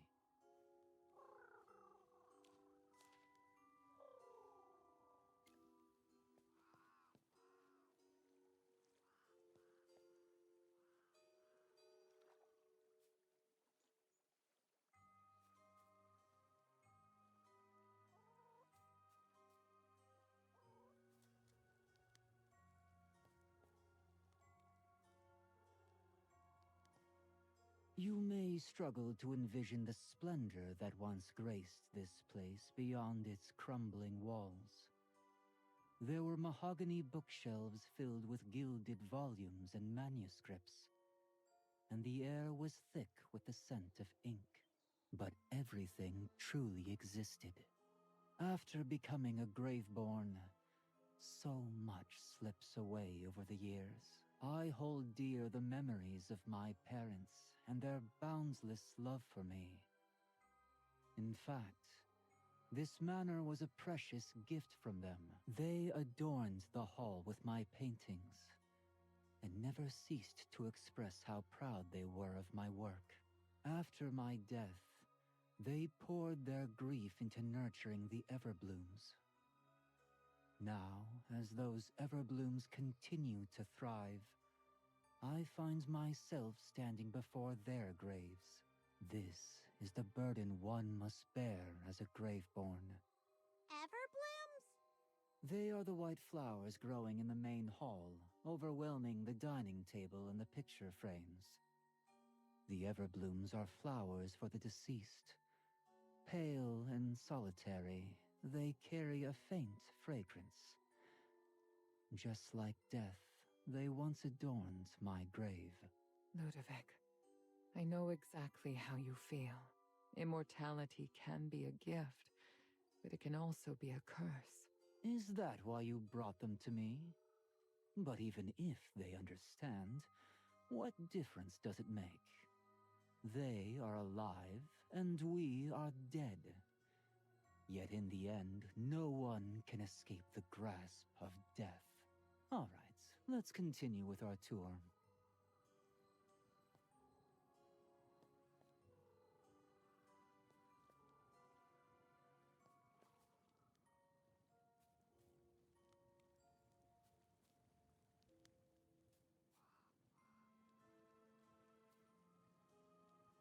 This was once my chamber. I no longer require sleep, as the disease that claimed my life also robbed me of my peace. Yelena suffered from the same illness as I did, and that's why I understand she was incurable. The person you met, whoever she may be, is not Yelena. If Chippy remembers correctly, you and the Archduke belong to the same family? Indeed, that's the reason he approached me for help. He is the descendant of my uncle. It's weird to think that he's actually younger than you. Please, don't treat me like a child. Look at this tree here. It's even older than the oldest soul in the duchy. Yet I know it was seeded by a raven. Time holds no significance for me in terms of age or appearance. Since I grasped the concept of eternal life, my sole wish has been to seek complete death. Yelena should not have to endure such pain. A spirited girl like her should never be dulled by the grip of eternal coldness. If given the choice, she would have never wished for such an existence. So, I made the choice for her. We see it now, Ludovic. It's time for you to return.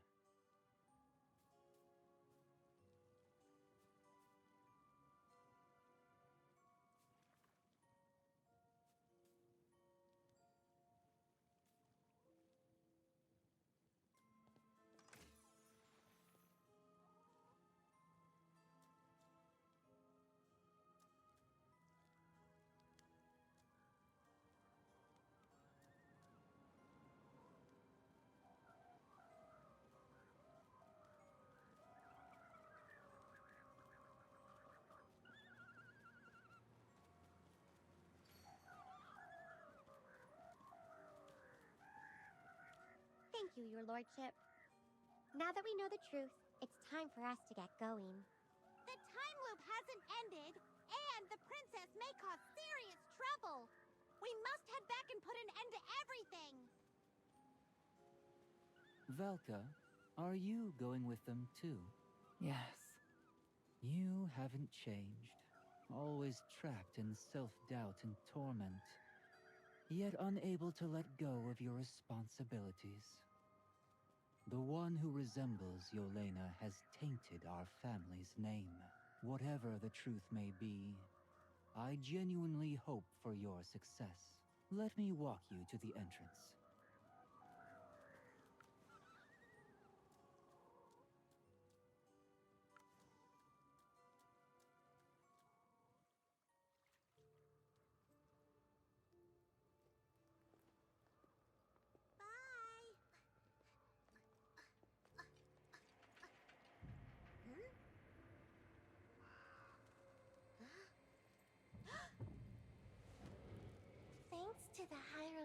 ritual.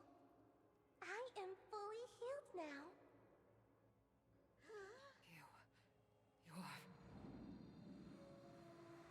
Come to my home and experience eternal joy.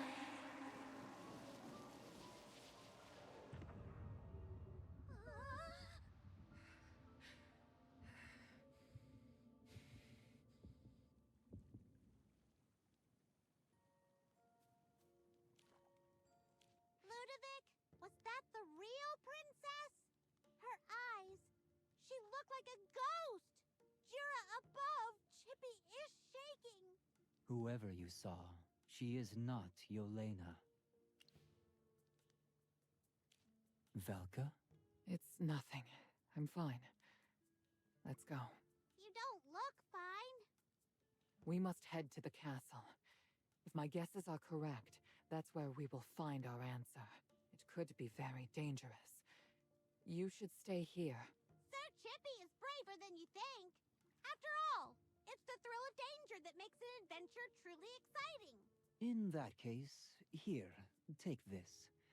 It's a map of the Valisa Castle. While it may be a bit worn, it should prove useful to you. The castle is vast and beautiful. You'll see it for yourself soon enough. Thank you, your lordship. Farewell, everyone. I wish you all the best.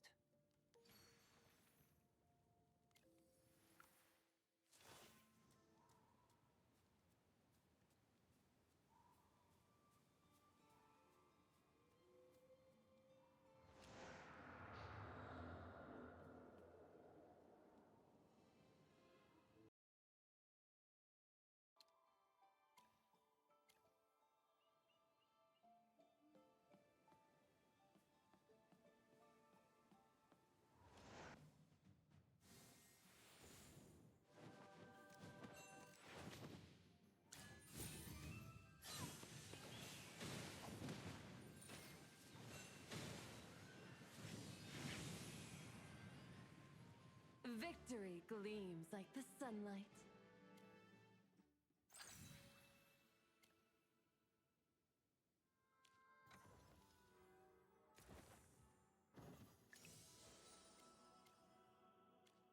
What a beautiful day. Want to...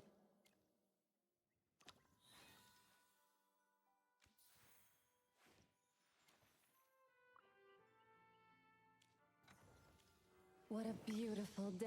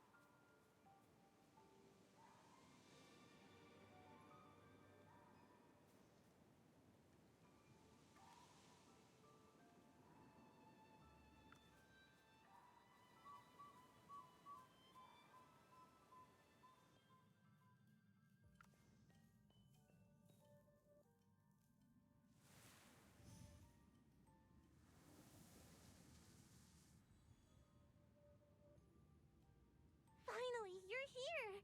What took you so long? I was getting pretty anxious. Come and play with me. I'll be waiting for you in the Great Hall.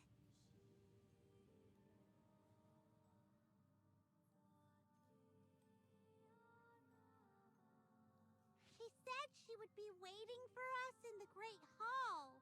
Check the map Ludovic gave us. Found it. That way. What's up with this castle? It's so spooky and twisted. Almost like it's pulled straight from one of Chippy's nightmares. This is not the Valisa castle I envisioned. Ludovic once spoke of its marble floors and gilded interiors.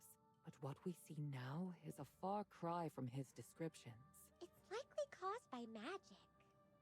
We need to find Princess Yelena quickly and figure out what she's done. We can't pass through here. Let's find another way. The princess. No, that person was standing on a movable snowflake-shaped stone plate. I wonder if there are more of those plates we can find and use.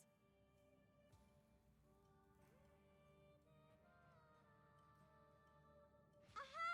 Over here, to the right! There's another stone plate to the right! Magister, do you think it's safe for us to stand on it? Let's see where this stone plate takes us.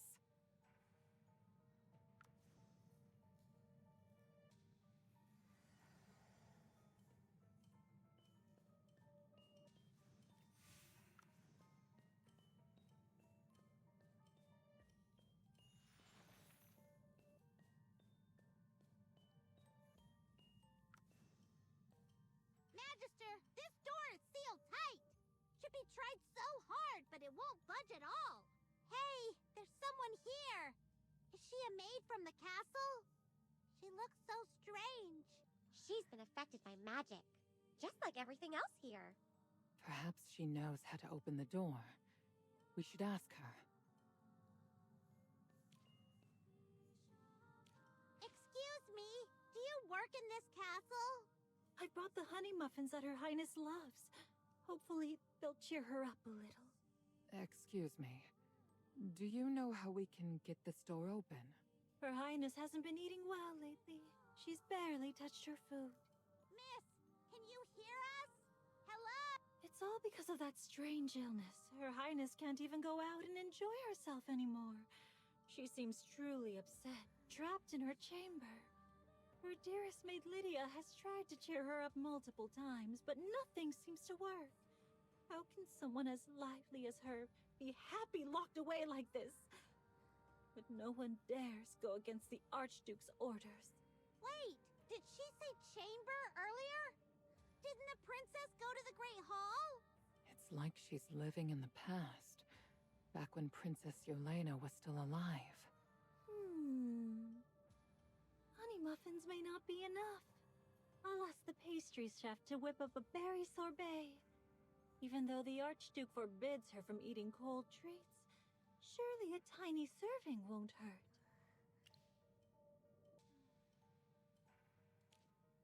Everything in this castle feels distorted. The floors, the furniture, even the people. It's like I've stepped into an abstract painting. Nothing feels real. She can't be a ghost since we can touch her. What's really happening? I'm hoping today's dessert will bring a smile to Her Highness's face, which might just please the Archduke as well. Please make way. I need to hurry and serve Her Highness tea and dessert. May I ask who you are? Why are you assisting me? It seems she can actually hear the Magister. Huh? What's going on?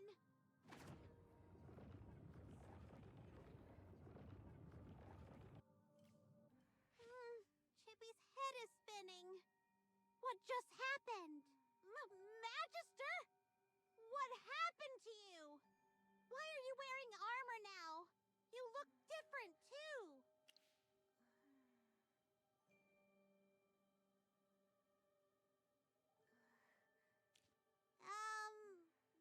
Chippy's really glad you're okay. I wonder why this happened.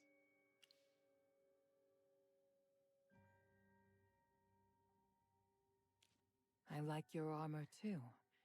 I think armor is the very essence of chivalry, symbolizing strength, bravery, and honor.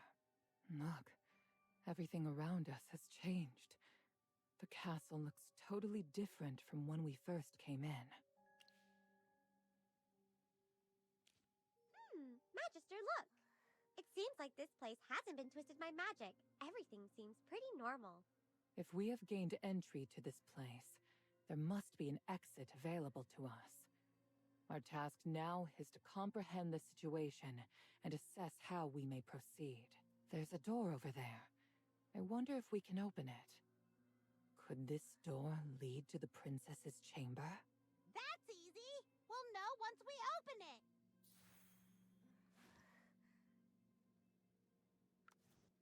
It's open! I can't believe it actually opened.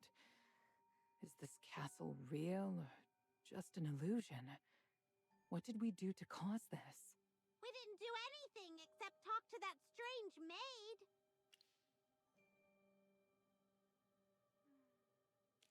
So, are you saying that the maid brought us into an illusion where the castle looks normal? That seems to be the case. If so, she's the gateway to this illusion. Perhaps she can help us return to the real castle. We were teleported here after the Magister took that maid's tray. Chippy is confused. Did we just travel back in time? No, the magic surge just now was unusual. But I know for a fact it isn't time travel magic.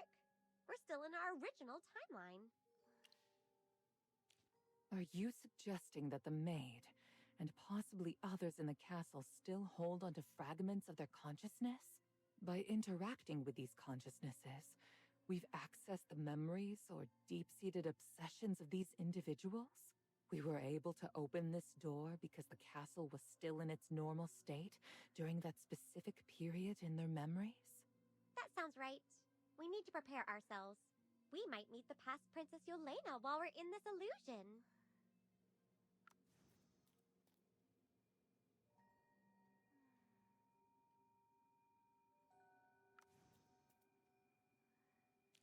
Greetings to you, sir. Huh?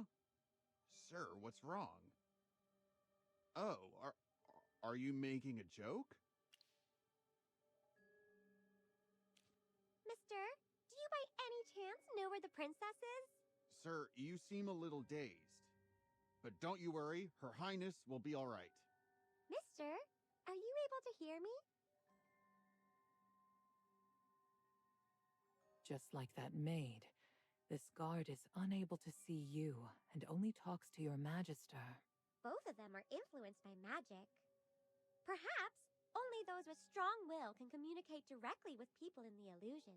Well then, gathering information is up to the Magister. Sir, you seem a bit unwell. Please make sure to rest more. Are you on your way to see Her Highness? Sir, I'm sure you know this. The Archduke has been increasingly irritable since Her Highness fell ill. We just need to follow the Archduke's orders and make sure Her Highness gets plenty of rest in the castle. Please don't risk taking her out again. If the Archduke finds out, we'll all be in trouble. I don't want to end up in the dungeon. Sir, shh! Please watch your mouth. Of course, Her Highness is still alive. And if the Archduke hears this, even you could be sent to the gallows. It appears that Yelena really is alive in this illusion. We should go see her. Let's head to her chamber.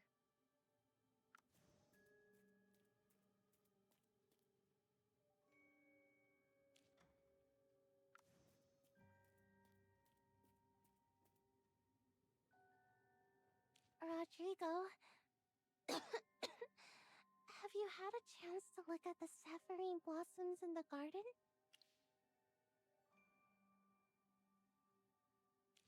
That's great to hear. I planted them myself. Oh, how I wish I could see them blossom. It's such a shame Father won't let me step outside. He keeps insisting I drink this awful medicine and barely lets me have any sweets. I haven't coughed up blood recently. Just feeling a bit drained with those headaches and chest pain. Please don't mention this to Father. I don't want him to worry too much. The Snowspire Festival is starting today.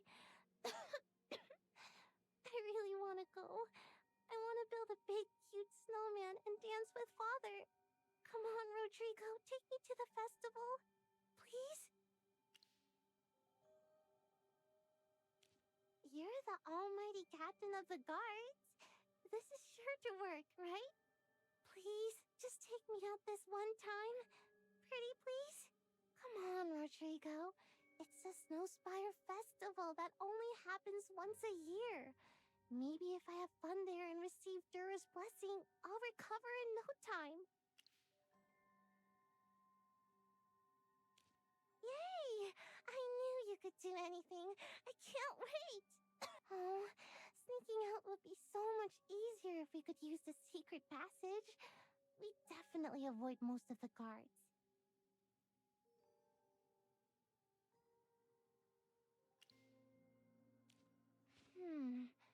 You seem a bit off today. Is everything alright? Anyway, it's the one I begged Father to build for me. Remember? Sadly, Father sealed it shut so I couldn't sneak out. He said I should stay in the castle and rest more. And whenever I ask about my condition, Dr. Charissa just says, "Don't worry, you'll get better." Or she tells me what I can eat, what I shouldn't touch, and that I have to rest more at the castle. This makes me feel like I'm grounded. Do you think I'll ever recover? I snuck into a temple the other day and saw Father wiping away his tears. I don't want him to live the rest of his life in grief. Mother's gone, and if I go too, he'll be all alone. He may act strong and serious in front of others because he's the Archduke, but Mother always said he has the kindest heart, and he's most afraid of losing us. I'll do my very best to get better, for Father and those who care about me. Oh, come now. Don't look so upset. Where were we? Yes, what a pity. Do you think you can open this door by any chance? As princess, I hereby proclaim that you, Rodrigo, are the greatest knight in all of Whiteridge.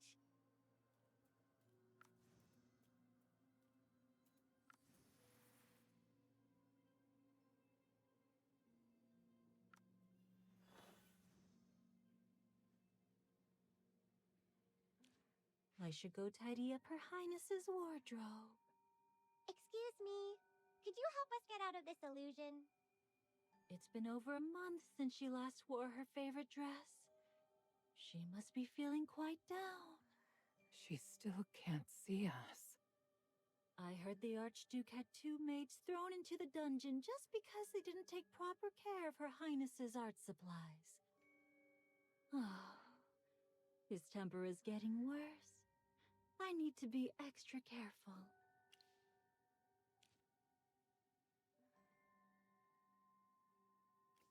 We're back! She really managed to help us escape that illusion. Oh, look! This door is swung open! That's weird. Chippy used all his strength, and it wouldn't budge just moments ago. I have a thought. Maybe we already opened this door in that maid's timeline.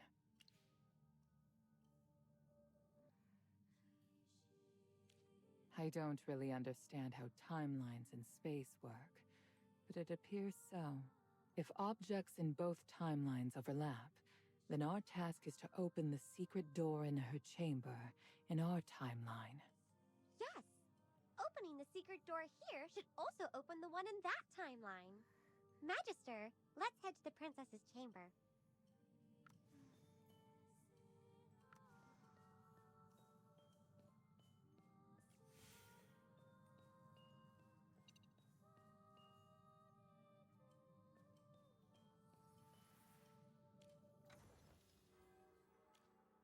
Hide.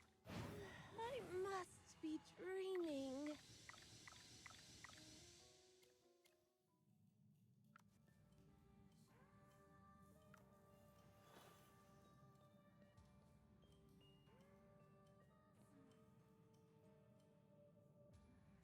The Archduke told us to clean Her Highness's room at least twice a day, making sure every corner is dust-free. Yet Her Highness doesn't enjoy us spending so much time organizing her room. She'd rather we care for her garden and bring back freshly picked flowers.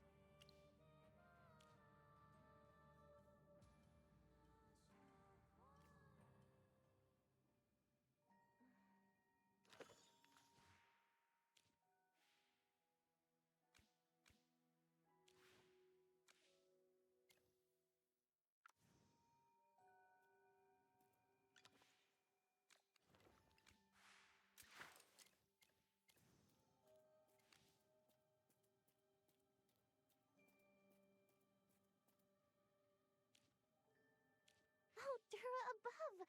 How did you do it? The door suddenly swung open. You're just teasing me again. But since you opened the door, I suppose I'll forgive you this time. We should get going. The festival crowd must be having a great time already.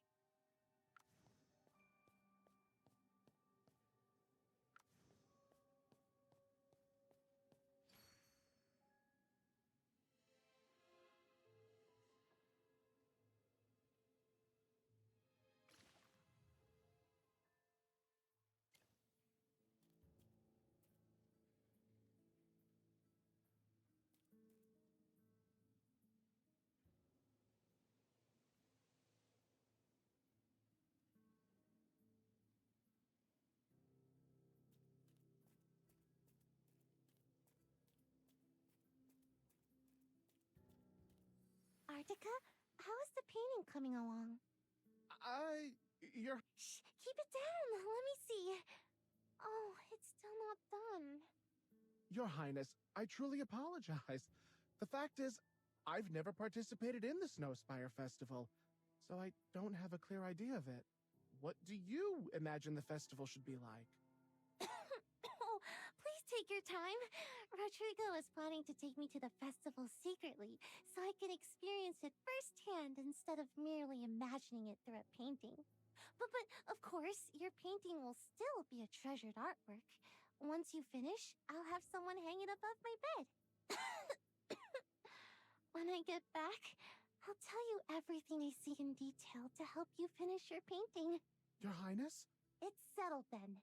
You can't tell anyone about me going to the festival, not even my father.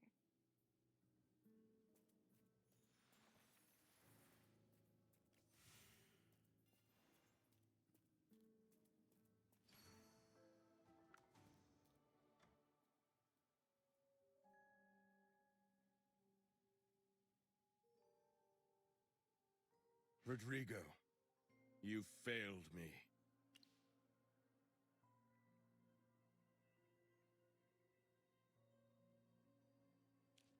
Father, this isn't Rodrigo's fault. Please don't blame him. It's all my fault. Yelena, go back to your room. I need to have a serious talk with you later. But... Go, now. Yes. Rodrigo, please tell Artica that I can't give him the details of the festival anymore. Is the festival all you ever think about? Do you not care at all about your health? Your Grace, please remain calm. If we pray sincerely, the Divine will surely bestow mercy upon Princess Yelena and restore her health. I'm sorry, Father. Please don't be mad. Father, Your Excellency, I'll take my leave now. Listen, Rodrigo. As the princess's head guard, your primary duty is to ensure her safety. She is not to leave the castle without my permission, and no one is to visit her. Ensure the doctor attends to the princess daily and strictly monitor her routine and diet. This is your duty and your sole responsibility. Are we clear? Her condition does not allow her to participate in the festival. Even with a physician in attendance, it could still be dangerous. Thus, she must not leave the castle. I would rather be a strict father than risk my only daughter's life. Rodrigo, do not let me down again. There's no need for concern, young man. Everything His Grace does is for the well-being of Her Highness. His Grace and I are about to head to the temple to pray for Princess Yelena. Come along, young man.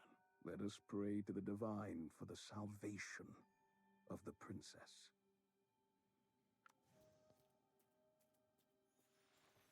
Please recite the prayer after me. O Dura above, for the health of Princess Yelena, we gather here today to offer our prayers. O Dura above, for the health of Princess Yelena, we gather here today to offer our prayers. O God, you have granted her the path to healing. If you heal her, she will be restored. If you save her, she will be rescued. No calamity shall befall her, nor disaster come near her. If you save her, she will be rescued. O God, you have granted her the path to healing. O Dura, I beseech you to have mercy on her, to watch over her. Please, answer my prayers, and let the blessed light bring healing to my daughter. I would give everything I possess to honor you, as long as you save her. Save my one and only daughter. Sigmund, I believe Dura will hear your prayers. Oh, Dura, are you truly listening? Why do you remain indifferent? Why? I promised Navarra I would take good care of our daughter. I cannot lose her. Yelena does not have much time left. What must I do to meet your demands? Please tell me. I will do anything just to save her. Keep praying earnestly. Your prayers will surely be answered.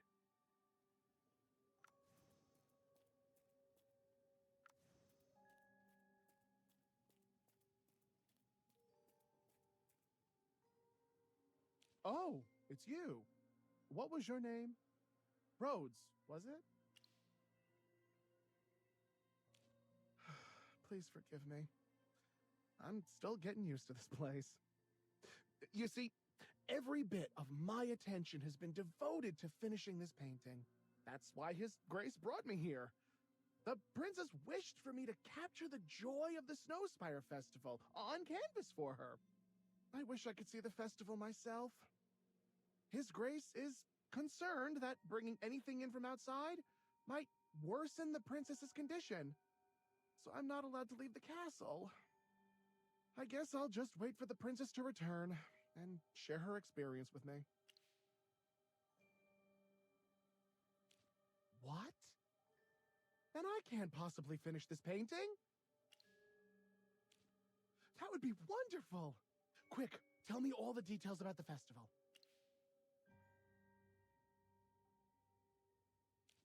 Opening ceremony, festival activities, and lighting the eternal flame. I see. The chosen one gets to light the eternal flame and search for the seven-petaled sapphirine blossom. That sounds like an interesting festival ritual. Thank you so much. I swear, this painting is going to be an absolute masterpiece. Huh. Wasn't this supposed to be a painting of the festival? Why does Chippy only see cages?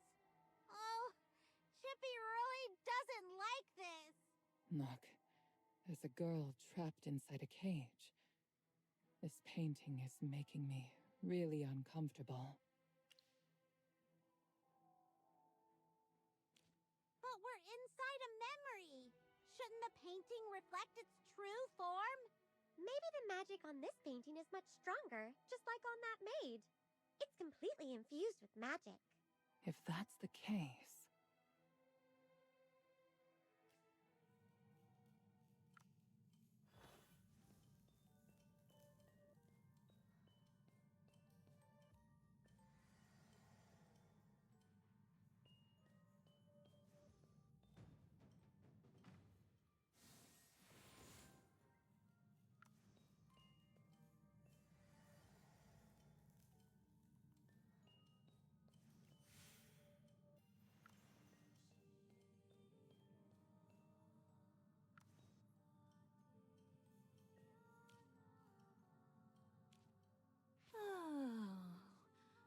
I wonder when His Grace will heal from the loss of Her Highness.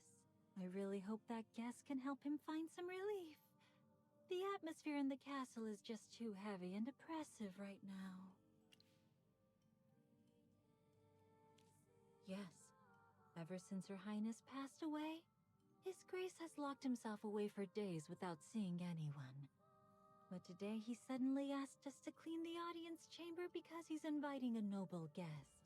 But we have no idea who the visiting noble is. Sir, are you here to see His Grace? You may need to wait a bit. His Grace is still with the guest.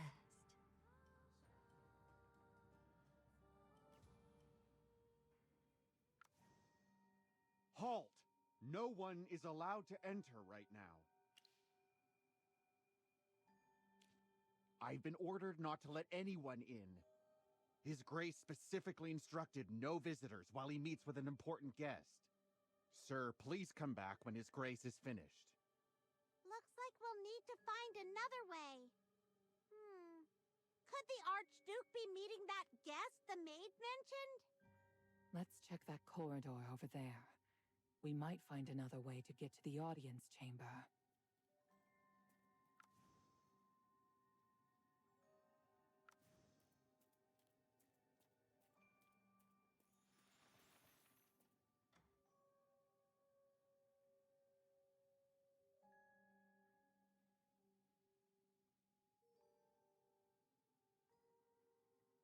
Please, I beg you. She shares the blood of House Valisa. She's so young, so lively. She could have a beautiful future. You know I died from the same affliction. There's no cure for this disease. Yes, that's why I'm pleading with you. You're standing right in front of me, so you must be able to bring her back, right? That voice sounds like Ludovic. Could this be the conversation he had with the Archduke? Do you truly grasp what it means to become a Graveborn? It's a fate of being loathed and rejected. It's a path where you fade into nothingness, shedding your emotions and reason, trapped in a cycle of endless despair. Lively, cheerful, enthusiastic. None of that will belong to Yelena anymore if she becomes a Graveborn. Is this what she wants? Or is it what you want? I wouldn't be afraid of a Graveborn. I don't care what she becomes. I just want my Yelena to live again. Please. Sorry, I can't help you. Please. I think I've made my answer clear.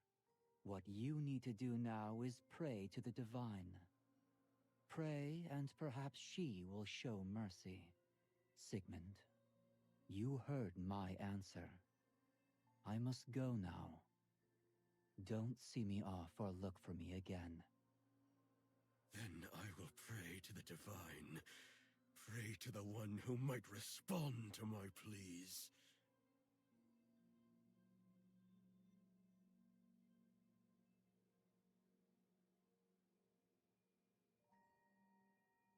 Should we go talk to the Archduke now? Hide quickly. Someone is coming.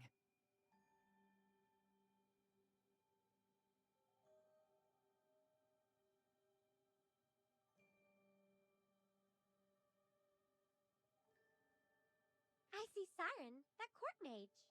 Let me guess. Your conversation with Lord Ludovic didn't go well. Just as I suspected. He didn't agree, did he? No. So, you have no other options left? But you know, the possibility of bringing Princess Yelena back still exists. You're just holding on to unrealistic hopes for mercy from Dura. You're right. Tell me your plan. Have you made up your mind? Remember, regret is not an option. Yes. I've made my decision. Ah, excellent. The one true God, the Great will cherish followers like you. The Great Will? False gods remain silent while mortals plead, turning a blind eye to their suffering. But the Great Will is different. Prove your faith, and the Great Will heed the prayers of true believers. What must I do? I'd give anything for Yelena to live again. I'd sacrifice everything. Then please, follow me. That small, hypocritical temple should honor the true God.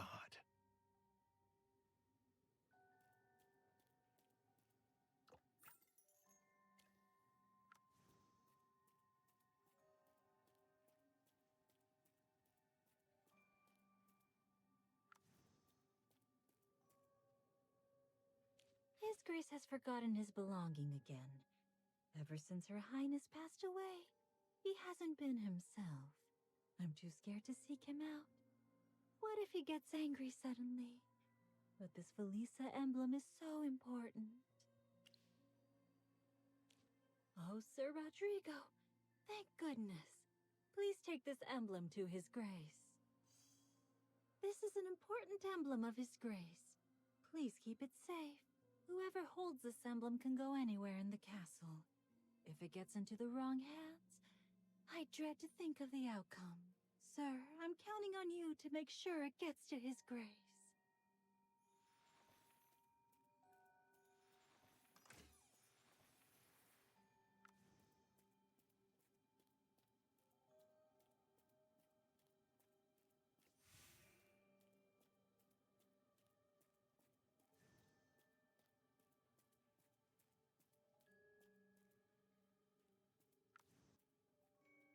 Greetings, Sir Rodrigo. Are you heading to the Great Hall? If so, could you please present your permit?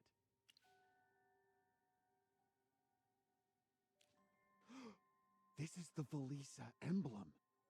Sir, you may proceed. I hope I haven't kept you too long. Ever since Her Highness passed away, His Grace has been so unpredictable. Every time I clean the Great Hall, I am terrified of making a mistake and setting him off. Death is irreversible. I truly hope His Grace can move past his sorrow, so that our days can be a bit easier.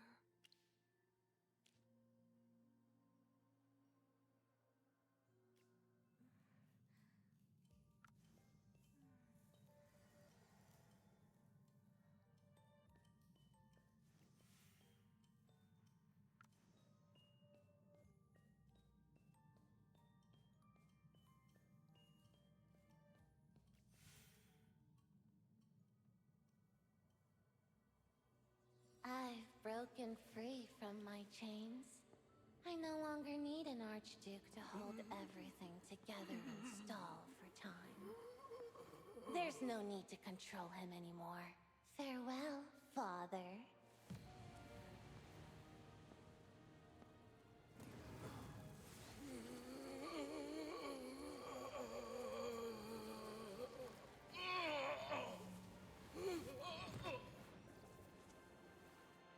Honored Lady of Ice, my duty calls. Yelena, my daughter.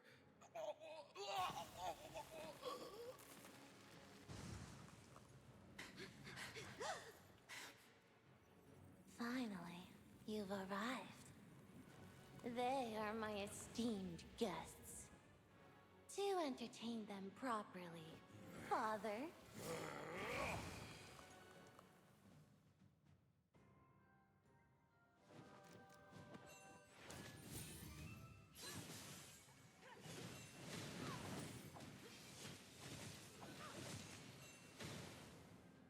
A victory worth celebrating.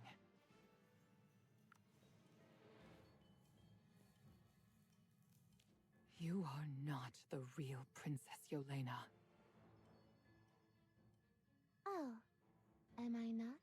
Who are you, and what do you really want? General Valka, how is it possible that you don't know who I am? It's fine if they don't recognize me, but you should have me etched in your memory. How do you know my name?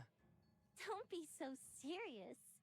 It's rare to have so many people in this empty castle. How about we play a little game? Take a guess. Who do you think I am? Ah, how I miss being called that. Magister. I knew you were quite unique, and you wouldn't misidentify me as the Great Will. After all, none of us can stand beside the one true God. The Great Will gazes upon us, yet remains far beyond our reach. So, did you like my little scheme?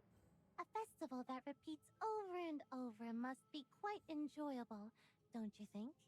Oh, I can't tell you how much I love this festival. I want to experience it again and again. After all, attending the Snowspire Festival was Yelena's final wish. Oh, that poor little girl. She was so pitiful, so I helped her, and her father. Now, everyone gets to have their wishes fulfilled. Isn't that the most impeccable fairy tale ending? I should have known it was you. Cryonaya. So it was you who killed the little princess, just to resurrect yourself in her body! Oh, you charming yet ignorant little familiar. Didn't your Magister teach you anything about magic? Merlin? Merlin? You are the legendary Merlin?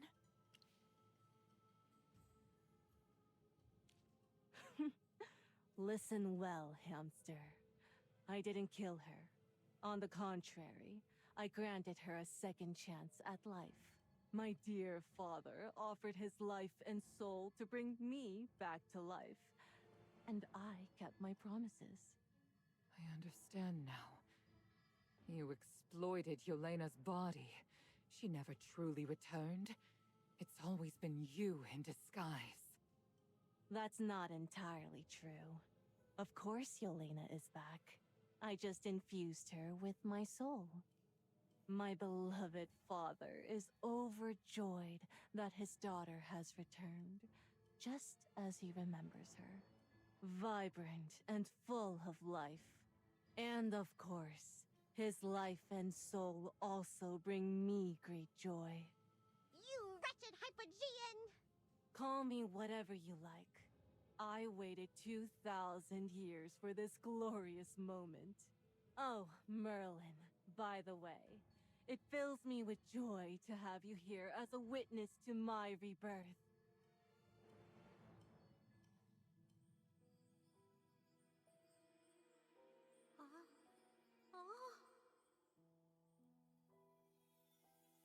Finally, the time has come.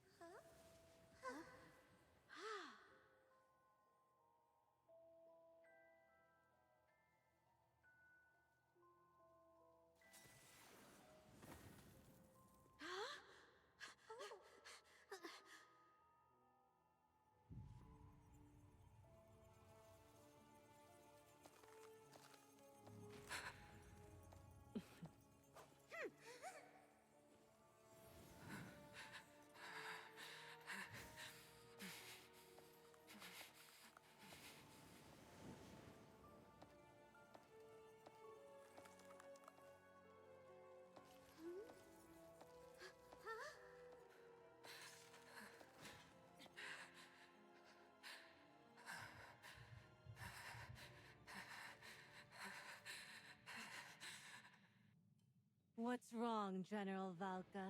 Are you trembling in fear? Why won't you look at me? We defeated you before, and we can do it again. We all know Volga has defeated you before, and we will triumph over you once more! Her? How foolish. It's easy for you to believe in empty legends just because they bring a sense of comfort. The truth, however, doesn't hold much weight, does it?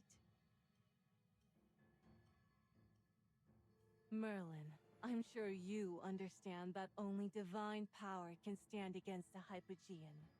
As for mere mortals, they don't stand a chance.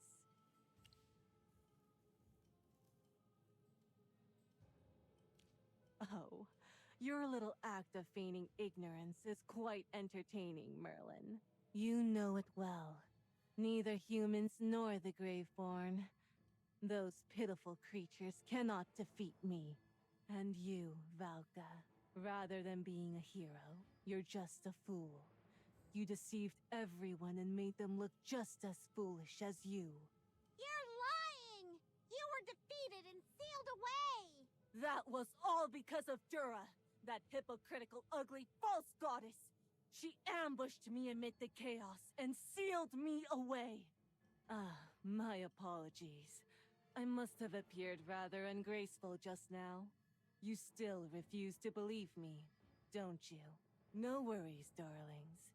I'll gladly provide the proof you seek. After all, freezing memories in time is simply my specialty.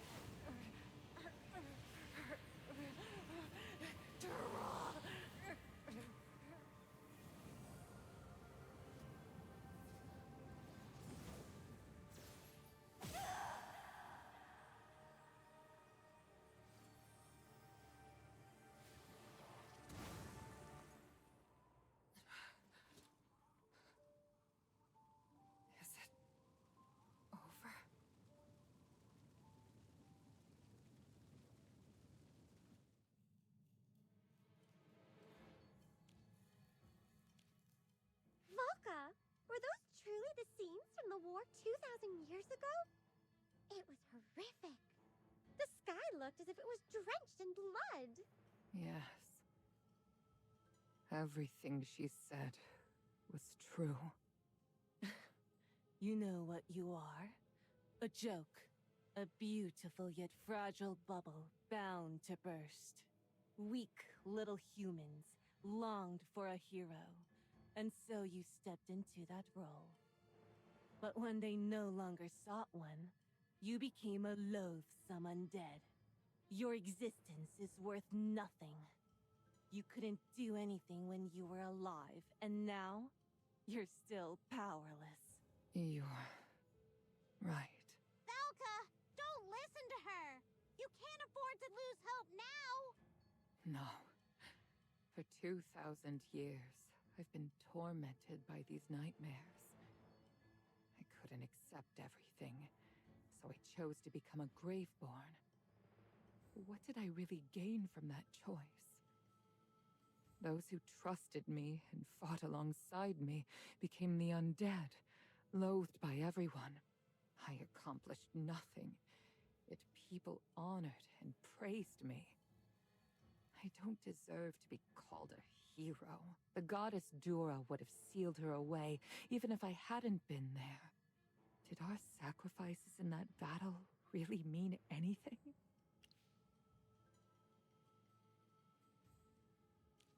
I'm merely stating the truth. Yes, you should tremble before me. I am your nightmare, the reminder of your failures, your struggles, and your shame. And you are powerless to alter a single thing. Your resistance is pointless. You are not needed by this world, nor cared for by its people. Your very existence is utterly meaningless. I'm worthless. Valka, don't let her words get to you! You must fight back! Why do you all look so tense? You don't think I'm here to cause any mischief, do you? Look around! You ruined this place! Oh, my sweet little familiar. What harm have I caused? Was it bringing the princess back to life? Or enjoying the festival alongside you? And you, Merlin, surely you miss those days when we played in the snow and danced at the grand ball. I've been sealed away for 2,000 years. You have no idea how empty and dull it's been without charming souls like yours by my side. I adore being surrounded by people, watching them find their place in eternal happiness. All I want is to keep that happiness alive forever. Looks like we see happiness very differently. Your idea of happiness is completely contrary to ours. What a shame. I was looking forward to taking you on a tour of my castle, dear Merlin.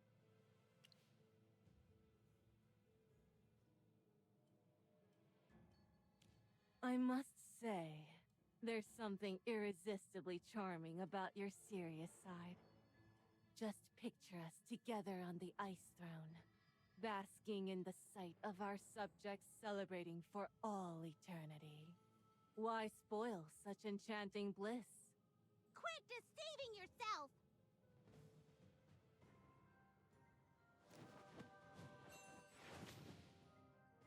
Understood. I'll keep them quiet.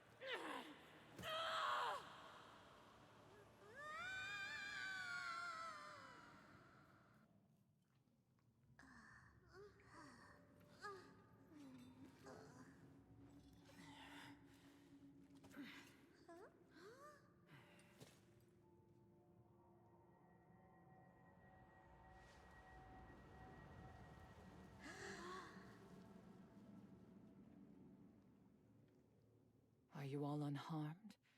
It's a relief to see that none of you appear to be wounded. Where are we? What is this place? It seems otherworldly. This gate. I've never seen such a gate before. Is this the door to the underworld? Are we dead?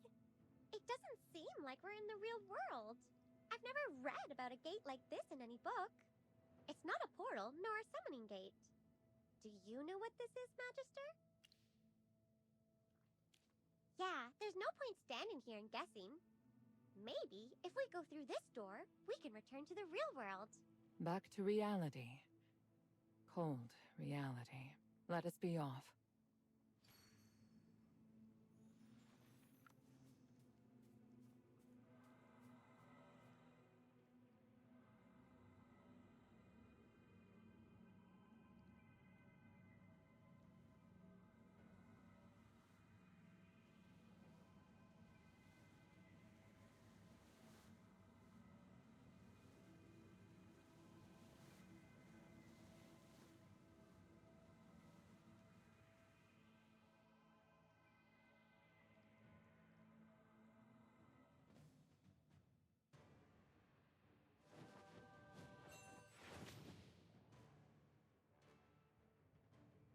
Understood.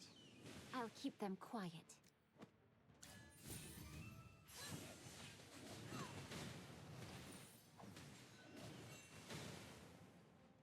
I'll be praised for this, right?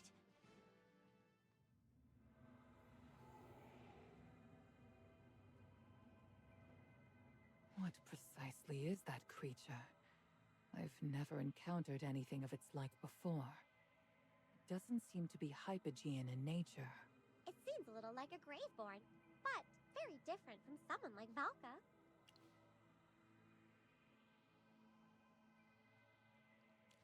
Indeed. I can sense the essence of death emanating from it. Death? Are we already dead? Stop speaking nonsense, Chippy. Regardless, this is the only path before us. Let us move forward.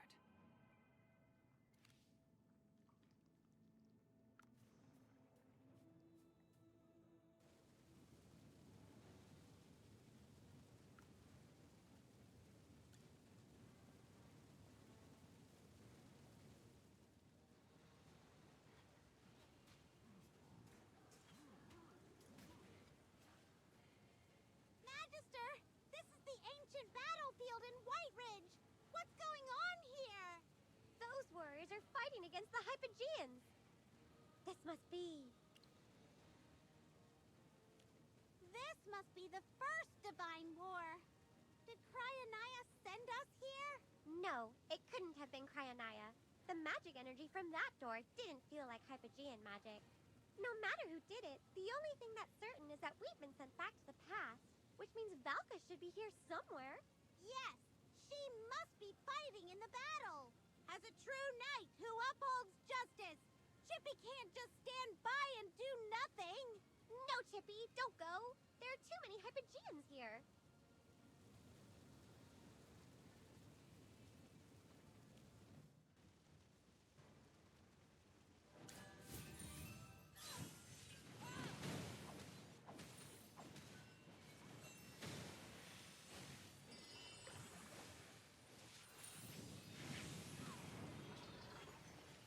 Victory blooms most beautifully.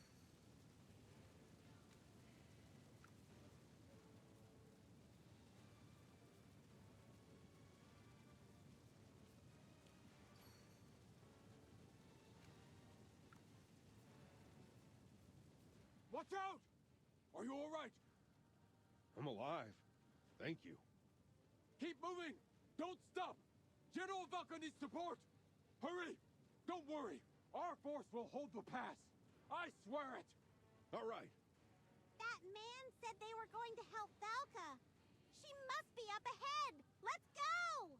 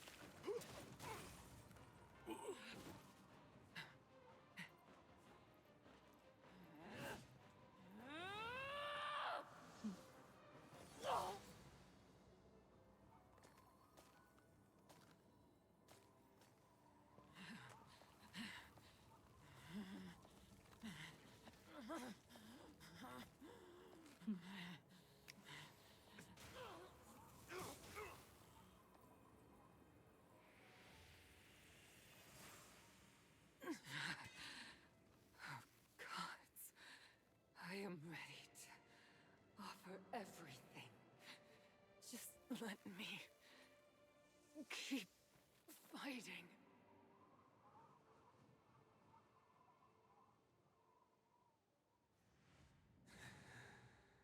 Death hurts, doesn't it? But which hurts more? Death or the curse of eternity? Lord of Death? You plead, and I grant you a choice. Embrace eternal slumber, or rise as a graveborn and keep fighting. But destined to be loathed and forgotten. Choose wisely.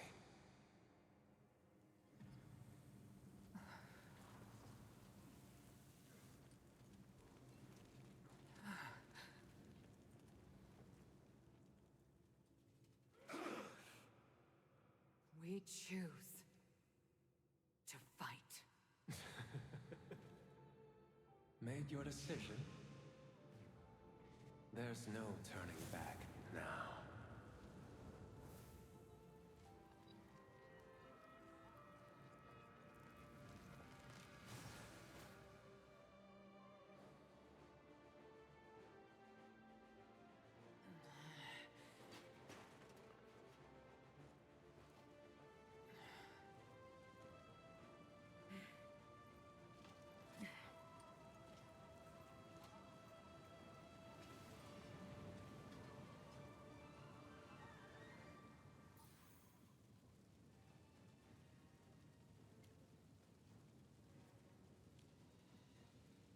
You're finally here. I had to wait quite a while. Oh, no, wait. Are you the god of death?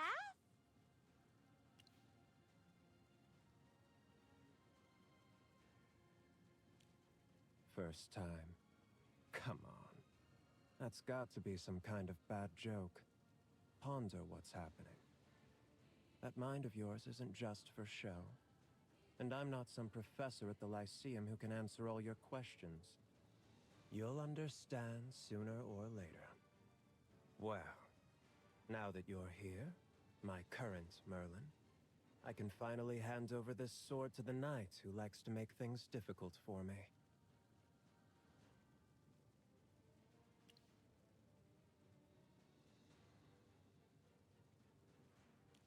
What? Did you really think you're the greatest mage in history? It is an honorable title for sure. But a few short-sighted mortals decided to bestow it upon you. Weren't you the one who chose her? I was just waiting for you to bring her here, as we agreed. What? Wait. You lost your memory. Interesting. Let me see. How should I put this? Never mind. It's far too bothersome to explain. Speaking of which, if you weren't here, I wouldn't be able to give her this sword. I just want to get rid of it. I've been waiting for 2,000 years. Dura's power is quite a nuisance.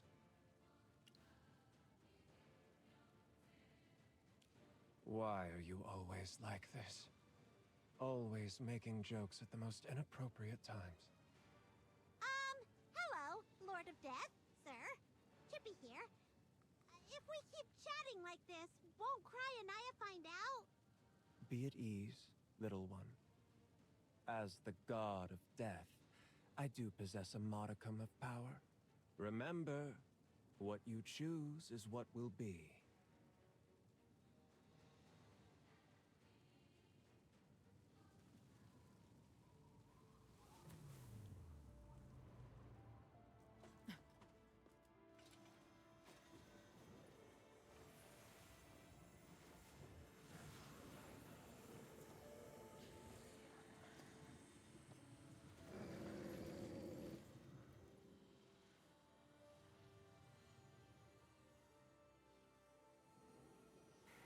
Aren't you going to take it? If not, I'll have to take it back.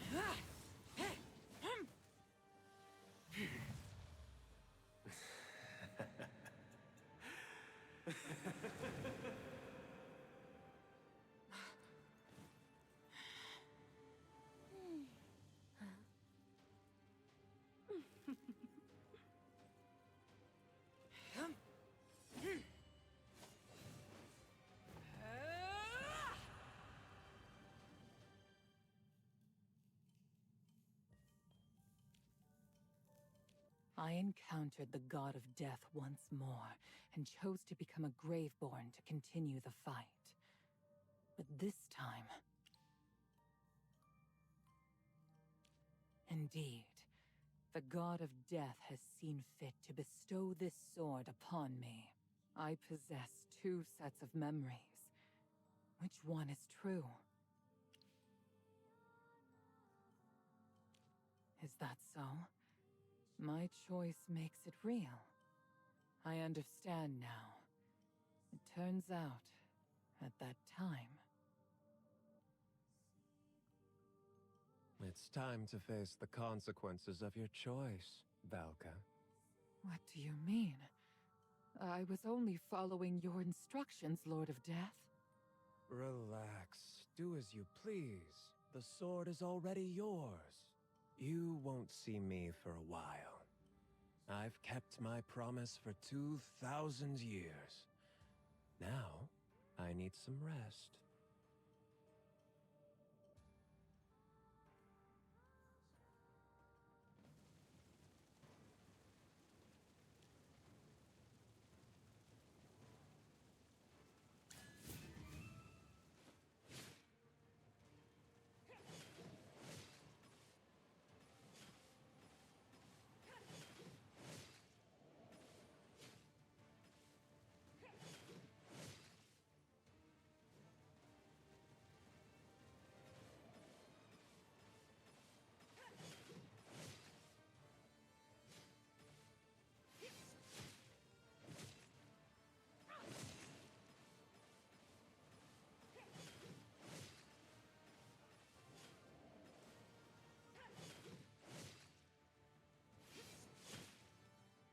You're right, Merlin.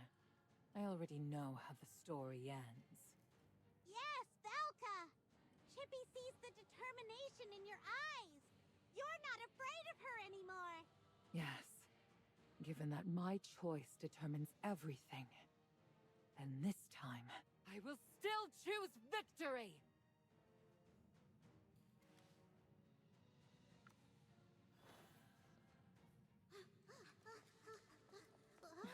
I knew it. Welcome back. Now the real game begins. Game?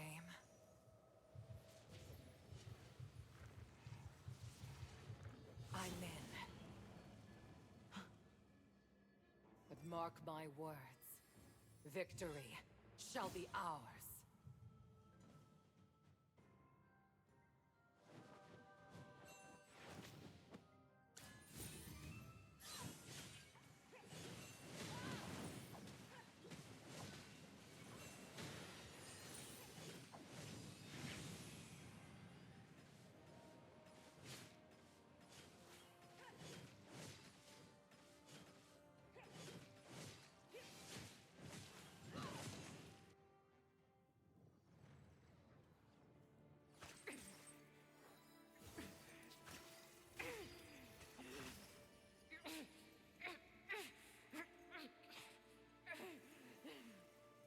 Even with the god of death's power, you will never conquer me!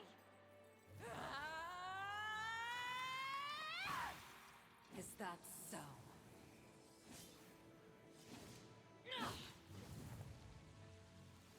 For this strike, my warriors and I waited an eternity.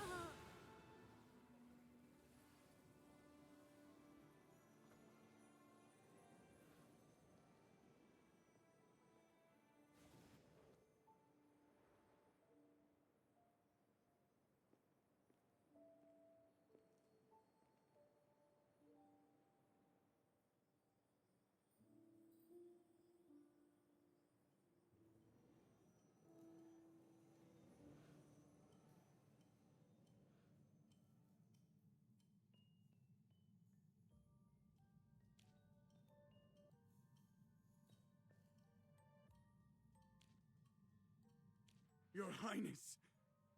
Dura above, no! I failed in my duty. When Her Highness asked me to go to the castle to get her gown, I should have refused. My duty was to stay by her side. This is my fault. Don't blame yourself, Sir Rodrigo. Even if you refused, the princess would have found another way to send you away. You don't know, but she was actually, well... What happened? Tell me what happened with Her Highness. Yes, I need to get a hold of myself. I am a knight and the captain of the palace guard. I need to fulfill my duties. Forgive my outburst, but you must tell me what happened. So you're saying that the princess died a year ago? She didn't come back to life because of Dura's grace? Dura's grace? Did the Archduke tell you that? At that time, we all thought that Her Highness had passed away. The whole castle was in mourning. But a few days later, the Archduke suddenly told us that because of our piety, Dura had bestowed her grace, and the princess was resurrected. We saw Her Highness walk out of the temple with our own eyes, the same as before. We never thought this was a trick of a Hypogean. I know it's hard to accept, but it's the truth. You could have taken my life, Dura. Why did you take the princess? Did you want her boundless smile with you that badly? Rodrigo. Let him be for the moment. He requires time to come to terms with all that has transpired. If Sir Rodrigo has come to the castle, that means the time loop has ended. Yes, we should go check on Cedar Town. Chippy hopes everyone there is okay. What about you, Velka? I wish to go check on my companions. I shall take my leave.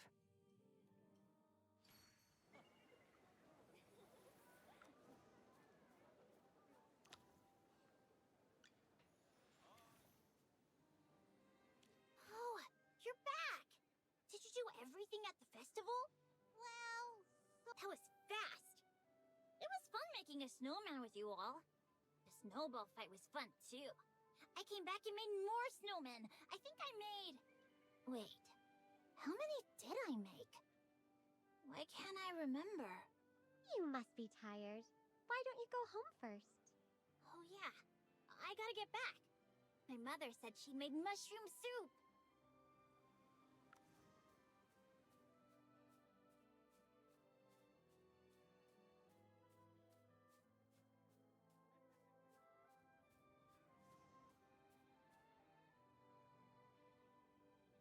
I remember we were planning to go on an adventure. Yes, but we haven't prepared the food or equipment yet. Let's wait until after the festival. Oh. Is the festival finished now? Didn't the festival just start? Great! You all are all right. What are you talking about? Wait, I remember you. We had a snowball fight together. it looks like they've all recovered.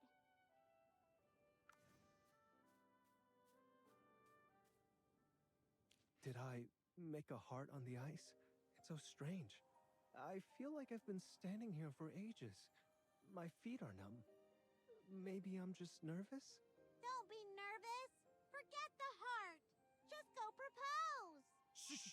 Keep your voice down. Don't let her hear you. My Kaya is the most beautiful woman in all of Hesperia. Wait, did I say this to you before?